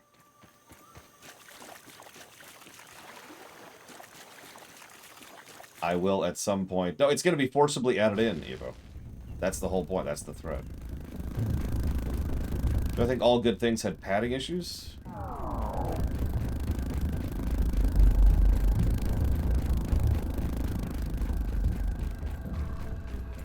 No. I think All Good Things had a bait and switch issue. Probably because it did.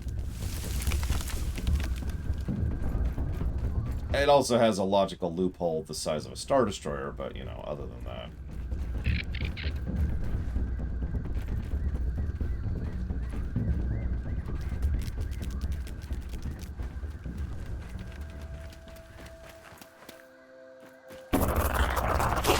You know, I'm just trying to get over there, you know? You don't have to try and kill me. It's cool. I don't mind. Just this, you know, live and let live. God, I'm only 2/3 of the way there. This is such a long trip. God damn it. This is all just to get my stupid gas mask, too. Yeah, we need to check the romance checkbox. Evo.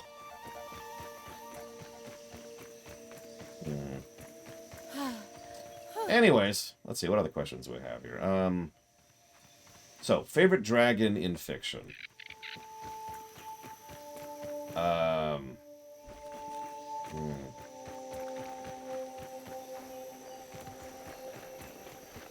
trying to think of one that's not from Warcraft. Give me a minute.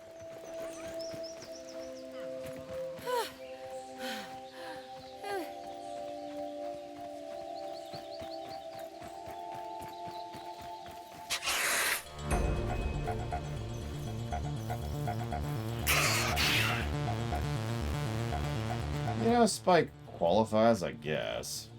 I don't know, why don't we ask the upcoming expansion Dragonflight? Go.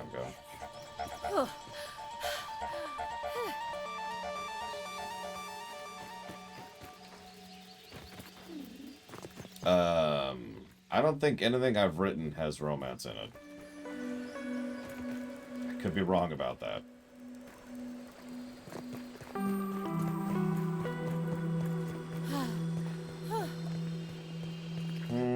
I can't think of a non-Warcraft dragon I think is that high on the list, personally. Unless we're talking, like... Oh god, what's his stupid name? The one from Lord of the Rings who's the size of a mountain. Or Spike.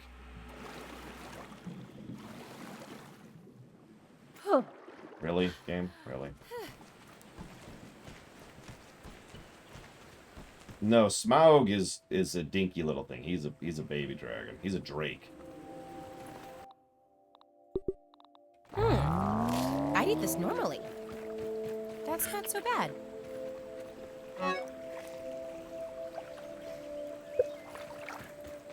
And Caligon, that's his name. Big boy.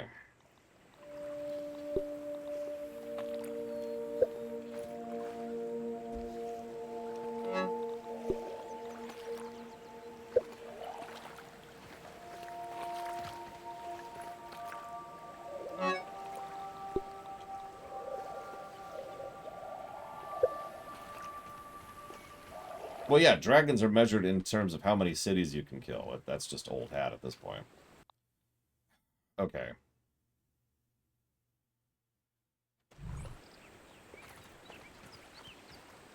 I was gonna say, I don't think I've heard of that one, Tara.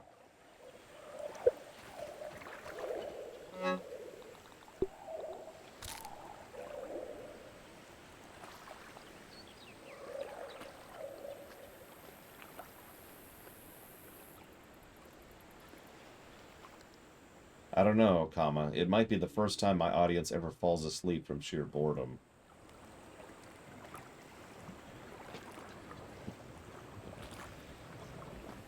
My brother-in-law just suggested I do a stream of Arena and Daggerfall. As like a pair.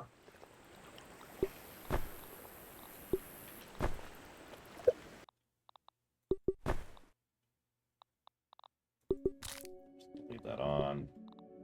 Better safe than sorry. 100%? I don't think I've ever 100% of those games, and I honestly probably never will.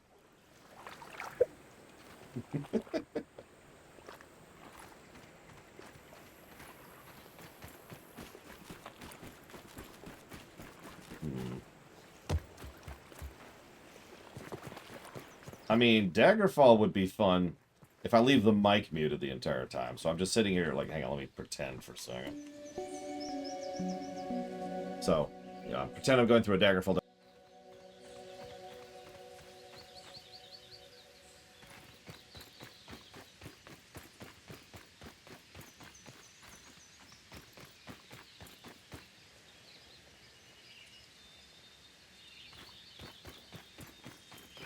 And that's just the whole stream. That's just the Daggerfall stream right there.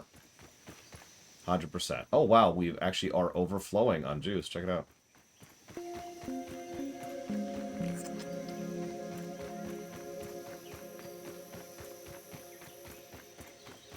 But no, some of you may or may not be aware of this, but Daggerfall and Arena are actually verboten. If you donated for them, well, then that sucks to be you, because that's not happening.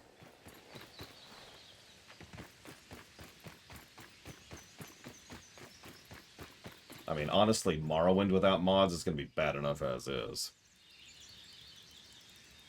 You know what I should do, comma? I should plan out the speed run of one of those games, period. You know, comma, the ones that are about 15 minutes long, period.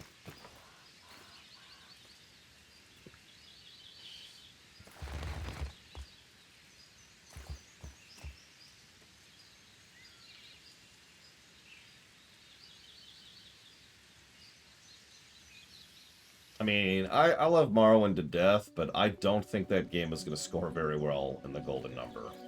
In fact, I would honestly be a little bit surprised if it was net positive. It's Morrowind. Without mods.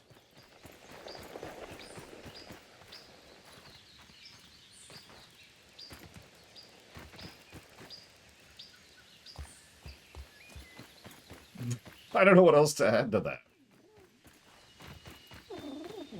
Yeah, Morrowind's gameplay score is going to be an anchor around its neck.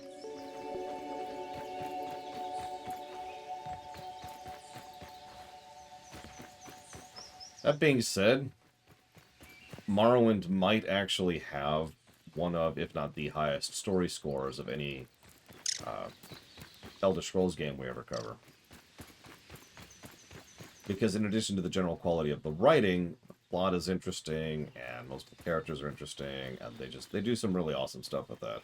Although they do miss out on the side arcs, because most of the non-main plot stuff in Morrowind is very vanilla, very boring. So, maybe I'm wrong. I don't know. Oblivion might actually hold that crown forever.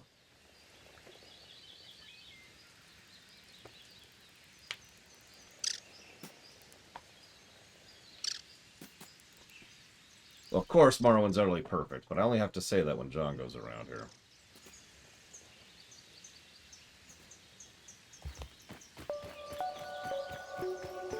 Alright, screw it. I mean, that's because it is tiny, Roto.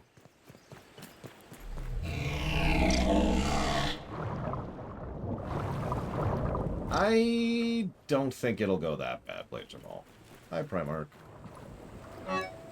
But it might go pretty far down. We're not doing multiplayer right now, Primarch, but we will be after the lunch break if anybody wants to join us. Screw it. I'm just gonna eat these. Screw it. Screw it. Screw it. Screw it.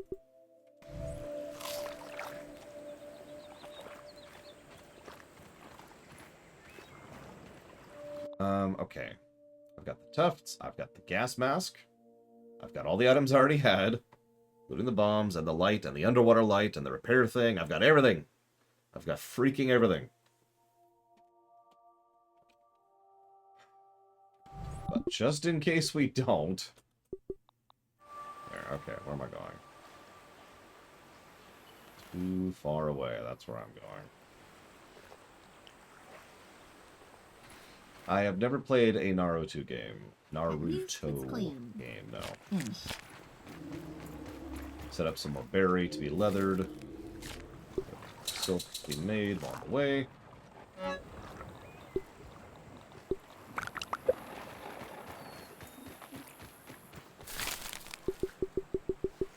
Here's an interesting question. Here's a question from me to you.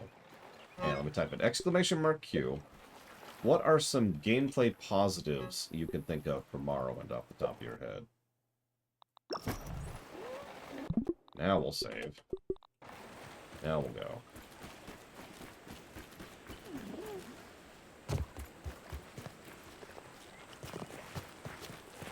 Replayability? I actually agree with that. So that's one, absolutely. Builds? I'd have to think about that. The magic system? Ah, no, that's fair. The ability to build your own spells. I'm not sure the magic system itself would get a positive, but the ability to craft your own spells is not only legit, but well done. While we're on the subject, the alchemy system would probably be on that list as well. So we've got alchemy, magic crafting, and replayability. Weapon variety? No. The overwhelming majority of weapons in that game function pretty much identically. I mean, weapons in this game have more variety to them than in Morrowind. There's only like 4. And that's not even getting into how absolutely terrible ranged weapons are in Morrowind.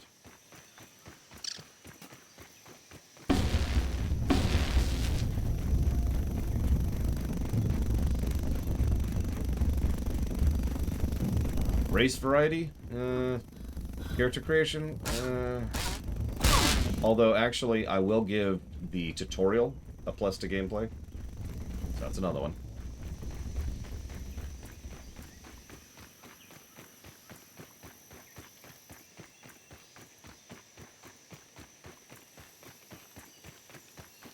Scrolls of Acarnian Flight are hilarious, but the only gameplay benefit they have is the fact that they help the speedrun, which I don't think really counts. Various ways to travel? Again, not really. The mage portals and the... What am I looking at? Hello, powerless ant. The mage portals and the... I can't remember what they're called. The rubs that people control by using their brains directly, which is really gross, by the way. And I don't remember what else, but like there's like 4 ways of traveling, and all of them are the same thing. You talk to someone and you say, I'd like to go here, and then you go there. There's no real gameplay variety there. Mark and Recall, I would actually agree with. So there's another gameplay positive. Mark and Recall.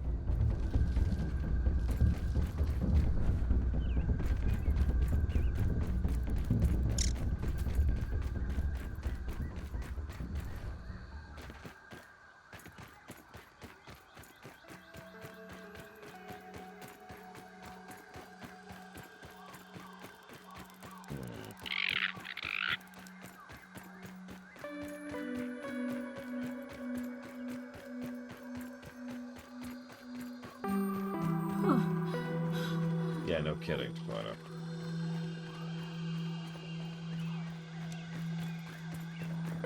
so the main we actually know why they got rid of Mark and Recall in Oblivion specifically. It's because it can screw with scripting, or to be more accurately, because they wanted to do more with scripting. They wanted to be able to have things like someone waiting for you at the end, at the exit to a dungeon. And if you could just teleport out of a dungeon, you skip that entire. Now, that being said, I do think in a more modern design philosophy, we could actually have both. You know, there are ways to kind of have your cake and eat it too on that one. But Witcher 3 actually ran into the same exact problem, if you remember. In Witcher 3, if you recall out, then you will actually miss some quest objectives and quest flags, and things will get buggy and broken. Use it to level it is usually a negative in my mind, Ratu, not a positive. We could debate that when we get there. Exactly, Primarch. Yes, that's why Witcher 3 doesn't actually have a fast travel system. It has a waypoint system. Because that way you're forced to go to the waypoint.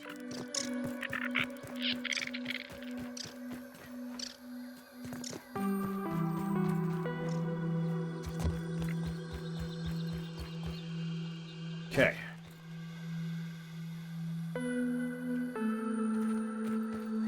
Yeah, exactly, Blade Jabal. There, like I said, there are ways to kind of have your cake and eat it too on that front. It's just most games don't bother.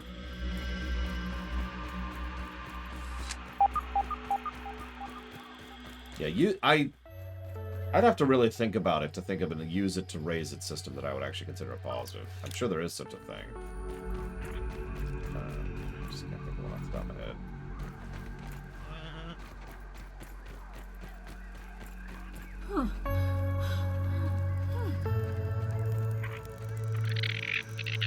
What's your black hand here?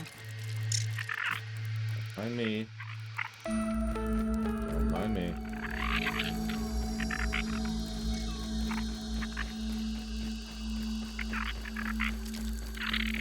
The idea of a use it to raise its system is fine, but the implementation, in my opinion, has never been done well and always falls into the same general problems. Like, it's so logical, right? You use it, you level it, but it's really, really, really easy for such a build system to quickly and almost unintentionally become lopsided. And that's before you take into account the nature of how those games tend to approach difficulty and levels. Now, that's something that Morrowind probably won't get a negative for, is scaling, because Morrowind scaling is weird. I've ever watched Spectacular Spider-Man. I assume you're referring to the show, in which case the answer to that is a big no. I've never seen it. Unless you mean the 90s show. No more types of soldiers. Can there? In which case, never mind. Let's see what we can find. Picked a new one. I'm probably misremembering, but by memory, the only parts of Morrowind that have scaling are the 2 expansions, as they were experimenting with them, probably for Oblivion.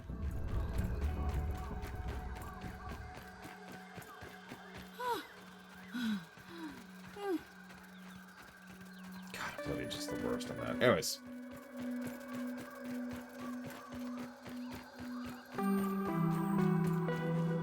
Take 2. Took us like 20 minutes to get back to here. Yeah, that's the one I thought you meant, Lataria, in which case the answer is a big no. You know, the best part is I didn't bring the material to repair the gas mask, so if it breaks while I'm in here, then I am dead.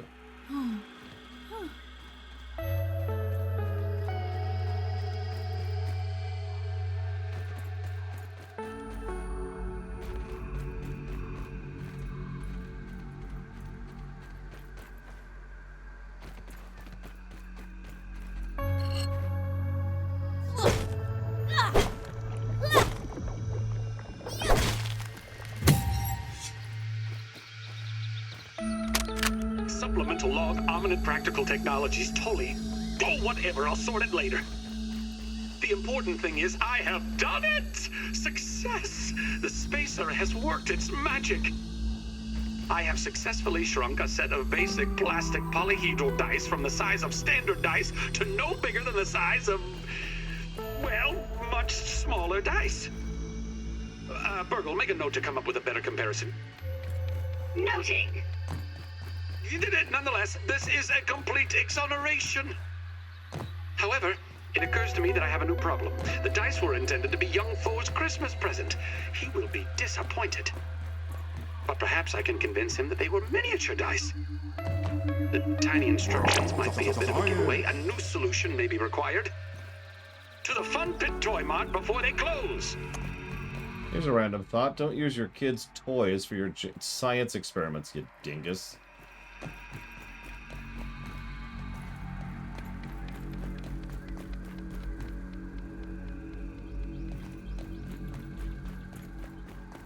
People.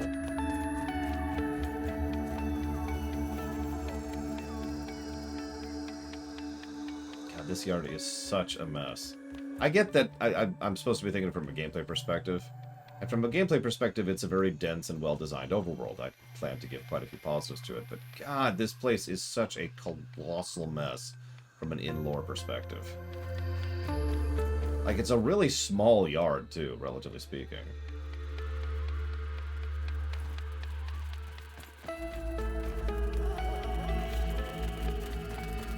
Flies.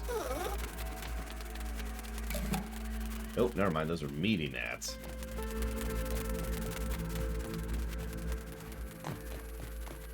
Wait until how happy he'll sound when he starts using mushrooms on himself.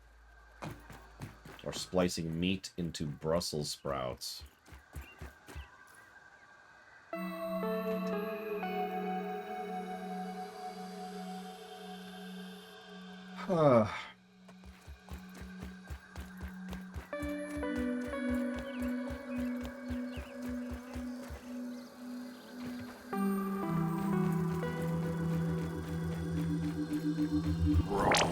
Science!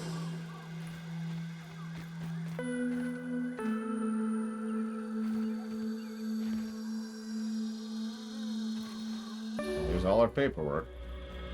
Can't do anything with.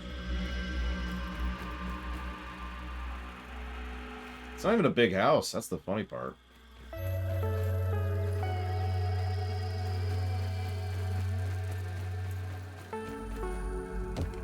Yeah, they're called mussel sprouts, von Falkenstein. In fact, I'm pretty sure that that pun is where that came from. Like, they started with the pun. They worked backwards from there.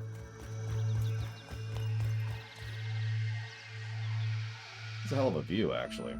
Top of the yard. Almost looks like a normal yard from here, except for how extremely dense and terrifying it is. What if there's a fly mode in this, where you can just go over it and be like, Zzz. It's not even a large tree. The oak tree. Anyways. So, let's see. Sorry. So if I was writing the Transformers continuity, how would I make Optimus Prime... How old would I make Optimus Prime and Megatron?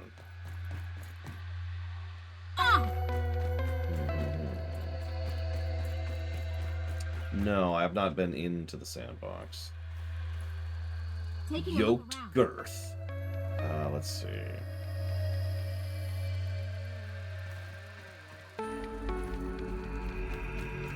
Oh god, that's even worse, Stream Whisperer. Seafood Brussels sprouts. No, I haven't found the entrance yet. I'm just kind of roaming right now. Slowly starving. I have limits. Or, I guess I thought I did.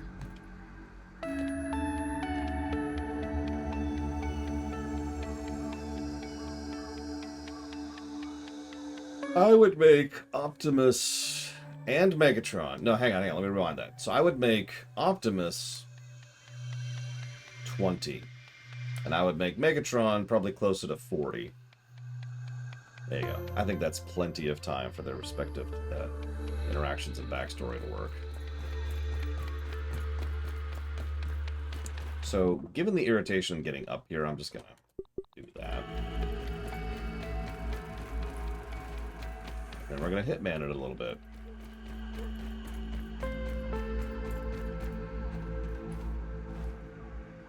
Not for the first time, I wish one of the side effects of being shrunk was losing my sense of smell. Yeah, I admit my automatic thought was that Megatron is the traditionalist in that equation.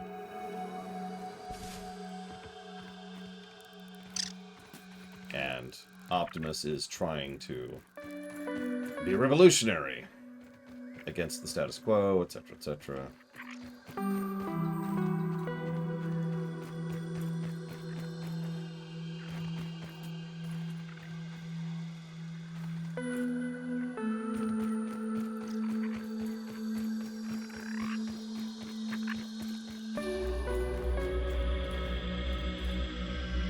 Remember when computers had a turbo button?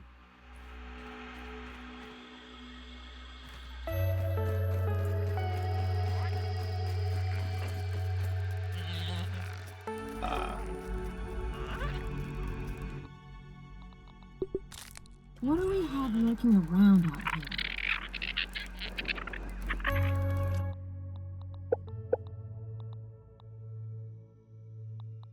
We do actually have a black outfit, but we need black parts to make it, and B-Fuzz. We need a lot of B-Fuzz, and we need a lot of black parts in order to make black ant armor.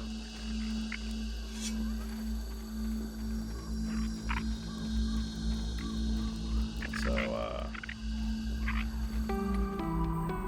see a glitchy texture really quick. Very important. There we go. Oh, absolutely, Zactaft. I mean, he already is the number 2.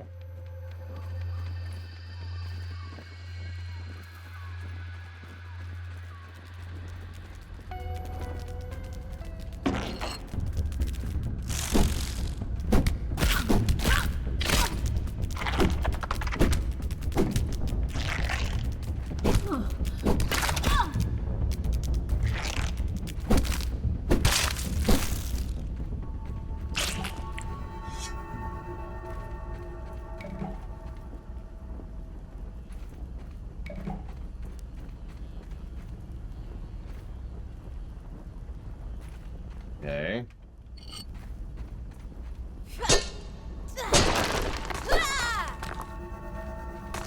Black ants definitely have more health than red ants. Or like double. Which is odd to me, but whatever.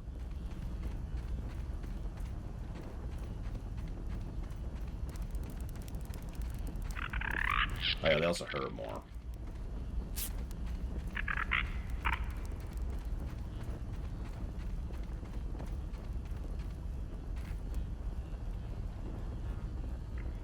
Rank the Bayformers films from best to worst. Best Transformers film is...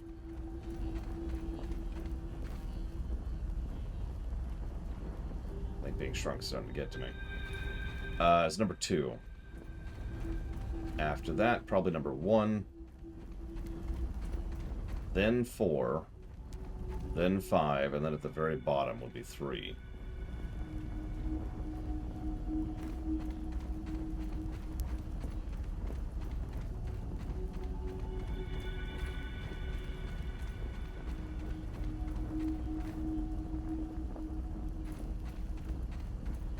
Hate 3. I hate 3 with every fiber of my being. 3 pissed me off.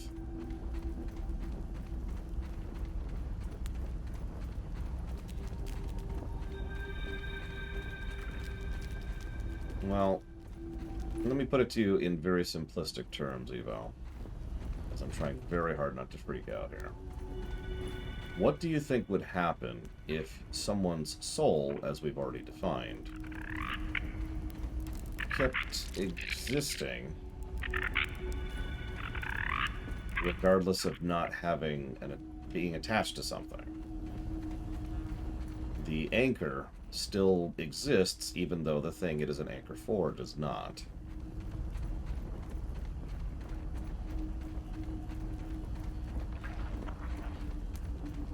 There's no one reason I dislike 3. And that's probably the quickest way I can answer why I dislike 3 in a nutshell.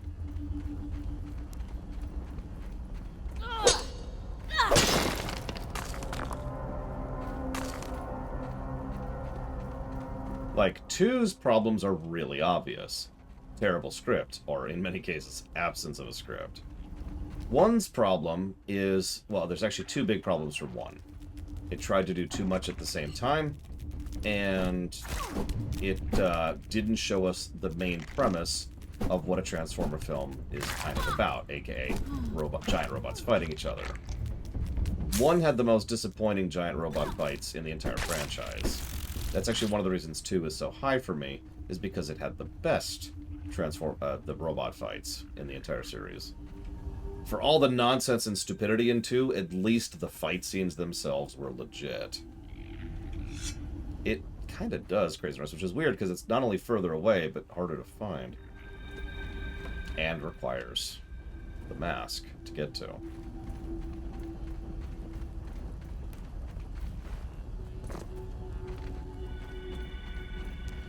Yeah, exactly. 2, for all its many flaws, was at least fun to watch. 1 was decently legit because the most actual effort was put into it. That's why it's up there. 4 is when we officially are no longer at the point of not being good. When we have left the realm of good and entered the realm of ugh. I read that extended periods of isolation in remote places can be pretty hard to cope with.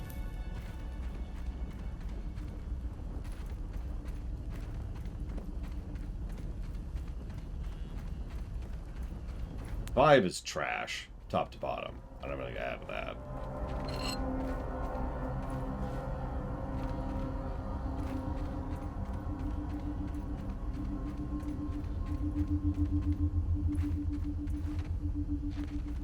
Well, let's say that you are someone who is, hey, look, I brought bombs literally for this reason. Let's say you're someone who is extraordinarily skilled and capable of... No. Of altering a person's soul properly. Hypothetically, what you could do then is you could craft a new type of being. Someone who quite literally doesn't follow the rules normally. Someone who doesn't conform to metaphysics. I don't know what else to call that. Hello.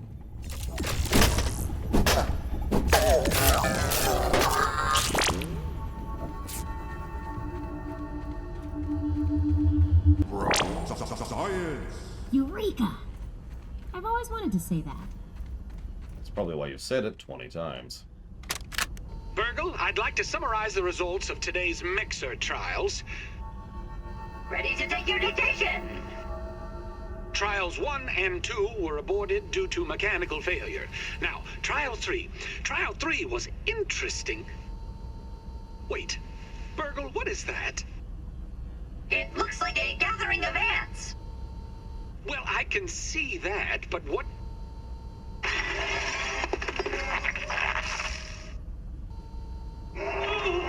Shut down the facility! Close the blast doors!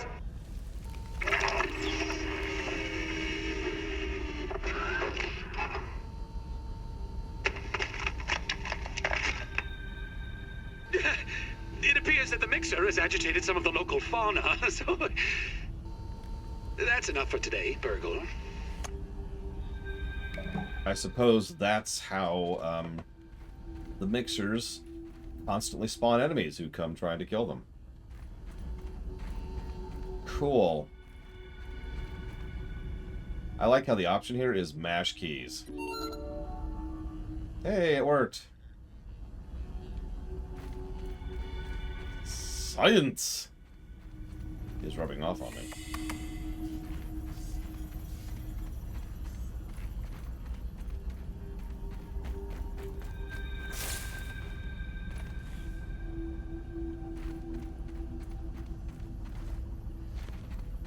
It's a great user interface. It knows what you're going to do anyways.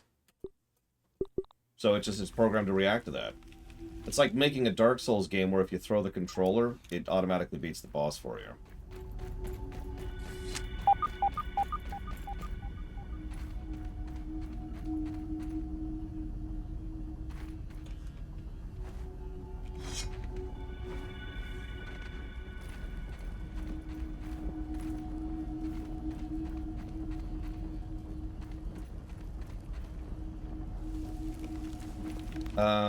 I do remember that scene, and yes, I do, Lothario. That's from 2, if I'm not mistaken. Mixer development has been a bumpy road. I've successfully been able to produce a raw science concentrate, but the energy wave output is too strong for containment field generator. It would seem that using a mixer is a single-use affair for the time being. I'll need to find a way to ramp up unit production for the yields necessary to pursue my raisinification therapy experiments. To make matters worse, my laboratory has continued to be the focus of black ants. I suspect it has to do with the cacophony of these blasted machines at max power, or maybe there's something luring them here. Either way, as usual, the odds are stacked against me. You know, lore-wise, this definitely happens after the Haze Maze. I mean, he even mentioned in the Haze Maze thing that he was coming here. But this is strange that this is after that. But whatever. Oh, in the first film? Through the city? No, that was a terrible chase scene. For the same reason, a lot of the action scenes in the first film were terrible.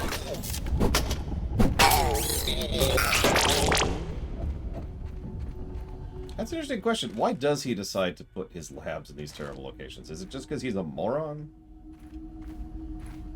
Is it because he's science? Is that the answer? That's the answer, isn't it?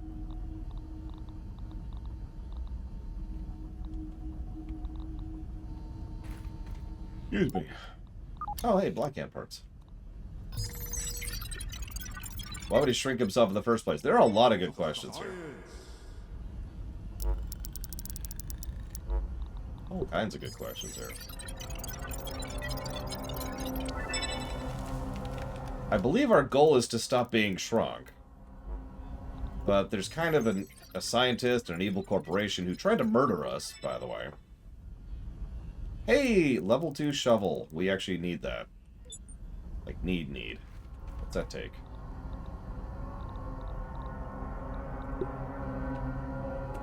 Done. We have a level 2 shovel. Freaking finally.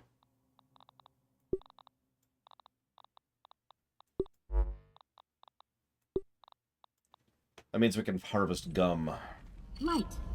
Burn back the shadows. Which I know sounds like a minor thing, but not only is it mandatory for the embiggening device, but it's been useful for several other things too. So we should be able to get rid of the haze now.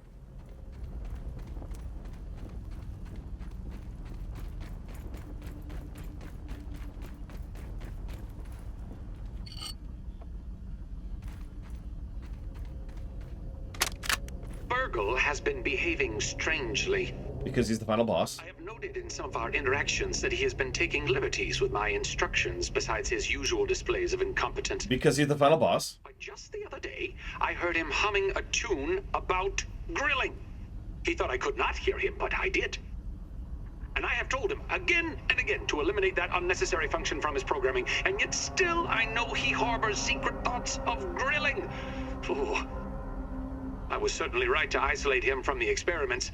One can only imagine how his malformed programming could be contaminating my research. I'll need to review my security protocols to make sure no further contamination occurs.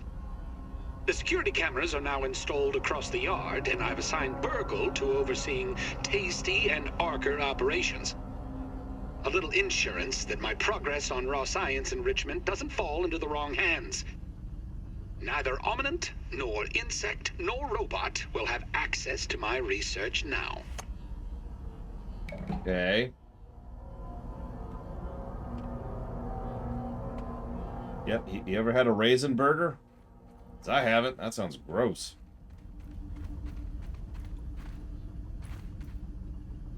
Apparently he had it. Oh.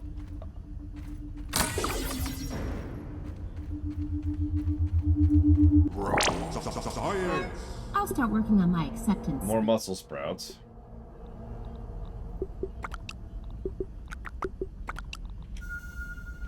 Loot. There we go. Stupid thing. Aw, scritches for good boys. I'd say behind the ears, but everyone knows behind the ears. You know the spot that dogs really tend to like? Right here under the jawline. Just scritch, scritch, scritch, like that.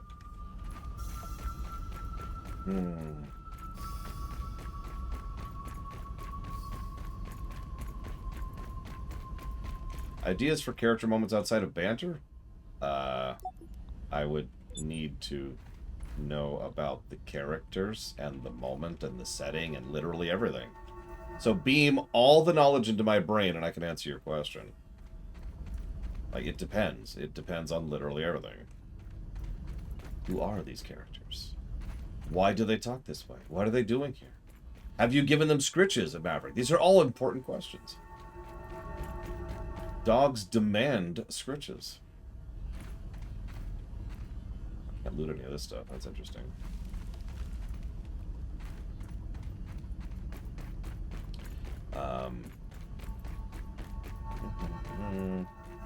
If a game is generally played... So, Savicom, I think Savicom left, though. Damn it, I missed her question. I was so focused on trying to get up the trash pile. Savicom, come back. Savicom's like, never.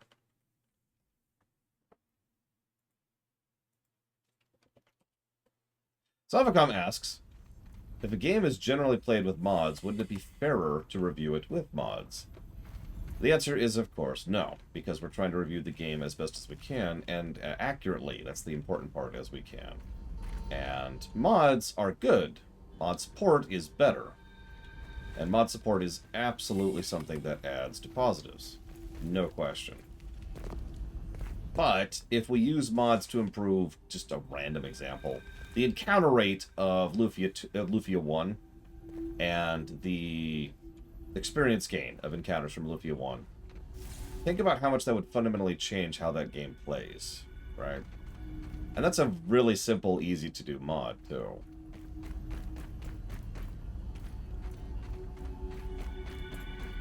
Alright, well, I guess that's all we can do here for the moment, because we don't have access to B. So let's see if we open the other thing. And that's kind of my point. It not only changes the game substantially, but what at that point, what we're reviewing, philosophically speaking, is the mod. It's something that wasn't made by the game. So...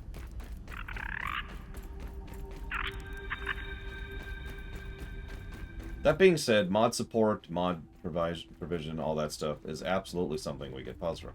Why is it? Okay. Okay. Alright.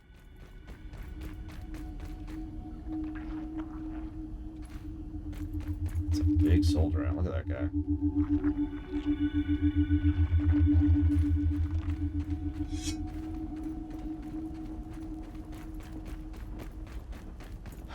Have I ever played the Naruto games? No. Is it okay to keep ending A as in Draft 1... Sorry. As is in Draft 1 format?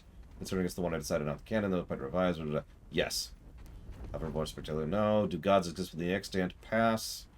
I've actually deliberately never answered that question because I feel it's an unnecessary question to answer. Doesn't really change it. Ah! No, you're absolutely right, Savicom. If we're going to review a mod, or even a bundle of mods, and that changes things, and yada yada yada.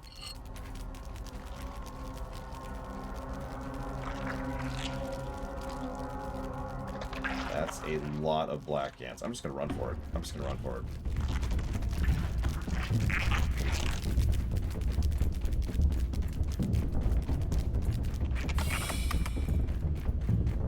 How important is cannon? That's up to you. And that is how important cannon is. However important you decide it is.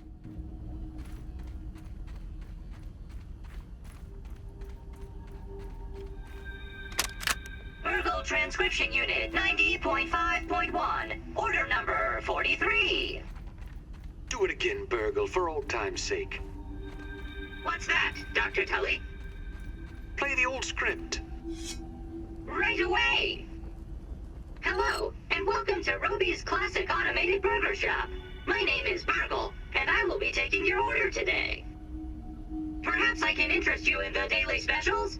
My favorite is the Roby's 0.375 pounder with cheese, with a side of mammal-style fries. That will do just fine, Burgle. Remember the Roby Burger motto. Make every day exponentially great.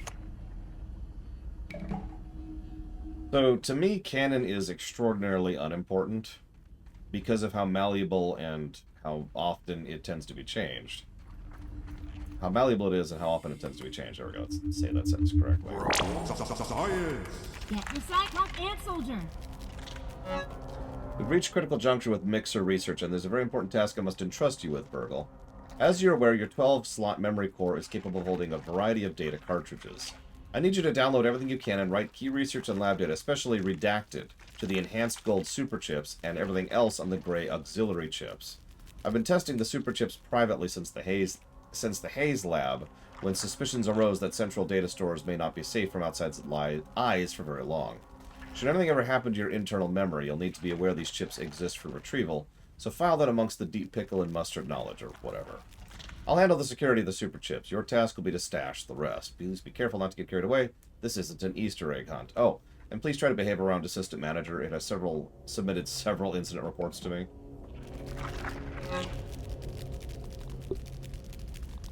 Spicy is a damage type, apparently. So that's a thing. But yeah, it's hard to get invested in canon for me, considering all of the realities of what that means. Now, continuity, very invested in continuity. The more you break continuity, the more you're screwing over your story, in my opinion.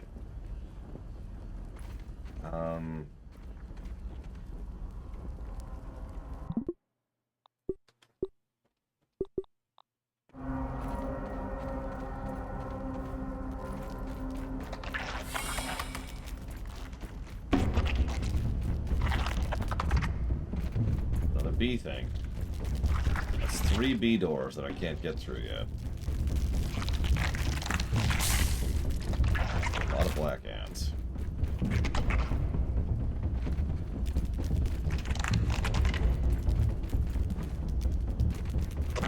I do death to continuity and, well, you know the rest.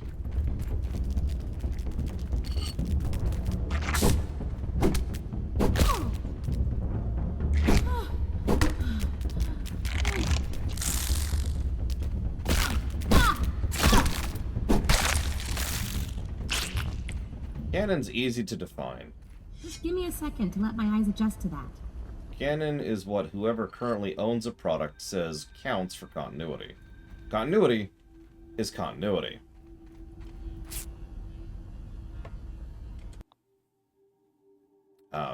The most overt and well-known example is Disney deciding to Thanos out the EU and saying that is no longer canon because the person who owns the property, Disney, decided to change what counts as canon. Star Trek has gone through several canon readjustments over the years, and honestly, so has everything. Anything that's been around for a long enough time has gone through this kind of whoever owns it or now owns it or now owns it has decided to change what counts. As much as I'd like to keep working through my lunch break, I think I will go ahead and bother to actually grab some food. So I'll be back. Oh, actually, no, wait. So let's do this. So let's quit the game. Give up forever. And then let's hit multiplayer, host, continue. Yes. Usual password. Let's see if it loads properly. Because I think it does. I think this loads correctly. Hey, and I'm we can Willow. just Willow swap back Brand. and forth between single player and multiplayer without incident.